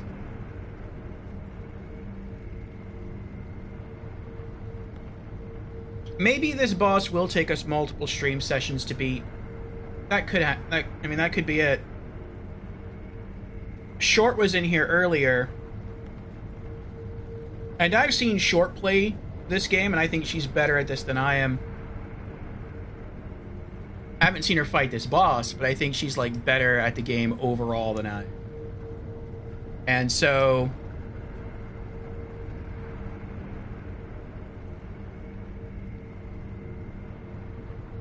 If it took her 2 stream sessions to beat this boss, it might take us the same, maybe even 3. But we'll see.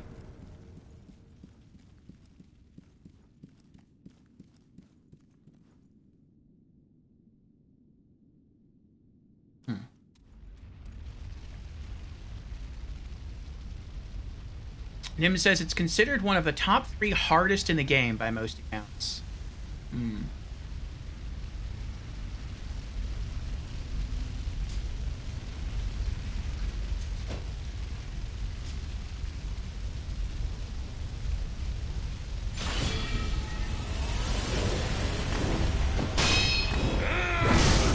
I hit deflect!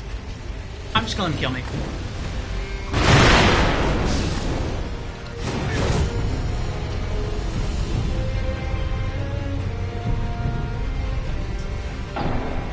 That hurts so much. I've said it before. What hurts worse in this game than losing to a boss is pressing a button and then seeing your character just stand still and do nothing. Like, that is the worst feeling in this game.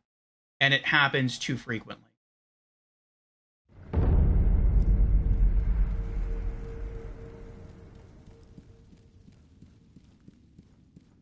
And I've talked about this before. And I had a theory, and that theory was sort of confirmed through stream chat, which was, I was saying, like, I've never had a problem in any Souls game where I hit a button and nothing happens, except for one.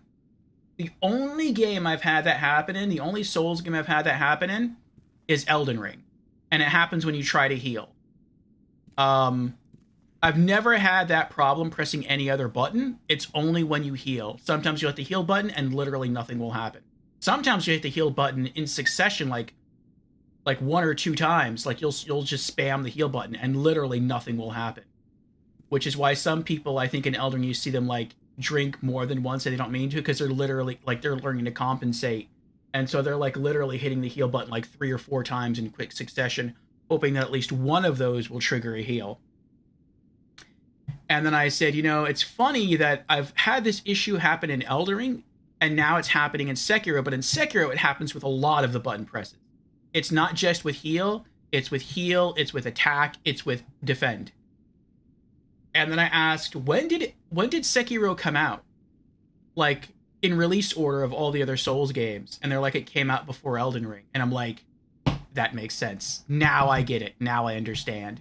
This problem, and it is a real problem, began here in Sekiro. And then FromSoft, I think they figured out what was going on, but for some reason they never fixed this game, they never patched it. But they corrected for it in Elden Ring, and it still happens in Elden Ring, but it only happens with like one thing. And it's annoying, but you can try to adapt to that one thing. In Sekiro, the problem is more widespread. So, yeah, I don't know what happened going from Dark Souls 3 into Sekiro. Maybe it was just the vastly different like gameplay system that caused this problem. But whatever it was, a little tiny piece of it carried over into Elden Ring. So hopefully with Elden Ring Night Rain, the problem will be gone. I wouldn't expect it to be, because it's probably going to be running on the same engine. But maybe with like the next true Souls game, hopefully this issue will be gone.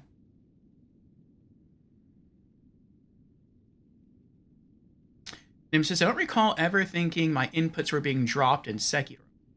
I can usually rationalize it to my bad or slow timing. Which version were you playing? PC or console? And if console, which console version? Your biggest complaint in Sekiro is losing target lock. PC? Maybe PC doesn't have the issue. Maybe it's just console then. With target lock, like, that's a little bit annoying, but like I've gotten used to it. I've learned that target lock is just getting weaker and weaker throughout the Soul series. Like, if you look at the games in release order and you play them like back to back, you can see it happening. You can see it getting weaker. Not necessarily worse, because worse is subjective. Like, I don't think FromSoft weakened lock-on by accident. I think it was intentional. I think it was to to sort of increase the challenge a little bit. So like in Demon Souls and Dark Souls 1, it's almost impossible to lose lock on.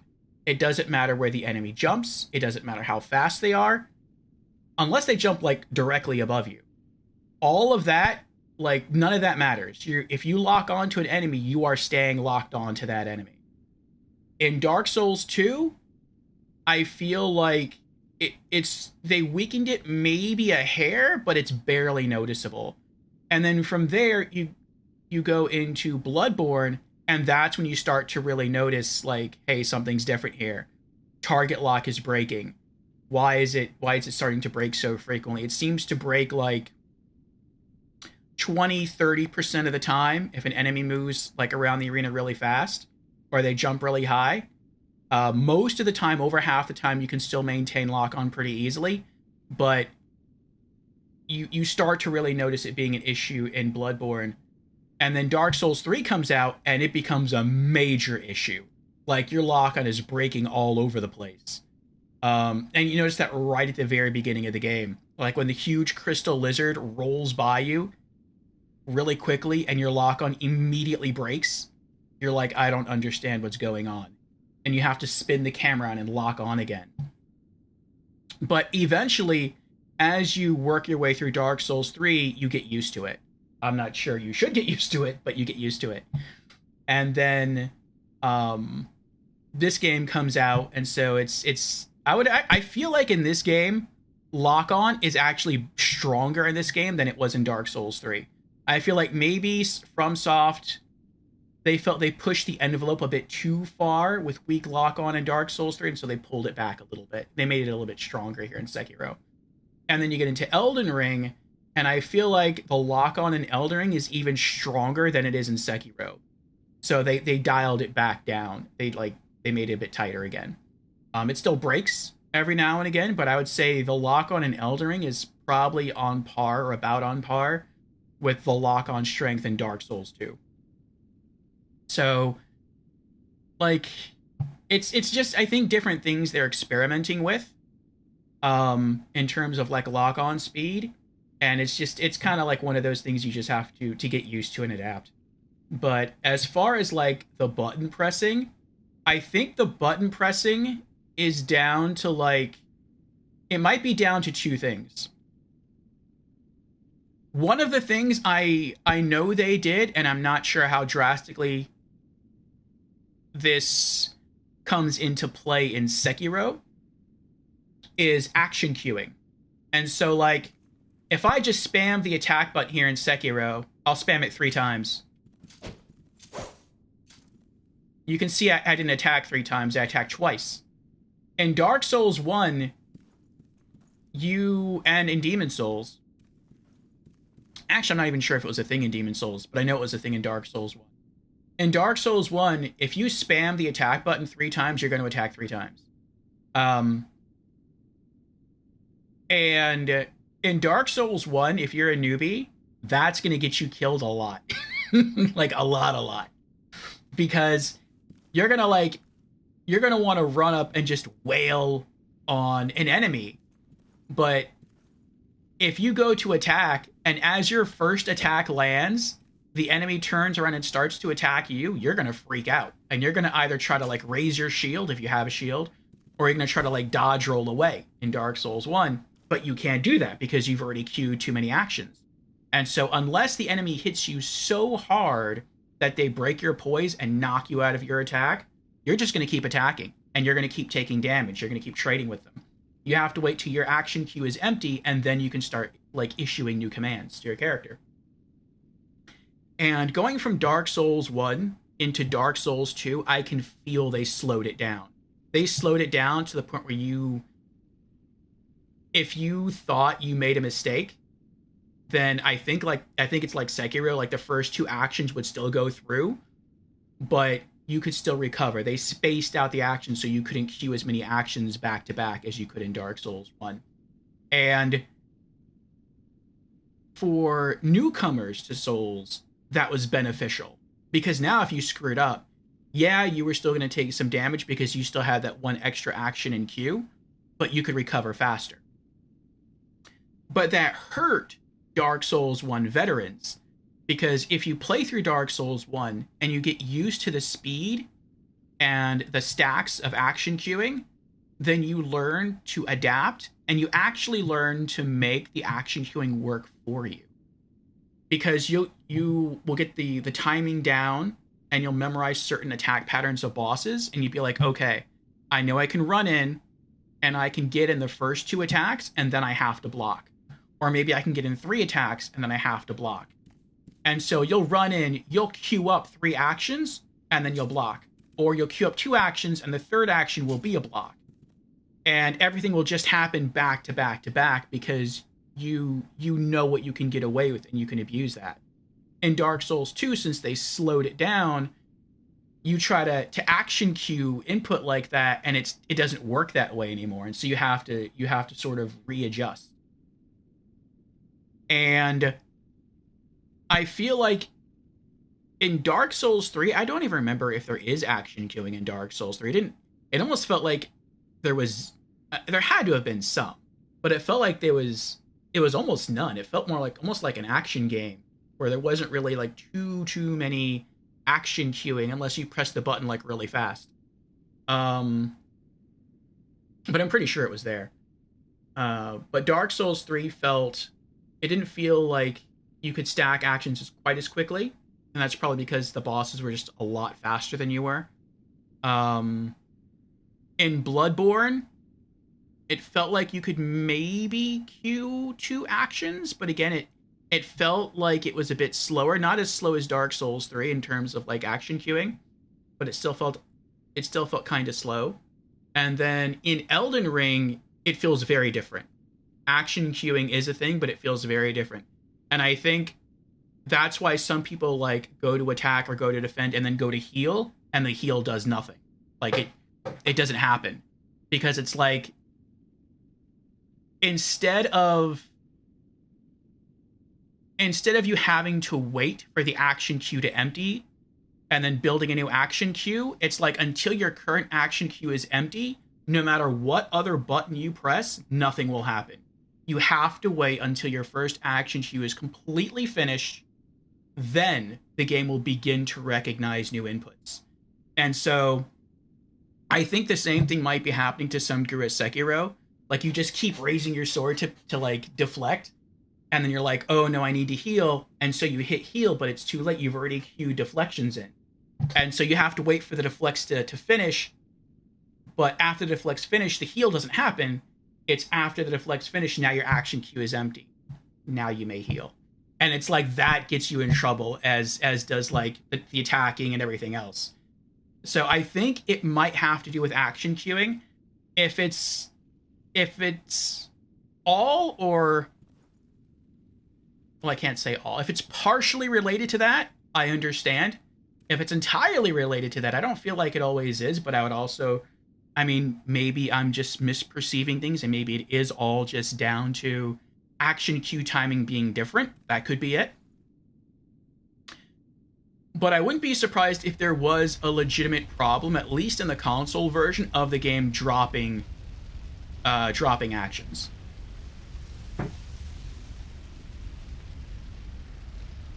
You agree it's just accepting and getting used to it? You can start to anticipate the quirks and how to recover? Yeah.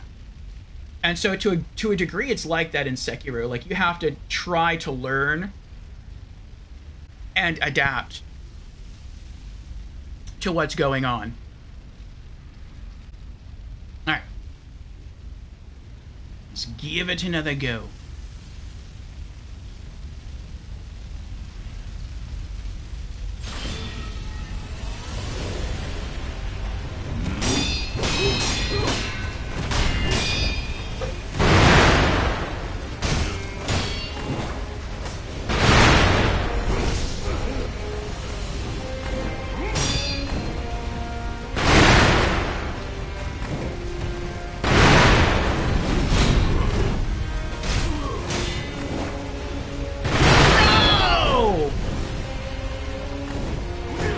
Spamming these fireworks today.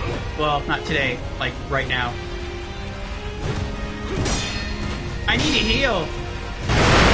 I couldn't heal. I was trying to heal that entire time, and I'm like, I have to find timing, and I just couldn't find the timing to heal.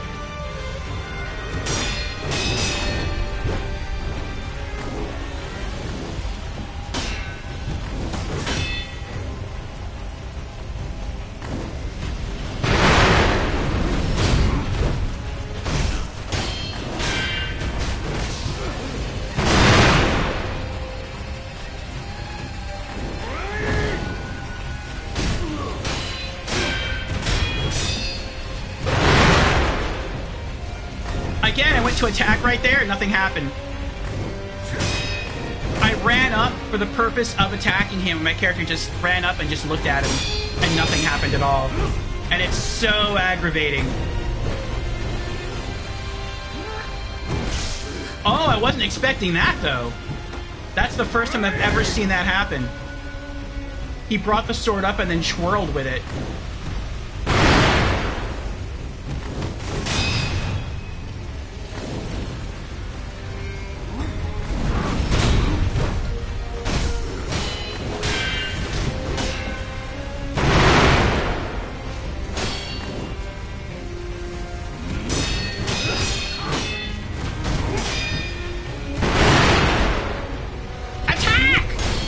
My goodness!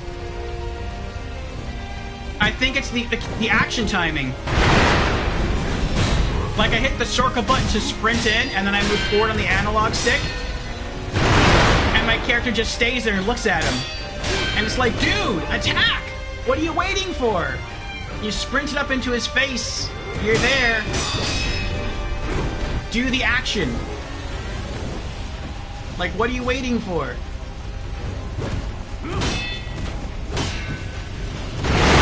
And what's worse is that it gets really aggravating with that happening. And then you start to lose focus.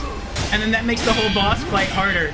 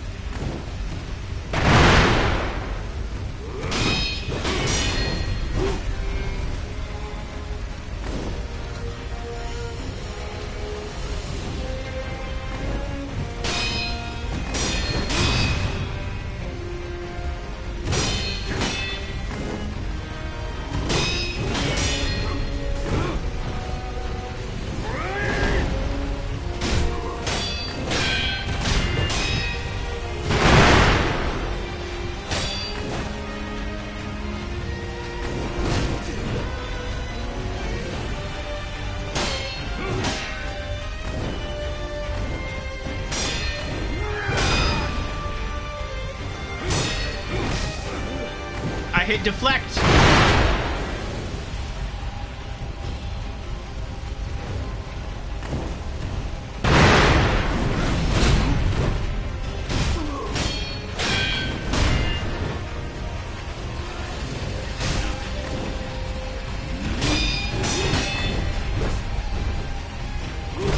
I hit deflect again, twice. Twice I hit deflect right there, and it didn't happen.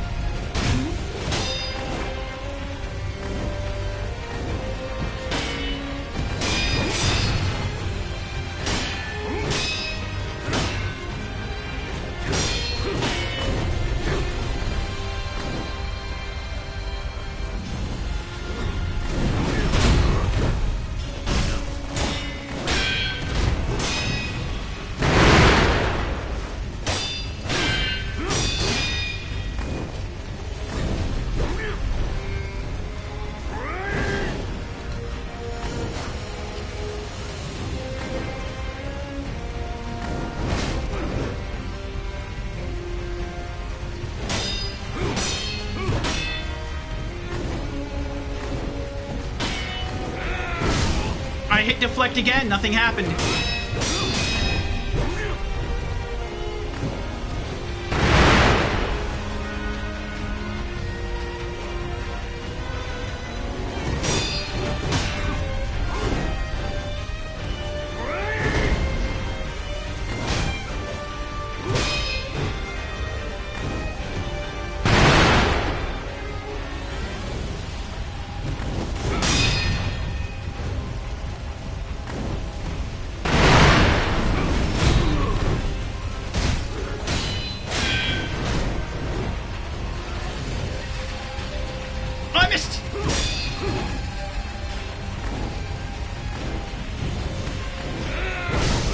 hit deflect again. Nothing happened.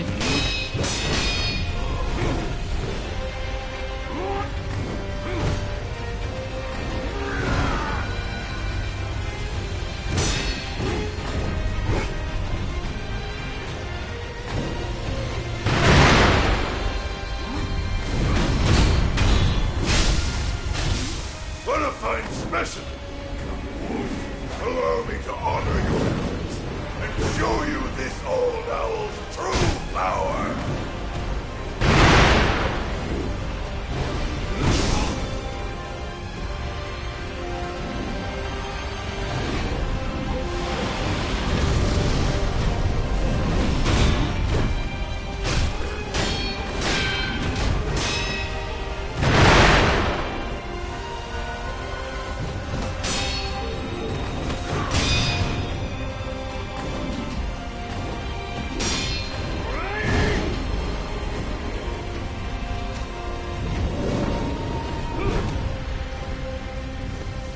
Again, I hit the attack button. Nothing happened.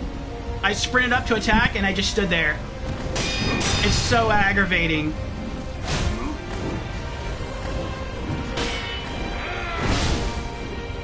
I hit the dash button. I didn't dash in time. I'm dead. Oh!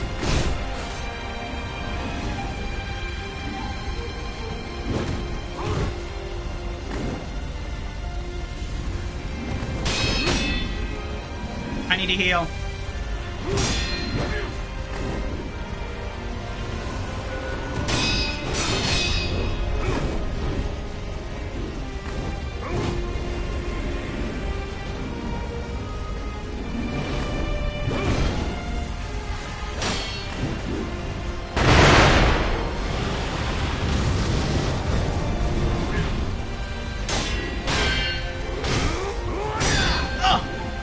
That was close.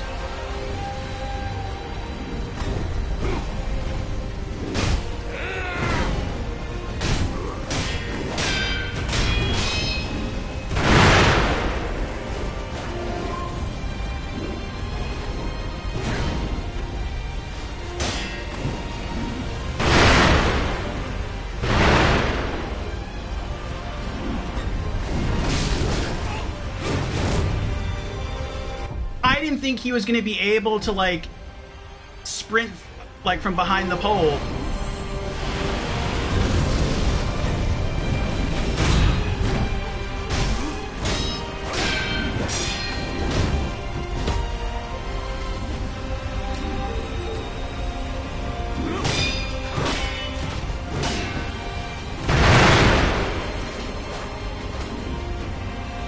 I'm stuck! Oh, that's so close.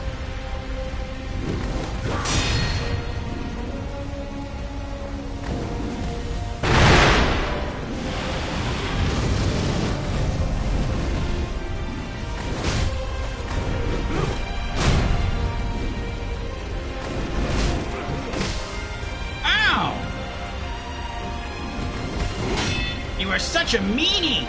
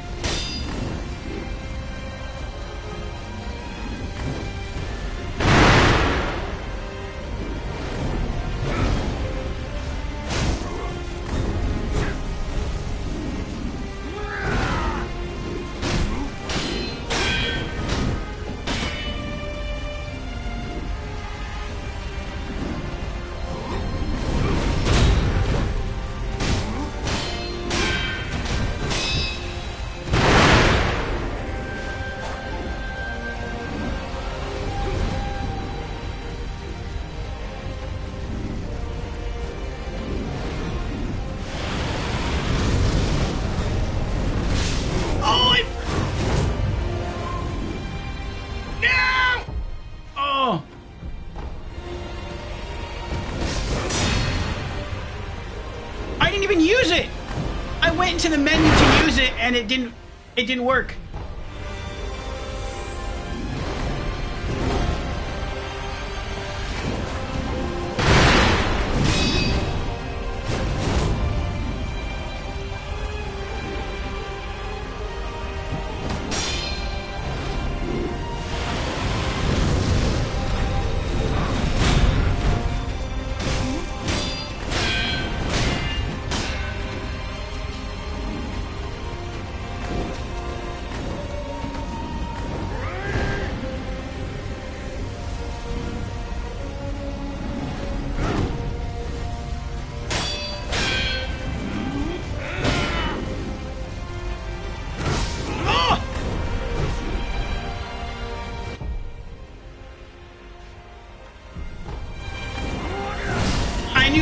right time to use it.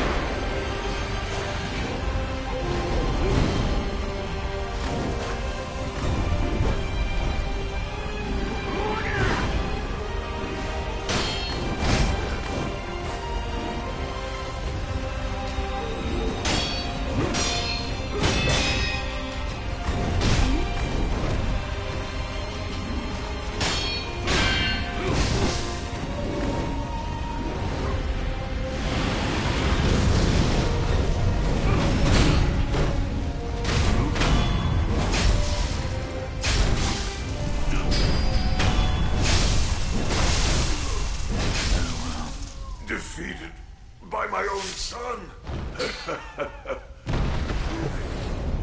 He's not entirely unpleasant. Oh.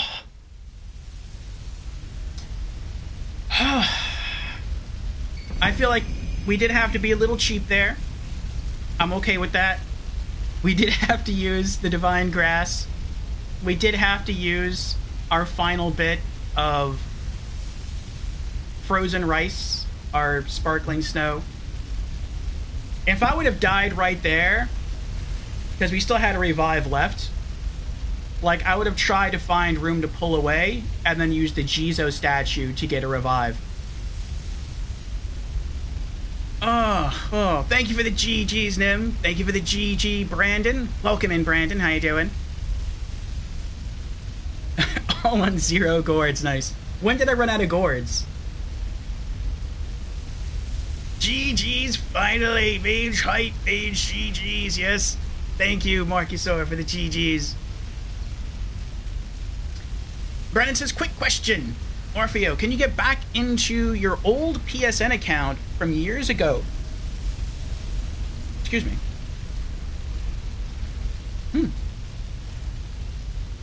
Can you get back into your old PSN account from years ago? Like, if you made it for the PlayStation 3, like, my mother made me an account for it, but I also used to play some games on it, but she mainly used to play music games on it. Oh, that's cool. Your mother's a gamer too? Very cool.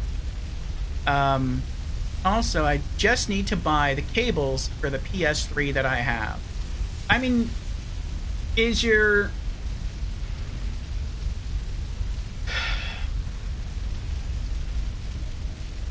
Is the account on your PlayStation 3 the same account as on your PlayStation 4? Like, is it the same screen name? And like the same password and everything? If so, then yeah, you should just be able to get your cables for your PS3, log in, and all your stuff should be there.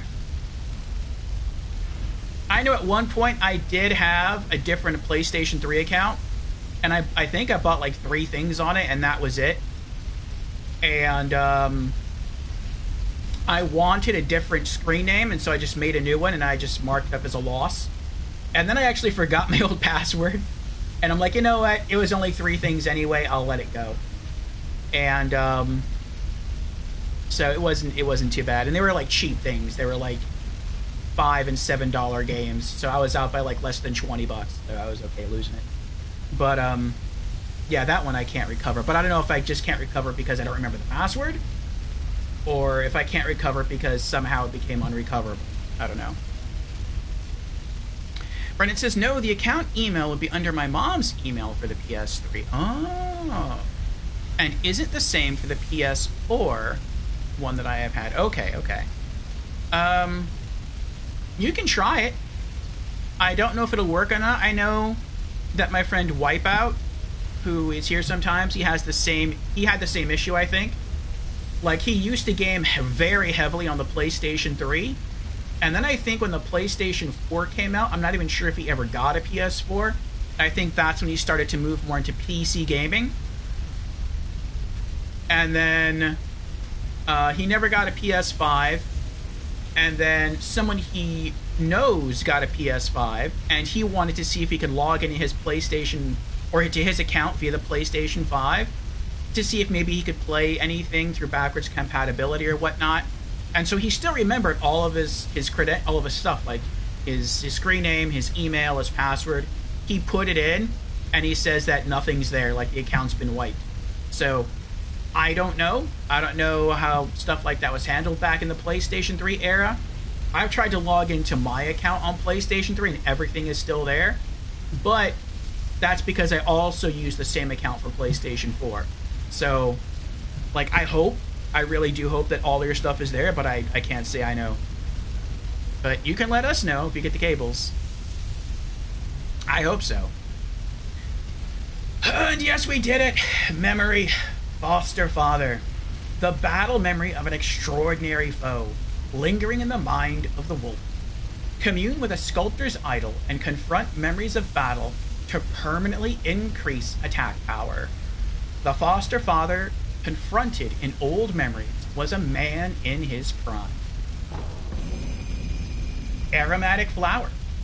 Flowers of the Everblossom that bloomed in an old memory. Grafted by Takeru, who took the branch from the divine realm as a parting relic. One who seeks purification may impart the dragon tears, and these flowers to the divine heir of the dragon's heritage, thus severing the shackles that bind the immortal bearer of dragon's blood.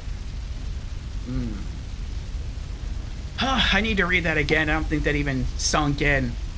Like, my hands are shaking. I'm so hyped off the adrenaline rush that, like, I'm still trying to calm myself down.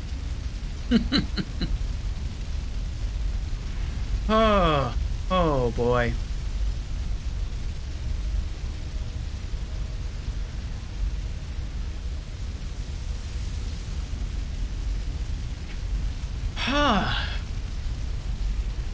Oh.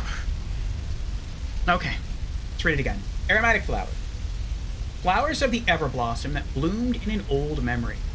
Grafted by Takeru, who took the branch from the divine realm as a parting relic. One who seeks purification may impart the dragon tears and these flowers to the divine heir of the dragon's heritage. Thus, one who seeks purification may impart the dragon tears and these flowers to the divine heir of the dragon's heritage. Okay. Thus severing the shackles that bind the immortal bearer of dragon's blood. Alright, I'm gonna be very real here. That was really tough for me.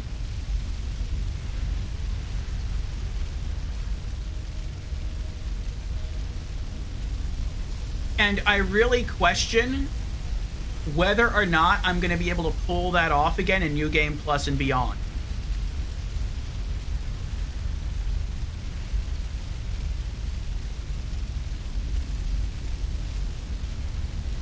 So, do you think we should just go for this, I guess it's called the Severance ending this time, this first playthrough, so that we never have to fight him again? Because if not, like, I have my doubts as to whether or not, like, I'll ever be able to pull this off again.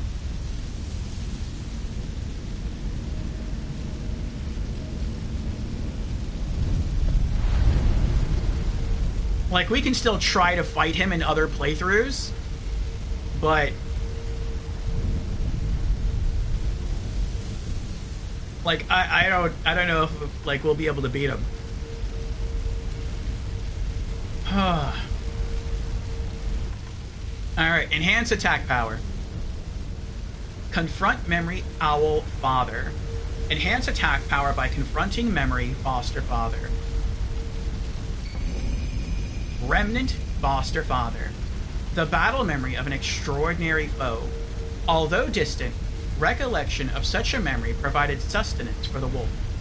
Owl took in the hungry cub on a whim and raised him as a shinobi. The process was so engrossing that he hoped they might enjoy a true battle to the death someday. He got his wish, if only in an old memory.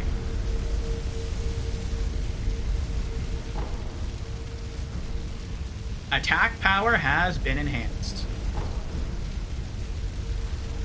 Attack power 11. Alright, for those who know about the story of Sekiro, I'm now a little confused. And so here's why I'm confused. So we went back in time, right, into a memory.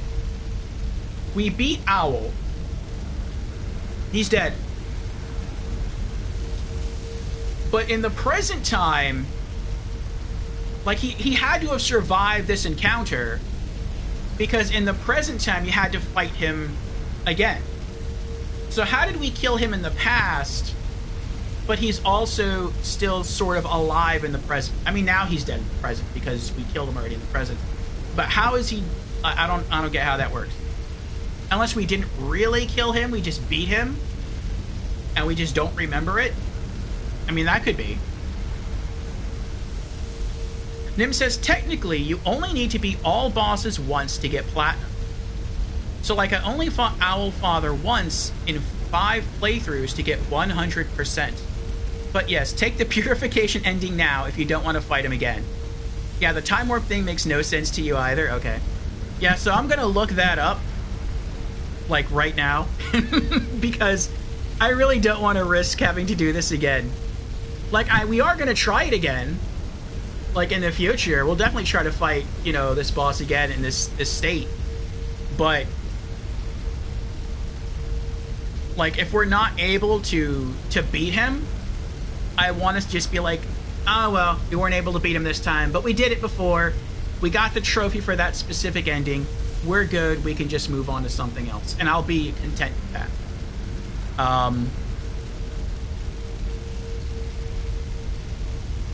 But, yeah, I want to make sure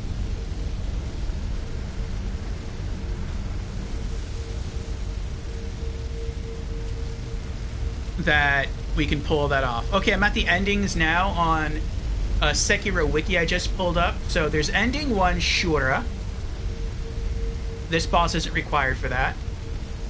Ending 2, Immortal Severance. I don't see it mentioned here. Ending 3, Purification. It is mentioned here. Ending 4, Return. Return was originally the ending we were going to go with. But Return seems like a much easier ending. Like, the only thing you really have to mess with in Return that's different are the snakes. And the snakes aren't that hard to kill. So... okay, so it looks like it's for ending 3, Purification. So hopefully we've been doing that up to this point. Exhaust all dialogue. How many steps are there? 1, 2, 3, 4, 5, 6, 7, 8, 9, 10, 11. There's 11 steps. Step 1, exhaust all dialogue and eavesdrop dialogue with Kuro after defeating Genichiro. I hope we've done that. I don't know. Requirement 2, agree with Emma that Kuro must not die when she had moved upstairs. We did that. I didn't even know that was for this ending. I just wanted to keep him alive. Requirement 3, obtain the Mortal Blade. We did that. The Shelter Stone. We did that. And Lotus of the Palace. We did that. Requirement 4, disobey Owl, thus breaking the Iron Code. We did that. Talk to Emma right after defeating Owl and at the Old Grave.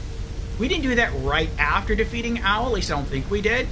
But we did talk to her at the Old Grave. eavesdrop on Emma and the sculptor at the dilapidated temple. I don't remember us doing that. Confront Emma to receive the father's... Oh, yeah, I did. Yeah, we did.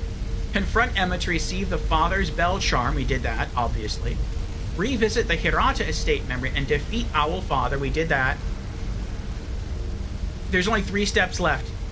Defeat the Divine Dragon and obtain its tears. Then defeat Ishin, the Sword Saint. So that's a bit of a spoiler. I don't exactly know who that is. I don't know if that's the old guy or if that's Genichiro. I think that's the old guy. Interesting. And then choose to give Kuro the Divine Dragon's Tears and the Everblossom. Okay. Okay.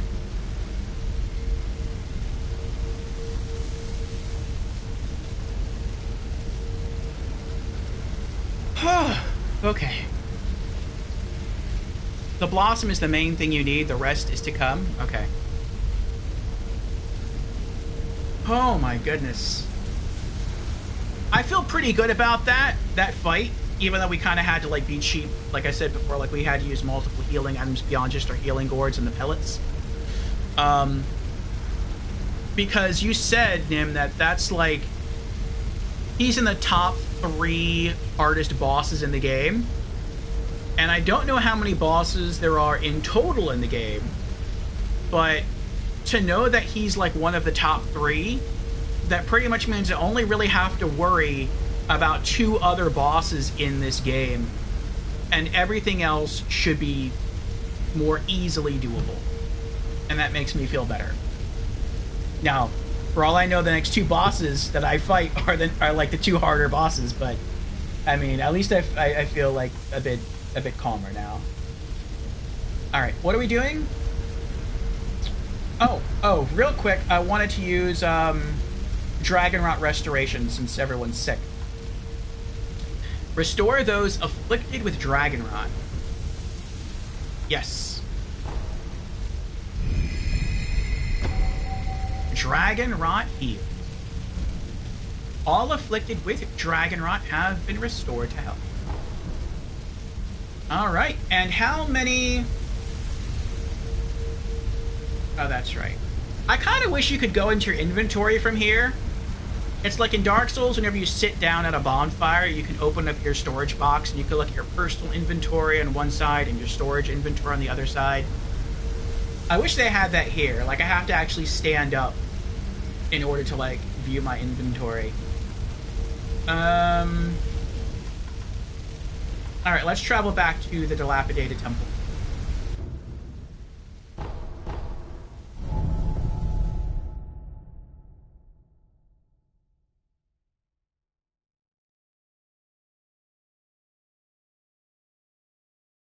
The other 2 shall remain nameless at this point. Okay.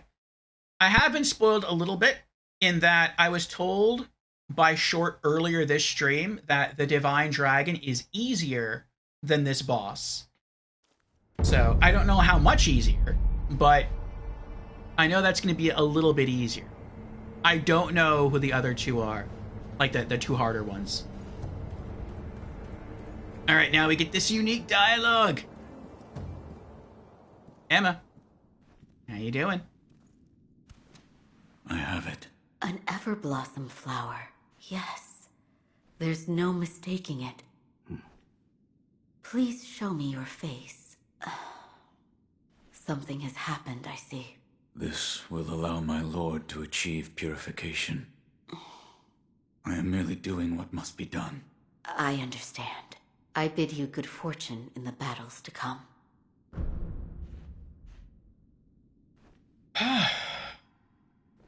Master Wolf.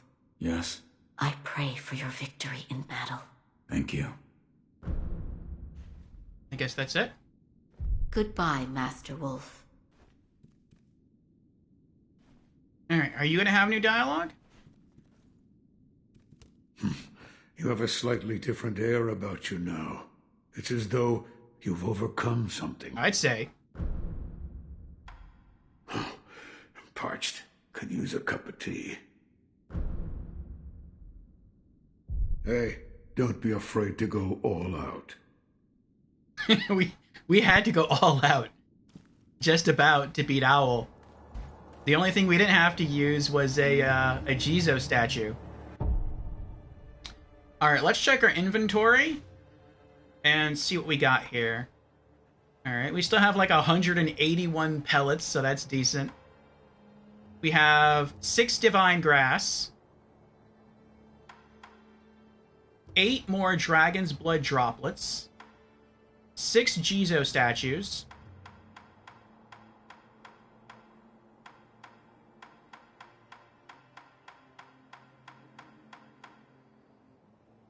we're fine on Divine Confetti.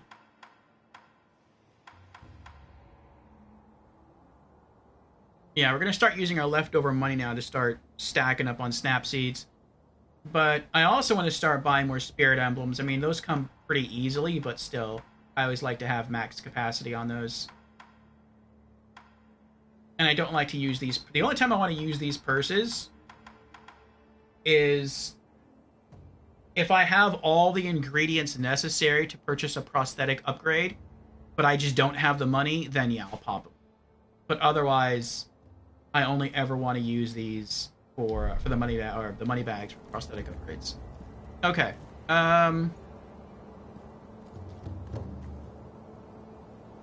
Let's go talk to Kuro. See if he has any new dialogue.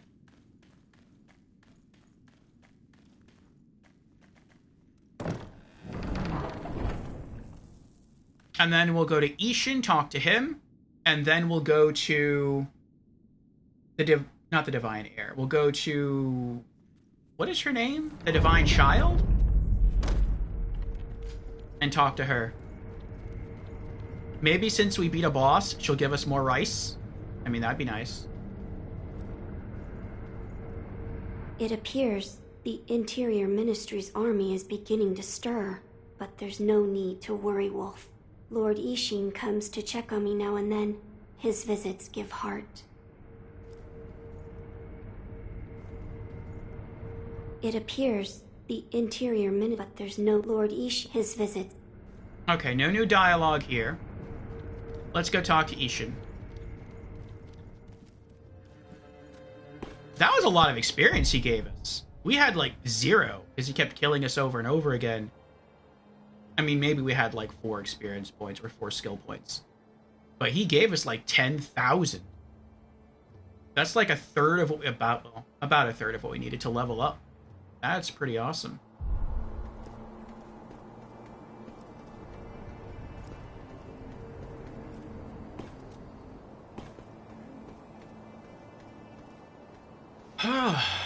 Zim is here. Welcome back, Zim. How you doing? We beat Owl? We did beat Owl. We just beat Owl at the Hirata Estate. We had to go, I want to say, almost all out.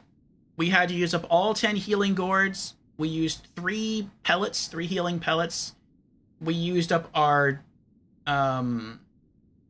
frozen rice that we got from the Divine Child. We only had 1 of those. We also had to use up a Divine Grass for a full heal. We had to use all our revives. Well, that's not true. I think we had 1 revive left. Yeah, we did. We had 1 revive left.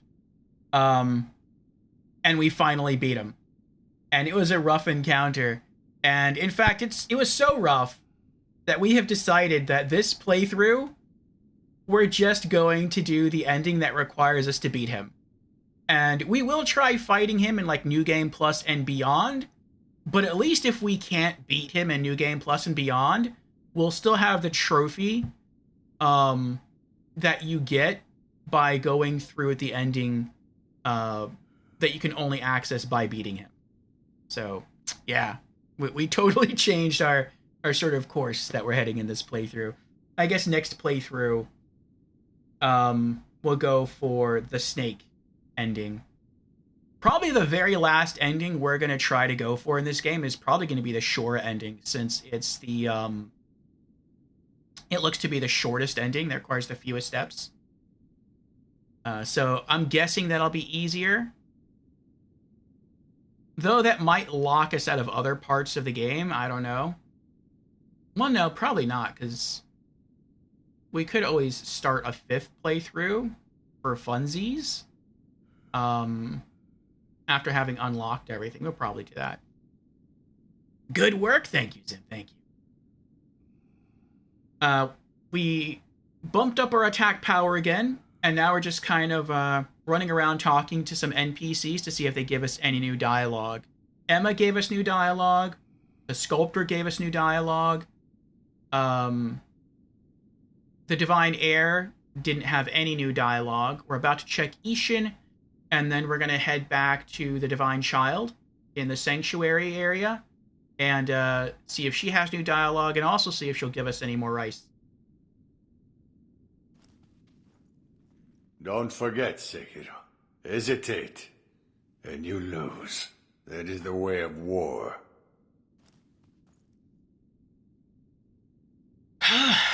No new dialogue. Okay. Divine Child.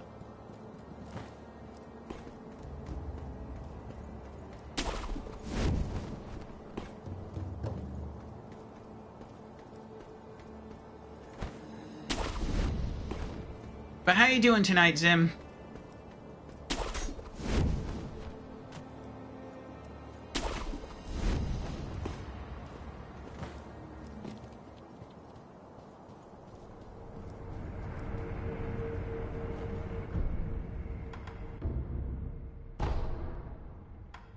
Inner Sanctum.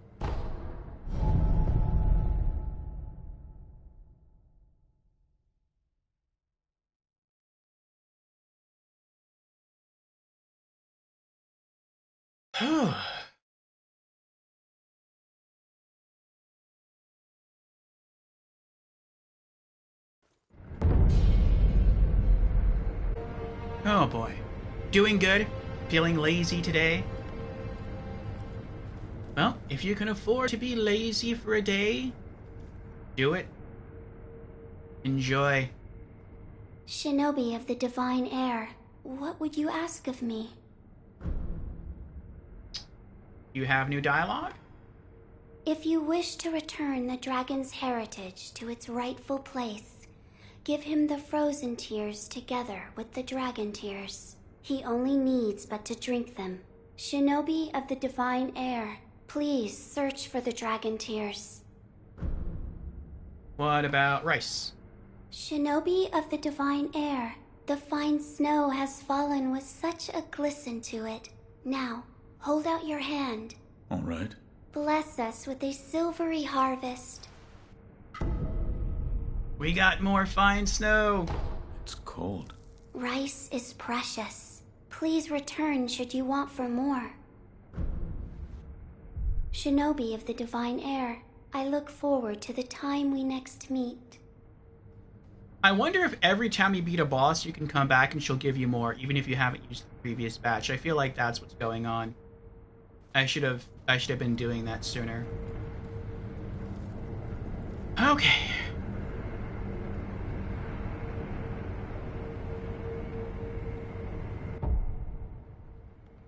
$21,719 skill points to level up.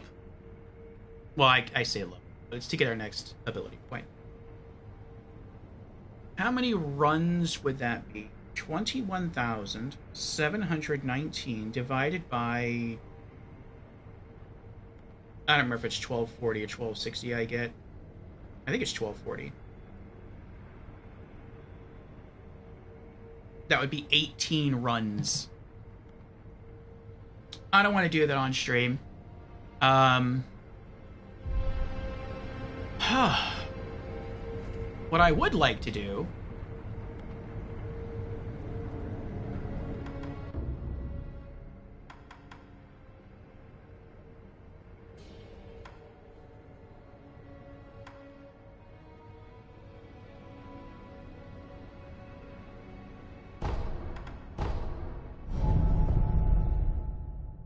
is go back to the gun fort.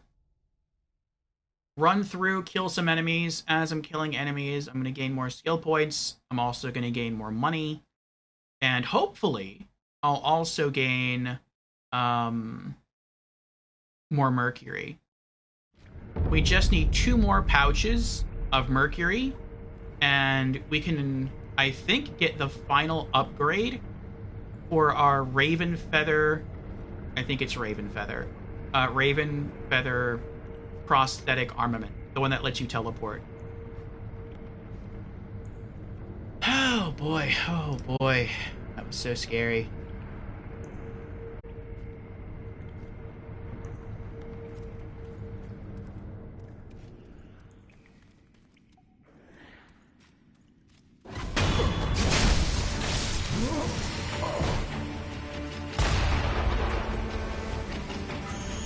There we go, fulminated mercury.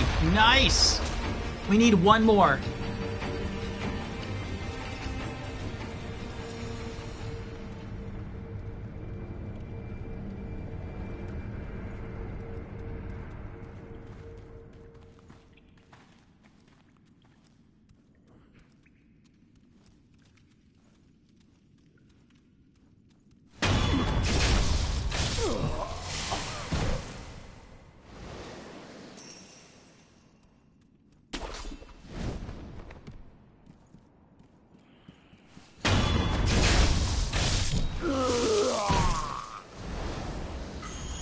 There it is.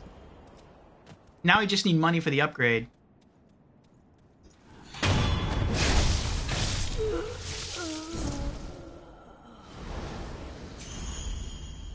We're just going to finish killing everyone in the immediate area, and then we're going to go back to the dilapidated temple. And if we have to pop some coin purses for the upgrade, we'll do that.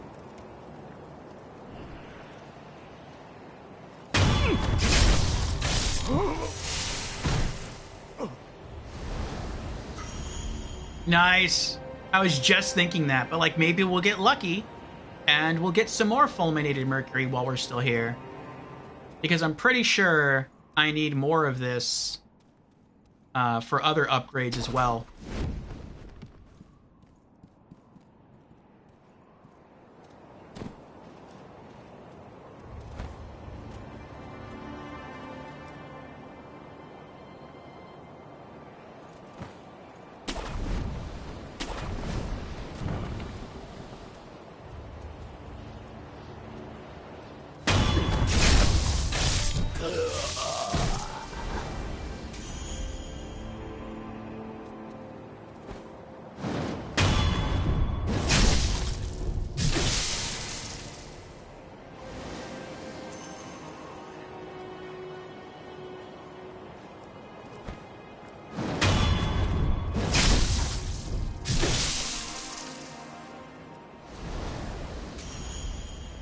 Alright, let's get out of here.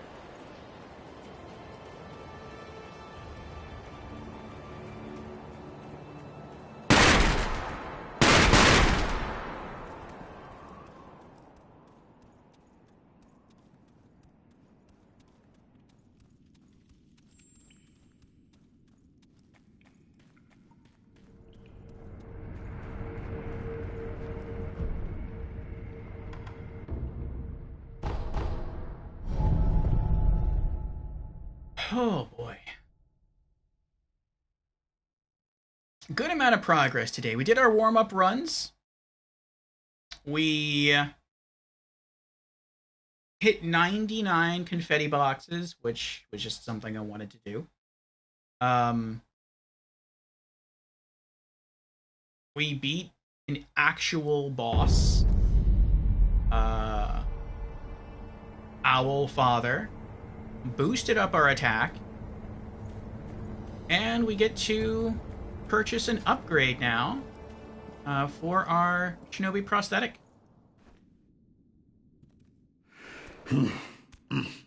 This temple has too many visitors lately.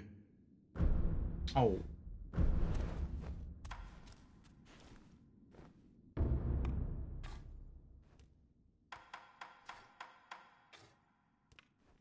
I need 1,500 sen. Okay. Hey, don't be afraid to go all out. Alright. 1,500. So that's 1 bulging coin purse.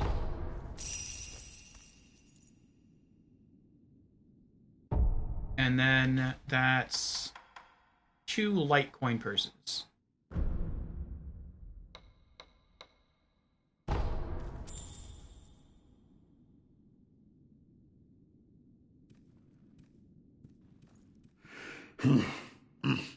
This temple has too many visitors lately.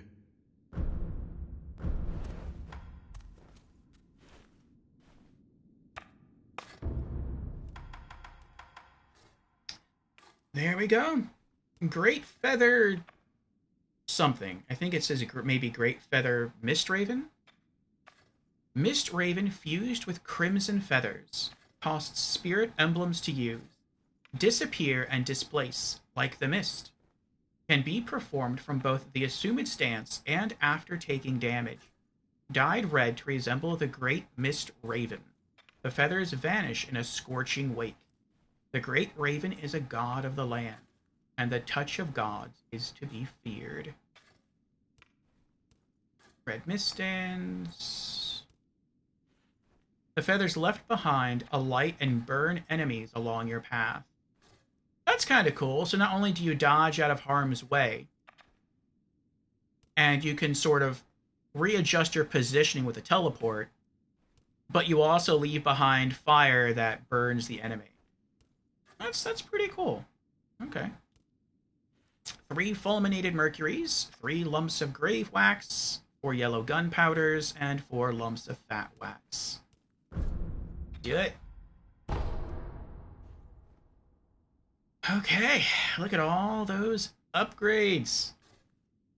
3 left, and everything will be done. So let's see. 1 lapis lazuli for the shuriken. We have everything else. Or 1 lapis lazuli and 3 more fulminated mercuries for the Sabimaru. Or 2 more lapis lazulis, 3 more fulminated mercuries, and 1 more lump of grave wax for the flame. I would like the flame.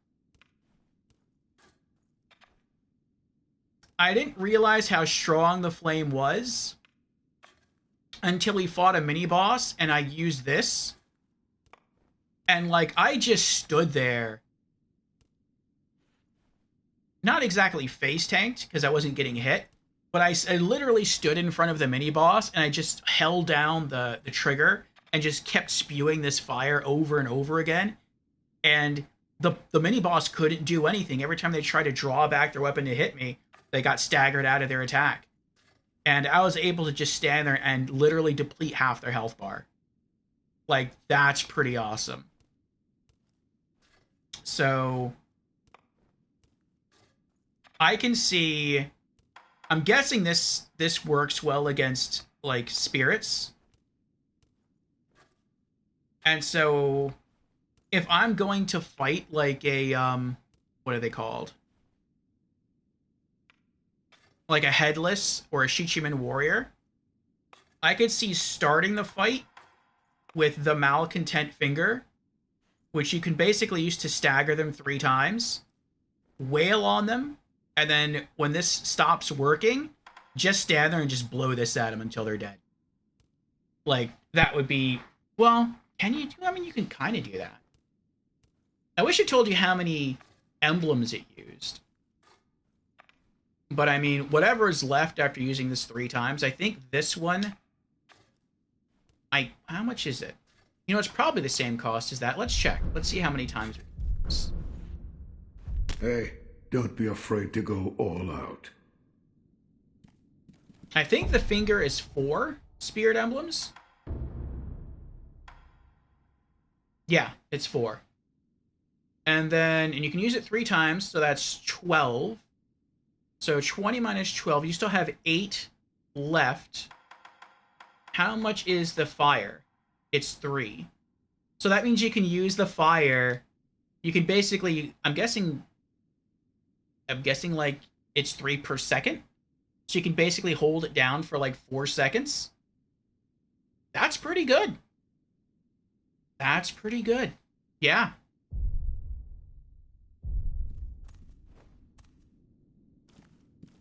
We'll do that.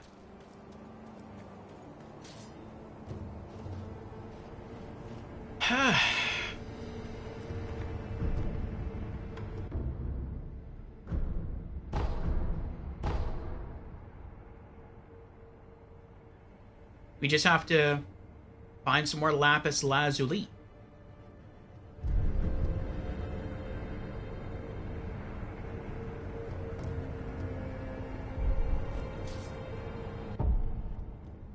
We need 20,148 ability points to level again, or to get our next ability point. Oh boy. The only other thing that I think we can do right now that would further our progress would be to go fight the Divine Dragon. But considering, like, how close we are to our next ability point, I'm kind of worried about doing that. Like, it'd be great if I could just, I don't know, grind for this last ability point off stream. We'll have 3, and then, you know, eventually kill the Divine Dragon, and hopefully that gives us a good boost. Then we can go and do some other things and get 4, and then 5, and then 6, and then we can finish purchasing all the Shinobi abilities. Is there anything else that we can do? Does anyone know? Are there any other side quests that we can do? Does anything else change after beating the Father Owl boss? You can't think of anything? Okay.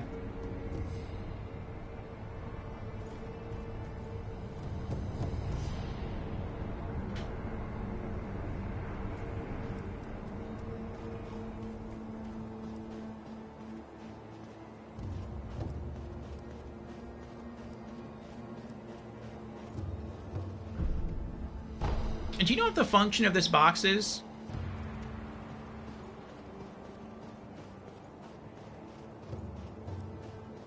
It's always empty. Yes, want to know? Sure. Curiosity has gotten the better of me. I want to know.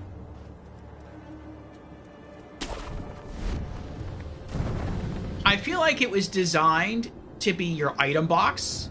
Like, if you have more stuff than your character can hold in their personal inventory, that was designed to be their storage box. But I feel like maybe during development, the developers are like, you know, that's going to kind of be annoying if someone wants to pull something out of storage, that they have to leave the area that they're at, return to the dilapidated temple, go to the box, pull stuff out of storage, put it on their character, then warp back to the place they just came from, and then continue doing whatever it is they want to do. Just let them be able to do, like, pull stuff out of their inventory at any sculptor statue or sculptor idol in the game world.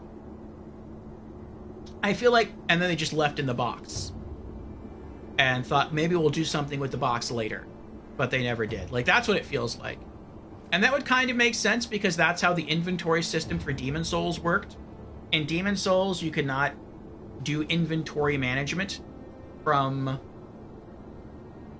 I was going to say from a bonfire, but there's no such thing as bonfires in Demon Souls.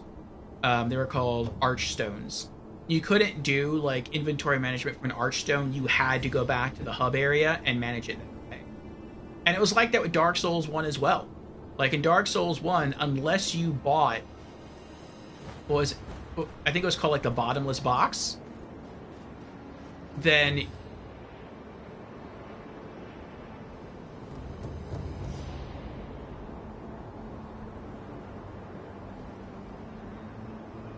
is that right?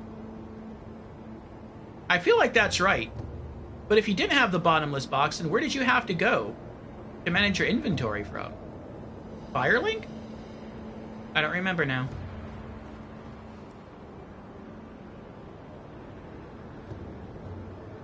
Oh, when an NPC dies that might sell or give you an item, it ends up there. Interesting. Assuming you don't complete an NPC's quest to get their item before they die. Okay, okay. Okay, that's cool. That's kind of fair. So, like, if you accidentally, like, see a merchant and you don't realize they're a merchant and you kill them by accident, you can still go there and maybe get, like, a key item from them. Or, like, a really good item. That, I appreciate. That's nice.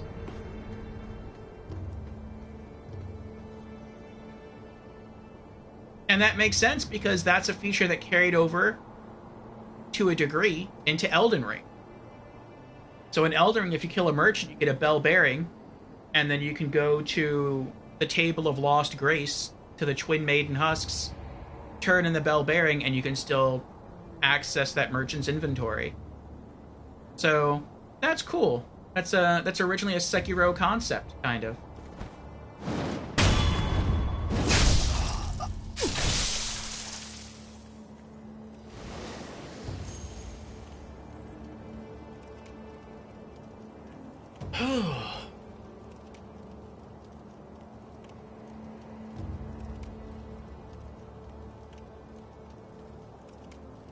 Alright, let's see what's going on Twitch here.